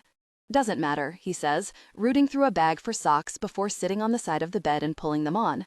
Then he stops and looks at me. "You're not letting this get to you, are you?" My jaw goes tight, but that seems to be enough of an answer for Jaime. "You're letting it get to you. Why? Are you nervous about repercussions, how it's going to impact you?" He moves closer to me, stopping what he's doing and sitting on the edge of the bed, pushing my hair back with the back of his hand. "Ava, we aren't doing anything wrong. That rule is outdated, and if they really try to enforce it, it would look horrible for them, a PR nightmare. And I have Niles looking into that jerk to find anything we can to discredit him." I shake my head, because he's not understanding. I don't care about me. I got to see the country, I got my adventure, and my friends are doing amazing. So what? I lose the crown, and Anne gets it. Who cares? She'll always know that she didn't win, and that's punishment enough. He looks at me, eyes assessing but not understanding what he's seeing. "Then what is it?" he asks, his voice soft and gentle. "They dragged you into it," I whisper, embarrassed that my gosh is impacting him this way. "Yeah, well, that isn't reassuring by any stretch of the imagination. Are you going to get in trouble?" I ask. He shrugs, like he doesn't even care. "Jaime, this is a big deal." "It's not, Ava. It's really not. In my world, you are a big deal. Everything else is background noise. I told you when we made this official between us that I don't care anymore. I care about you being mine. We were keeping things quiet because I didn't want to be taken off duty as your guard, but we've got just a few days left. I'm not too worried about it." "But your job? Not that important. Jaime, are you insane? You've only got, what, 3 years before?" He shakes his head and cuts me off. "I've got a friend who was let go from 5-Star a while ago. A nerd, but a good guy. You'd like him. Turns out, when Hank sold the company, he put stipulations in place, so even if we get fired or let go, they have to honor our pension. It's in an account Hank made when we joined up, and Greg and 5-Star can't touch it. So really, they fire me, I still get paid out in a few years." I stare at him for what feels like an eternity, my mouth open with this news. Well, that would have been good to know weeks ago, Jaime. Why? So I didn't spend every moment panicking about what would happen to you if things got out? I've been worried sick there would be an article like this, I lift my phone to indicate what I mean, exposing us, and you'd regret even looking twice at me. It's a confession I don't mean to give, but I do all the same. Ava, baby, he says, coming closer to me, his face suddenly soft. I don't want you to look back and think you spent your whole life working for something only to throw it away just because of me. He gets into the bed fully now, pulling me into his lap and brushing a hand down my back. That would never happen, Ava, he says, then shifts his hand under my jaw, forcing me to look at him. Never, okay? If anything, you showed me I've been wasting my life away, looking forward to some far-off future I wasn't even excited about. I've been unhappy with 5-star for 3 years. And you're right, Ava, life is too really short. If they let me go because of us, it's for the best. It can give me the opportunity to try my own thing too. Try your own thing? I've got good references. I don't want to be in the field forever, but without Hank running 5-star, there's a gap in the industry for a reliable agency. Atlas Oaks won't stay with them if I'm not there, so they're a good place to start. I'd volleyed with the idea a bit in my head for a while, before you were even in the picture, Ava, but Hank mentioned it to me last night, and it's making more and more sense to me. I bite my lip, staring at him. Now, you gotta pack and make sure Peach uses the litter box. Can you do that while I call my buddy? He's looking into things, and I haven't heard from him since I talked to him last night. I nod, then shift to sit on the edge of the bed, the anxiety still taking over me, my mind spinning from all of the new revelations we've had in such a short amount of time. Jaime pulls his phone from his pocket, starting to dial before he looks back at me, pauses and comes back. He moves, squatting in front of me until we're face to face. In case I haven't been clear, Ava, I'm wildly, obsessively, crazy in love with you. A stupid article or a job I don't even like anymore does not change that. My job right now is to keep you safe, keep you happy, and make sure nothing touches you. You understand me? My mouth is open as I gape at him, and the ease and casualness with which he said that. You love me? I whisper. You're a smart girl, Ava. You knew I was in love with you that first night. I smile, letting the giddy excitement of Jaime Wilde loving me crash over me. You know I love you too, right? Maybe not from the very first night, I'm not a psycho, and you were really grumpy, but I start, then giggle when he tackles me to the bed, hovering over me. Okay, I have loved you since the moment you told me I was a blonde with a hot body. I love when guys are kind of mean to me, probably some deep-seated daddy issue, you know. He cuts me off with a deep kiss that takes the breath from my lungs and ends much, much too quickly before he stands up and puts a hand out to me. All right, come on, princess, we gotta get on the road. I grab his hand, letting him pull me up to him. Can we get toffee on the way? I ask with a sweet smile. He sighs. We're cutting it close, Ava. I'm begging you, I say, clasping my hands together. I would give you my firstborn child if you take me to get an iced coffee so I don't have to sit in a room with 50 shrieking pageant queens uncaffeinated. The edges of his lips tug up in a small smile before he crosses his arms on his chest. It's already mine. My brows furrow before a frown follows suit in confusion. What? Your firstborn. It's already mine, Ava, whether I get you coffee or not. His hand moves, brushing beneath my chin and tipping it up. And your second, if you want one of those. Oh, I whisper, my eyes wide. And because I do want to eventually, one day, get my shot to give you those kids who will have your eyes and your hair and my immaculate sense of humor. Oh my God, Jaime, was that a joke? I ask with a faux shocked face. He smiles, but keeps talking. Because I want to keep you happy and willing to function, if you get out the door in 5 minutes, I'll make sure we have time to stop. You're the best, I say, then run to get ready and out the door faster than I ever have before. And only half of that reason is because I'm floating on air as I do. Ava. We drive in silence to the event space where the final part of my tour will be taking place. My mind is stirring with thoughts of the article and worries about what the other Miss America contestants will say and what will happen once this event is done. But that silence is broken as soon as we arrive.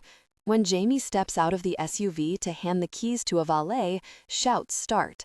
I've never felt like I needed an actual bodyguard outside of meet and greets or events where I interacted with people. This is the first time I've felt the actual fear of not being able to go out without someone hounding me. Jaime opens the door, using his body to cover me to the best of his ability, but there are 4 different cameras all pointed at me and 3 reporters with phones pointed at me. Ava, Ava, the paparazzi shouts, getting too close for comfort. Back up, Jaime shouts. Is this your boyfriend? Someone shouts, and I feel my stomach drop to the floor. Is he worth losing the crown for? No comment, I say, feeling silly saying it, like I'm more famous than I actually am, but that seems to make things worse, urging them on as Jaime walks at my side, attempting to create a shield on one side, but the cameras feel like they're everywhere as they follow us to the door. Anne told us when she walked in that you should have your crown revoked immediately, and the pageant plans to sue you for breaking the contract. I have no comment, I say, this time more confidently. Any of Anne's? Gosh, I want nothing to do with. As we get closer to the building, 10 feet away now, the press backs off as a few additional security guards keep them from proceeding any further. I take a deep breath, focusing on the feel of Jaime's hand on my lower back, a grounding point as we walk into peace and quiet, stopping at the security checkpoint. Jaime has my makeup and garment bag slung over his arm, but I start to dig in my purse for my ID. Name, the guard says, not even looking up at us. Ava Bordeaux, I say, handing him my license with a pleasant, if not a bit shaken, smile. Not you, sweetness, he says, and I fight a cringe at the endearment. Him. His chin tips to Jaime, and my brow furrows. Never has Jaime had to give information to get into an event with me. Oh, that's Jaime. He's my bodyguard. The guard pauses, looks at his clipboard, and then nods with understanding before moving his hand to the walkie-talkie on his shoulder. We might have a situation, he says. A situation? What kind of situation? My stomach churns, and I just know, this is Regina and Anne taking my crown. I'm blacklisted from the event. I'm no longer invited. You've been reassigned security for this event. Jaime Wild is no longer contracted with the Miss America organization, and we've been advised to reassign Miss Bordeaux's security personnel. And suddenly, the room starts to swirl as my world turns into utter chaos. I can't really believe this, Jaime says under his breath, as he walks back into the room they brought us to after the security guard dropped the bomb. After the initial shock, Jaime made sure the office I was in was secure before he stepped out to figure out what was happening, and my mind started to swirl, trying to put the pieces together. Jaime was only supposed to take me to and from this last event and then get me home. There wasn't much else for him to do, so why would 5-Star bother reassigning someone to me? And when did they get the information? Sending a new guard out and having to pay for what I assume were flights, a hotel stay, and whatever other extras needed for just a day seems counterproductive. Unless the pageant threw a fit and insisted he be replaced? But suppose it was the Miss Americana pageant who threw a fit. Why would they keep the same security company when all along they've been dangling the opportunity of referrals over their head to keep Jaime in line? A mess up this big? You'd think they'd hire a new security company or just have the event security take me to and from the room, then throw me on a plane to go home. And most of all, if Jaime is off the case because I broke the code of conduct, why hasn't anyone said anything to me? Why haven't I been dethroned already? But these are all things I have to worry about later, much later. Right now, I have to calm Jaime down and get to the green room and smile through this final event like nothing has happened, because I'll be very determined if I let Regina and Anne win. What's the update? I ask, because after they brought us here, he stepped out of the room to ask the new guard what was going on and called his boss. I'm off the case. It seems 5-Star sent out a new guard to take over, Jaime says, and my stomach drops at the confirmation that Jaime is done. He's not one of my favorite guys, but fine enough. I talked to him briefly. He got a call late last night to pack for a few days and get on a plane immediately. He landed 3 hours ago. Well, at least this wasn't planned well in advance. Apparently, the pageant called Greg and complained, wanted a new man sent out instantly. That still makes no sense to me at all, but I don't mention that right now. It won't fix anything or change anything at this moment. I helped onboard him, and he worked for Hank for a few years before he sold the business. He's been solid for a few hours, and he's going to let me walk you up to the room with him so I can see where you are. A small consolation for him, I'm sure. He's been at my side no matter what since Georgia, so I know not being there is going to mess with him. I step to him, putting a hand to his jaw, and give him a small smile. You wouldn't have been able to hover over me while we got ready anyway, big guy. All the girls are getting ready in the same giant room, and even if somehow the pageant okayed you being in there, I wouldn't have. That wouldn't be cool, having a random guy in the room while 50 girls are doing their makeup and getting dressed. But I could have stood out in the hallway, he grumbles. Yeah, you could have, but unfortunately, that's not an option. Right now, we're working with this version of reality. I don't like it, he says, and I slide my hand down, resting on his chest. I don't either, but with everything they're doing, everything they're trying to do, I refuse to let them win. So you're going to agree to walk me up, and when you confirm I'm safe, you'll call Miles, see if he has anything new to tell you. Unfortunately, you'll probably have to call 5-Star, then call Hank.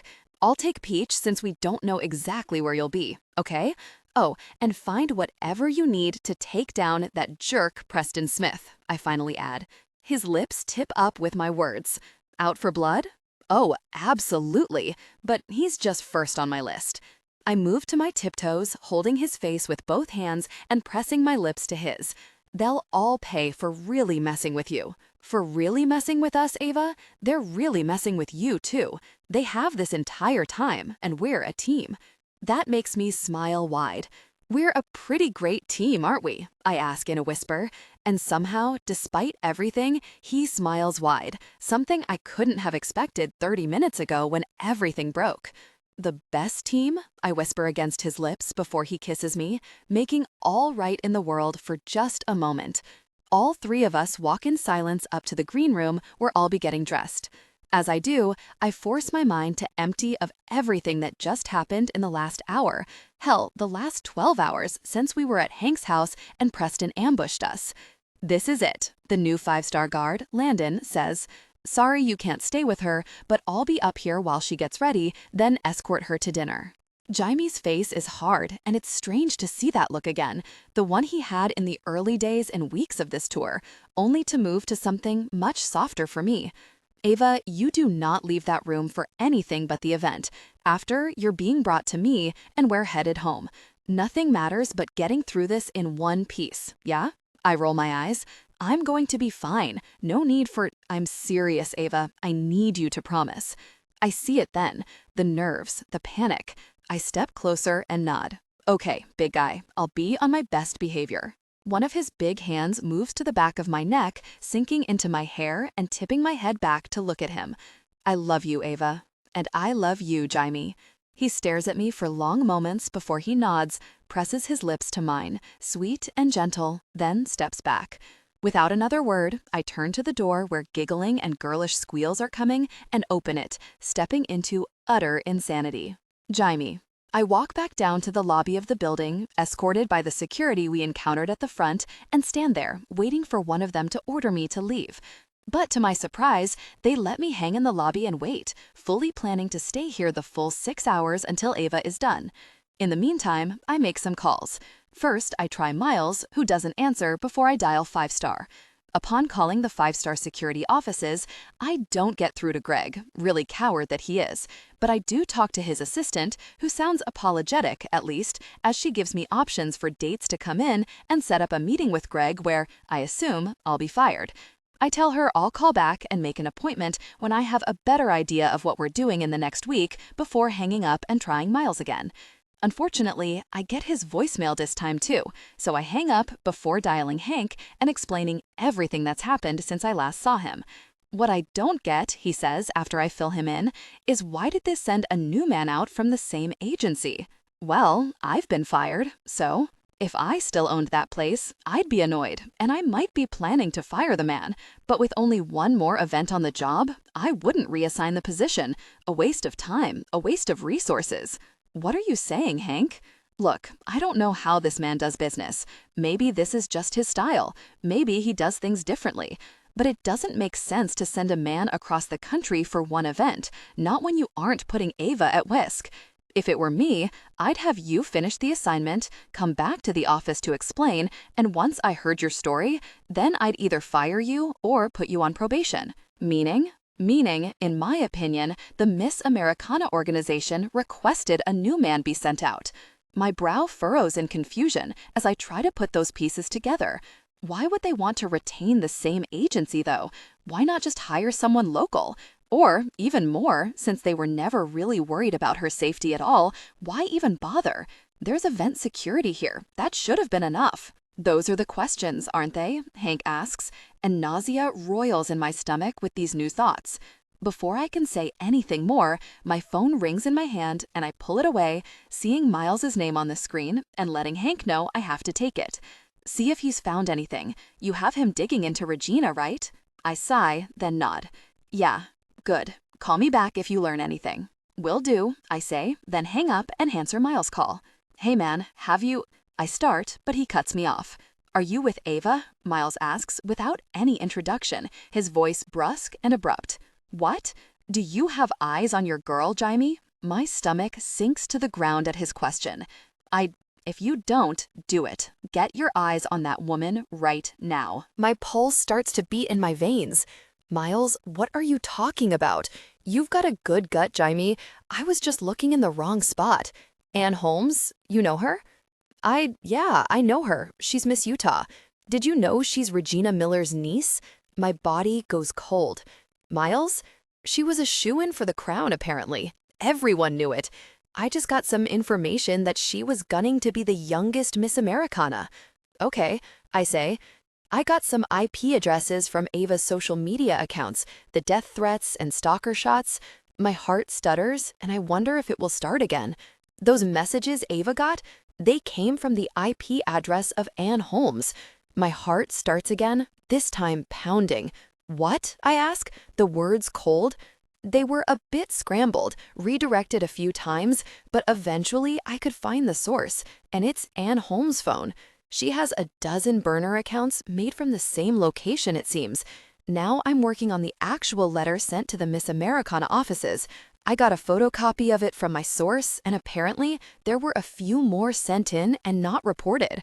I'm running a handwriting analysis software now, but at least 4 of the 7 most alarming messages Ava received directly through her social media were sent from Ann Holmes' phone.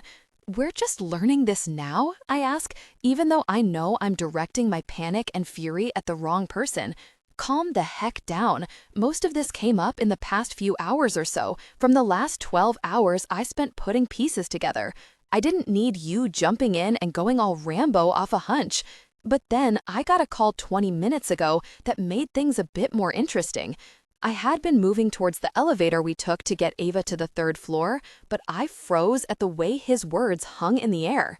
Miles, I swear to goodness, the man who tried to assault Ava in Georgia cut a deal with the DA and spilled everything. Don't lose your gosh. But he says he was asked by Ann to try and get Ava riled up, get her some bad press shots, or at least freak her out enough to want to step down. According to him, he was supposed to make her uncomfortable, touch her inappropriately or whatever, but make it seem like she was exaggerating, crafting something out of nothing. Unfortunately, your girl is a bit of a loose cannon. Watch your freaking mouth, I say, feeling the need even now to protect her. I just mean they didn't expect her to snap back the way she did, or for the press to lean in her favor. Seems your kitten bites. Despite everything, I can't fight the tip of my lips for just a moment because he's not wrong. I'm going to do more digging, particularly on the hotel break-in and any other reports of strange incidents at any of your stops. It could all be unrelated, coincidental, but I don't trust Regina Miller or anyone on her payroll. Gosh, I mumble, deciding to skip the elevator and looking for the stairs. I gotta go. Jaime, but he doesn't finish because I'm hanging up and sprinting toward the door to the stairs.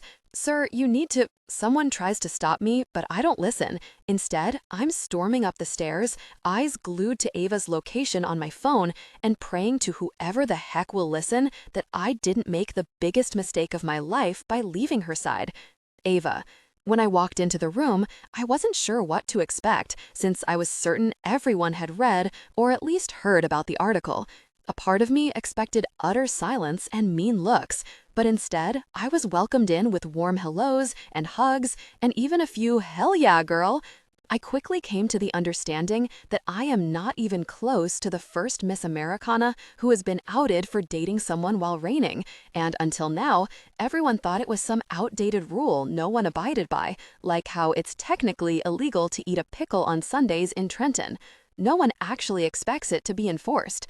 Hell, I got engaged during the last month of my reign, and Regina congratulated me. Laura, the queen from 2 years ago, says. And then she asked if I'd be interested in having it televised as a royal wedding. My eyes widen and I let out a small laugh at that. Regardless of all of your opinions, it's a rule that the current reigning Miss Americana must be single or forfeit her crown, Anne says from a corner where I didn't even realize she had been sitting. I roll my eyes and open my mouth, but Tina speaks instead. You know, if you put even just half of the energy you put into being a hater, into being personable, you might have won, Anne. I roll my lips into my mouth and fight a laugh. Anne's face goes nearly as red as her hair, and she goes to say something, but a head pops in.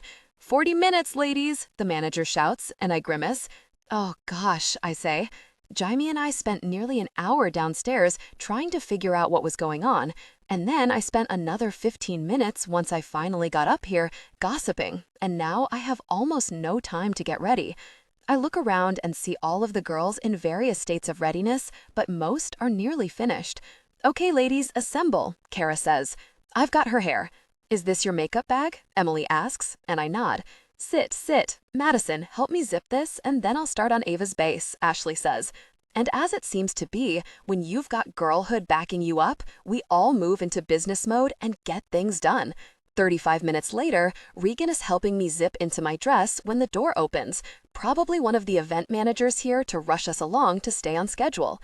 We're almost ready, I shout with a giggle, and Kara pins my crown into place. The stagehand told us we had until 3:15 to get ready, I say, only to realize the room has gotten silent, Kara's hands in my hair freezing. What? But then I see it. A man in all black, a ski mask pulled over his face, walking in and closing the door behind him. Oh my God, I shout and start to back up, looking left and right to see if there's anyone in the room who might be able to help, but unfortunately, it's just a room full of pageant queens in an array of dresses and makeup. Oh God, Jaime is going to kill me when he realizes we were unguarded. That's the most I let myself feel before I narrow my eyes on the intruder wearing all black, a black mask covering his face like some terrible villain.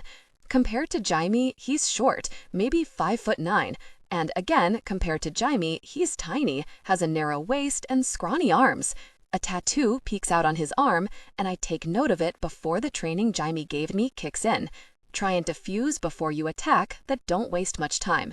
My hand reaches out, grabbing the first thing I can before I say in a brave tone, "Get out of here, you're not authorized to be in here." I tip my head to the side where the door is open. Just leave and we won't make a big deal out of this.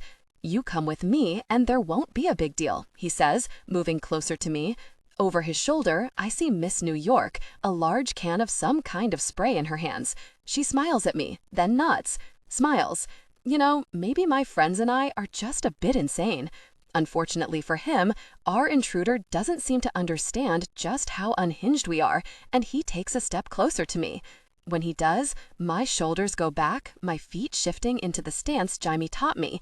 Seriously, I wouldn't get any closer. You're going to regret it. The jerk laughs, his eyes green and somewhat familiar, but I don't have the ability or energy to figure out who it is, needing to concentrate on what's in front of me because this jerk laughs. He laughs. Or what? I smile. God, this is like a bad movie, isn't it? Or else we're gonna have to kick you, I say. Forget this, he says, done with the game. Then he moves, hands out like he's going to grab me, and that's when chaos erupts. I move the giant can of hairspray I grabbed, spraying it at his face, Regan next to me doing the same, and he starts to scream, covering his eyes. Is that glitter spray? I ask. It's all I could grab, she shouts back. But then he screams as Peach, deciding for the first time that I've ever seen that someone is a threat, jumps, digging her claws into his arm. For a moment, I panic for her safety, but then I watch as Emily slams the hairdryer into the back of the man's head until he falls to the ground. Peach jumps next to him, swatting at his face repeatedly as Madison comes up behind him, using the wire of a hair tool to tie up his hands. "What the heck?" the man says as she sits on his back. Somewhere near his feet, Ashley is tying his legs up with a pair of pantyhose, and then we all stand back, taking in our masterpiece.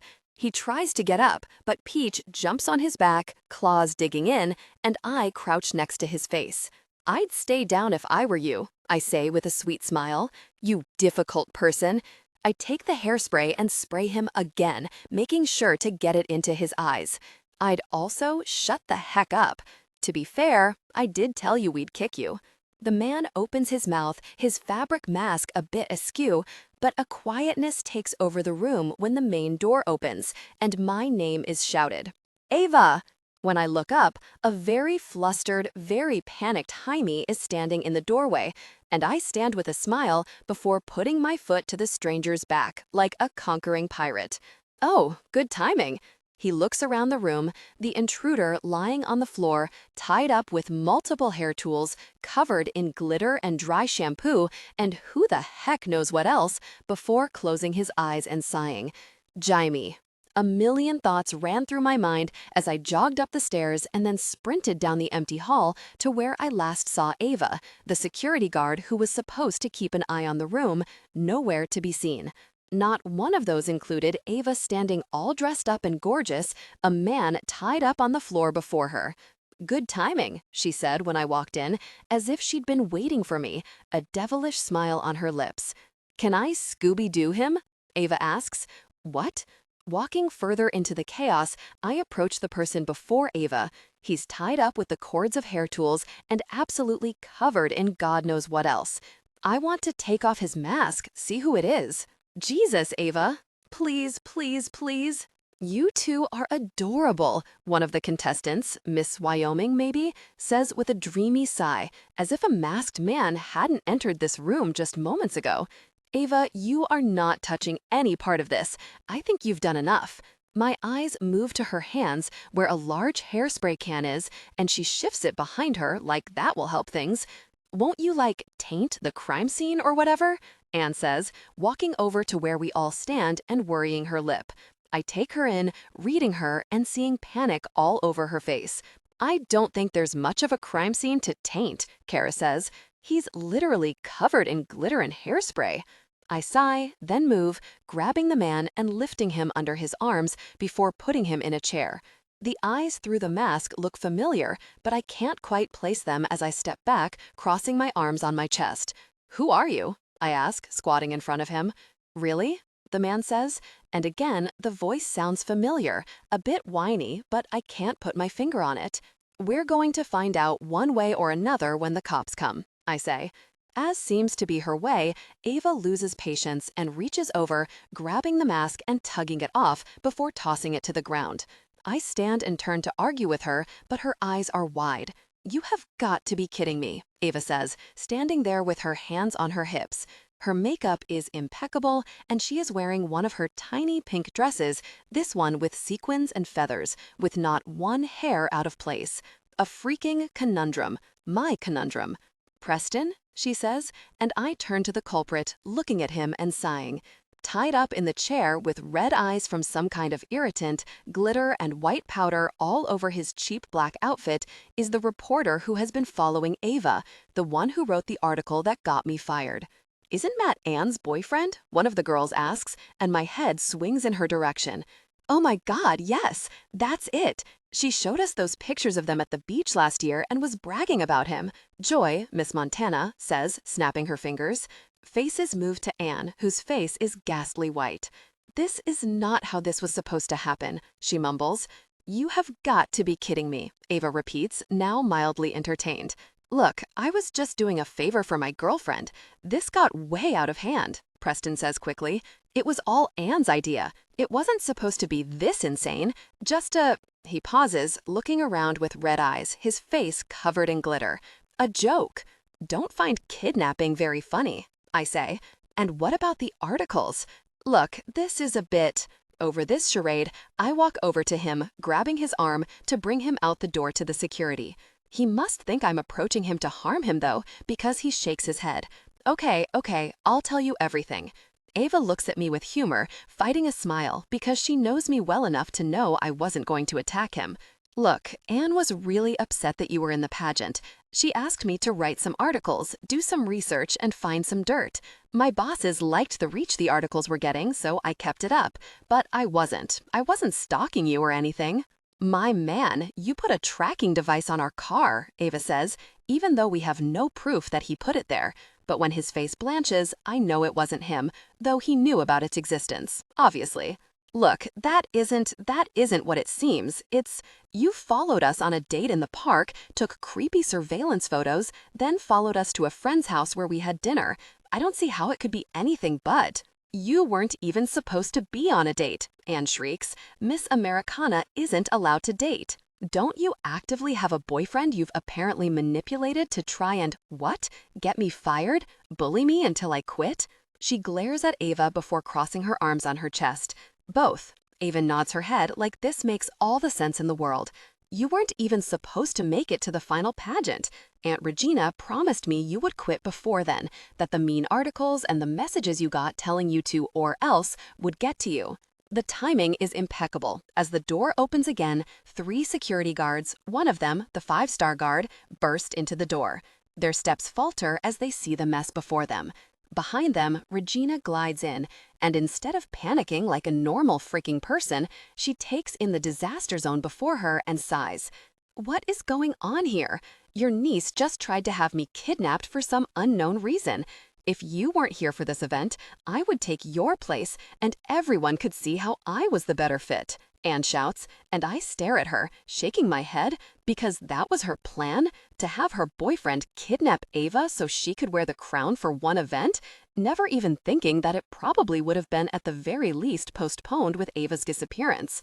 "And where were you?" Regina asks, glaring at me with her arms crossed on her chest.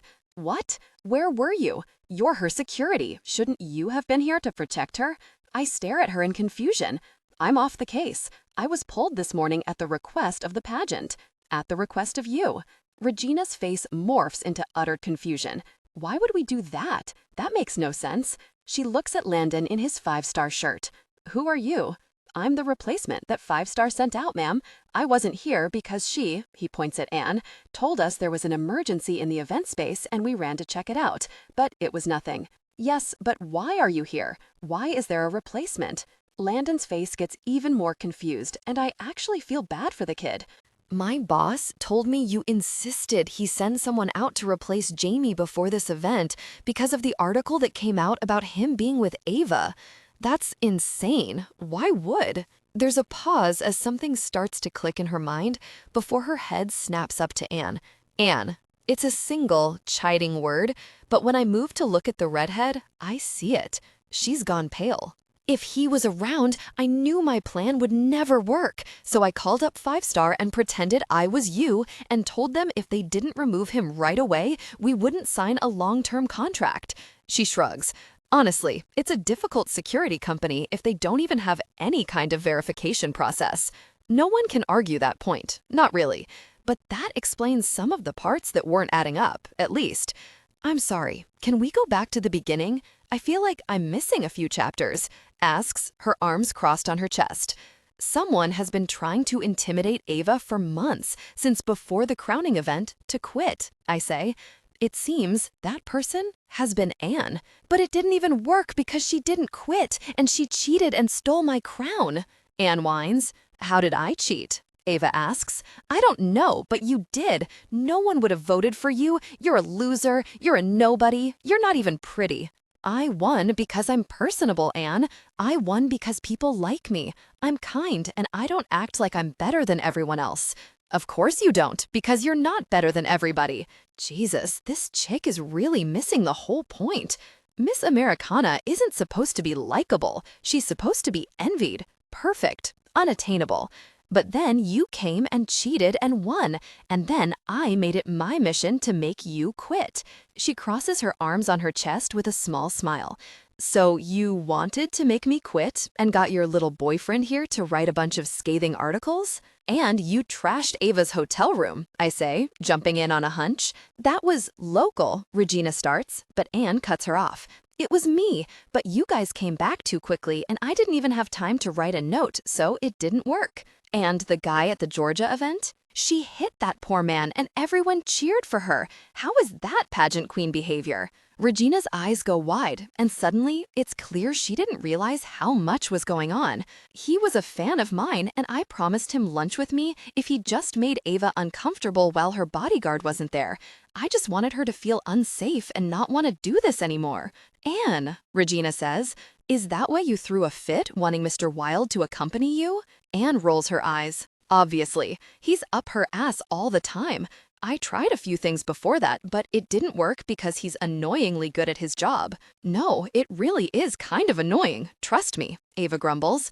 Not the time, princess. Oh my God, he calls you princess, Miss Oklahoma whispers, and Ava smiles. So the presentation thing? That was supposed to embarrass you, Anne says, pouting. You were supposed to be unprepared and embarrassed, and then it would go viral because you were so boring and stupid. Then it went viral because you did your stupid little self-defense thing, which is blasphemy because that's like the least pageant queen thing yet. I don't get it. I kept trying and trying and trying to make everyone hate you, and somehow every time it backfired. That's because I'm a decent person, Anne. You should try it sometime. What else did you do? I ask, trying to change the subject. What about the death threats sent to the office? What? Ava asks with shock. I never filled her in on those. The death threats Ava has been receiving in her social media and sent to the Miss Americana offices? How do you know about the ones sent to the offices? Regina asks with confusion on her face. We didn't tell 5-Star about them because Anne was taking it too far and I needed to keep that under wraps. I know about one of them because someone in your mailroom had the vague common sense to call security about them, but accidentally called my old boss, who informed me of it. I sat on that intel wondering if and when you would inform me of them, but I never got it. So you knew about those all along. Of course I knew about them. My idiot niece sent them in, and I told my staff to ignore them and give them directly to me. She turns to Anne, because if she didn't stop this mess, not only was she going to disgrace the Miss Utah crown, but she was going to ruin any chance of winning next year. I'm sorry, Aunt Regina, she says, with big, wide eyes. I'm sorry, I hate her. So you sent death threats? Are you insane? And then she tried to have me kidnapped, Ava says, like she's trying to be helpful. Still not sure what the point of that one was. You weren't supposed to win, she shrieks, stomping her foot on the ground. I was supposed to be the youngest Miss Americana. Aunt Regina and I had been planning it for years. It would bring new interest to the event, and I would win a second time in a few years. I was going to make history. She stops her dramatics for just a moment before taking a deep breath with a pinch of her fingers and smiling wide with her pageant smile. It's alarming to watch in real time, to watch her go from tantrum to calm in a moment. But that's fine. I can still be the first 2-time winner. Next year will be my year, and then I'll wait a couple of years and be a dark horse. She turns to Ava. That's what you did. You were the dark horse no one expected to win. Perfect. She smiles like her plan is set in stone, and everyone in the room stares at her like she has fully lost it. You know you're really messed up, right? Ava asks, looking at Anne like she's absolutely insane, because she is. There is absolutely no way you're winning a pageant after you have multiple charges against you. Anne rolls her eyes and waves a hand. The people love me, and Preston is going to take the heat, right, baby? His eyes go wide like this is news to him. And then everyone will love me. I'll write a memoir about how I was bamboozled by love after I was unbearably distraught because my crown was stolen.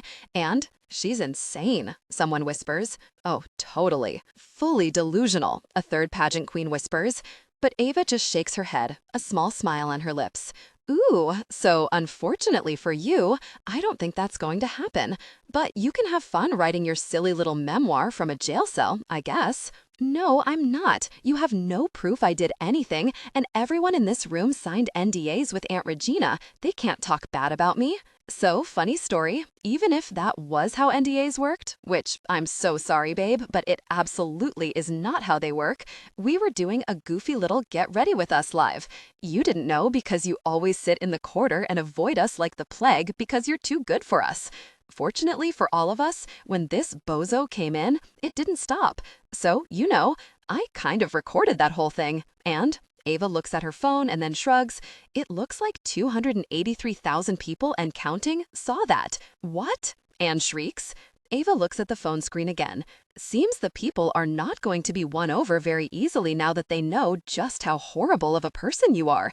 The comments are tearing you apart. When Ava moves the phone to show me, I see my own face and do a quick scroll through the list. What a psycho. We love you, Ava.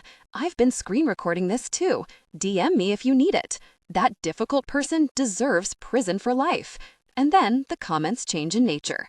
Ooh, is that bodyguard hottie? I'd let him guard my body. I step back, eyes wide, and a burning blush on my face. Ava looking at the screen again. Oops, Ava says, with a smile as she reads them too, then puts on a chiding look.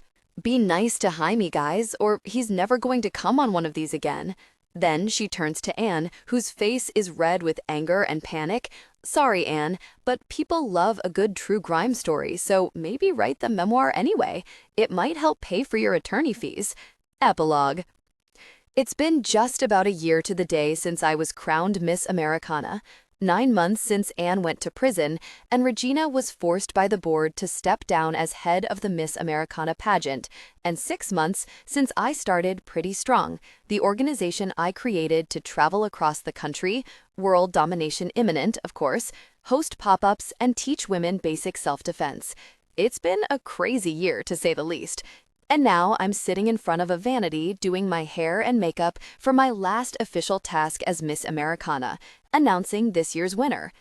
The organization offered to have me get ready with all of the contestants, but considering what happened last time, I opted to get ready in a separate green room on site. I'm pinning the crown into place before I add finishing touches to my hair when Jaime walks in, a garment bag draped over his arm. Ah, she's here, I say, running over to grab the bag from his hands and unzipping it to reveal the pale pink rhinestones and sequins all over the bodice. Harper absolutely hit this one out of the park, and I cannot wait to put her on.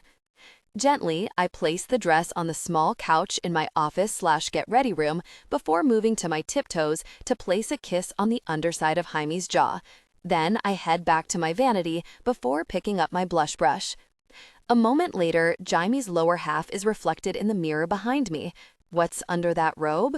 What's under your robe, Ava? I stare at him in the mirror, trying to understand what he's saying. A bra and panties, I say. Stand up. I could argue, I could ask what he means. They shared a passionate moment before continuing their preparations for the event. We're going to change that. They came together in passion, their connection deepening with every shared moment. I sat in his lap, panting, trying to come down from what just transpired. His hand moved up to my face, pulling me close and kissing me, his tongue sliding into mine, and it's so good I almost forget I have to finish getting ready, and he's probably messing up my makeup. Jaime, I say, pulling back. I can't believe you made it through our intimacy without messing up my makeup, but now that we're all done and then you decide to? He chuckles, his eyes warm and easy as he lifts me off him before standing, towering over me as he does. His thumb slides along my bottom lip before he says, "Go, princess. Go fix your lipstick, then get dressed so we can go." It's reminiscent of our very first kiss, the way he left the room, because, in his own words, if he had stayed another moment, he would have lost all control. I realize then we'll always be like this, impulsive and wildly in love and unable to resist each other. And even though it's predictable, it's a predictability I am more than happy to fall into. A year later, "Rosie!" I yell as I enter the small pink bookstore we came to almost 2 years ago. It's changed a bit, some new decorations, and obviously new releases, but it's the same for the most part, and that's strangely comforting. "Ava, how are you?" the brunette asks, coming over to me and pulling me into a hug. "I'd be better if you opened up a second location in New Jersey," I say when we pull away. That way, I don't have to convince the big guy to drag me all the way to the West Coast just to go shopping. It's not totally true, but I'd be lying if I said I didn't plan a pretty strong pop-up in Washington with the intention of stopping by. Pretty Strong, my business that consists of weekend-long girls' retreats in different cities where we hang out, have girl talk, do silly crafts, eat good food, and of course, learn self-defense, has become a raging success. After my year as Miss Americana was done, and once Jaime's own security firm, Wild Security, was set up and running smoothly to the point where he was able to schedule in a monthly trip with me to help with lessons, I really leaned into the business, hiring a group of 4 girls to help me run these events, as well as the online presence we have, including weekly training videos. It's funny to think that 2 years ago, I had no idea what I wanted to do with my life, was joining a pageant just to help my friends, and was slowly coming to terms with the fact that true, all-consuming love might just be in romance books for me. And here I am, a retired pageant queen, business owner, dating the prettiest bodyguard on earth, and a cat mom. Peach trots into the store on her leash like she owns the place, with Jaime trailing behind. He likes to say all the women in his life treat him the same, and seeing him with Peach, I can't say I disagree. "Maybe one day," she says wistfully. "Until then, you'll just have to keep making the trek out here to see me." "I'm happy to," I say. "We should do dinner later." A twinkle is in her eyes like she knows something I don't before she answers. "Yeah, maybe. You looking for anything in particular?" "Nope, just going to peruse, see how much the big guy can carry, you know, the norm." She lets out a tinkling laugh before nodding, and Jaime and I start to wander. I pick up books here and there and read the blurbs. I put some back and ask Jaime to hold others until I'm stopped at a table with just one book propped up on it. "What is this one?" I ask, approaching a pink book with dark and light stripes on the cover, a big pink bow in a golden frame surrounding the title of the book, Passenger Princess. Little icons dot the edges of the book, and I glance at it, confused, because I've definitely never seen this book recommended anywhere, but it seems familiar all the same. Plus, the title is everything. "What's what?" Jaime asks, Peach on her little harness trotting behind him. "I've never seen this book, but this cover is to die for," I say, lifting it, then turning it over to look at the back. My body goes tight when I see the name of the female main character, Ava, and the male main character, Jaime. "What?" Jaime asks, barely interested as he leans on a bookshelf, digging his hand into his pocket and peeping an eye on Peach as she rolls around on the floor. I flip through the book and see that Ava has an orange cat named Peach. "Oh my God," I shout. "Jaime, this is like an unauthorized biography or something. And then I see it. Smut. There is an intimate scene in here about Jaime and me in the car. "Oh my God," I whisper, flipping through the pages, then looking at Jaime. "Is this really fan fiction about us? I don't even know what fan fiction is, Ava." I look up at him unamused. "Shut up. Yes, you do. I know you've been reading that Omegaverse fanfic I sent you." A blush creeps over his cheeks. "I knew you'd like it." He rolls his eyes, tipping his head toward the book still in my hands. "Who's the author?" he asks. Moving it in my hands, I look, unable to find the name on the cover. "Check the end. There might be an About the Author page." My brow furrows, and I flip to the back before the world starts to spin. A photo of Jaime and me standing together in Maine, a photo that I found out was his phone icon for me months later. His goal in life is to convince the love of his life, Ava Bordeaux, to travel the world with him for the rest of her life as his wife. He went so far to commission an entire fanfiction. He lied. He totally knows what fanfiction is, and yes, he liked that Omegaverse you sent him. And dragged her to Washington where they had their first date, so he could ask her to spend forever with him. Jaime, I whisper in panic, but then when I look up again, he's not there. He's down on the ground, down on one knee, a ring in his hand, a nervous smile on his lips. Jaime, I whisper, but stop this time because of the lump in my throat. I thought about doing this at the club I met you in, the place I probably fell in love with you, if we're being honest. Then I thought about the boardwalk in Atlantic City, where you made me sit with you even though I wanted to be as far from you as I could because I knew even then I was crazy for you. I thought about Maine, where you ran from me, and I realized I'd always chase you, no matter where you went. Then Georgia, where you were so really brave, just like you always are. Florida, where you told me to hold your hand and jump in. Missouri, where I kissed you for the first time and then got scared because I didn't want to stop. Texas, where you yelled at me and I finally gave in to what you knew was real all along. Or even Utah, where you got the first kernel of the idea of pretty strong. But none of them felt right. He smiles up at me wide, his dimple coming out, and my eyes start to water and I fight not to let them fall. Eventually, I decided on here, where we had our first date, surrounded by the stories you love to read, ours in your hands. Jaime, I whisper, a single tear escaping to drip down my cheek. He reaches up to swipe it, leaving his hand there, and the other is still holding the ring I haven't even looked at yet. You said you love the idea of falling in love. I don't, Ava.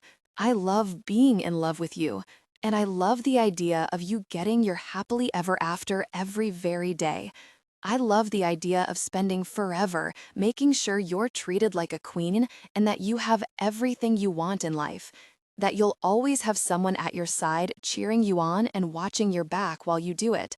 I smile, then kiss him again, this time slightly longer, before he presses his forehead to mine. So, what do you say? Will you marry me? Of course I will, Jaime. You have a way cooler last name than me. He smiles even wider and shakes his head at me. Plus, do you think I could say no after you wrote an entire fan fiction about us? I cannot wait to read this. He cringes a bit.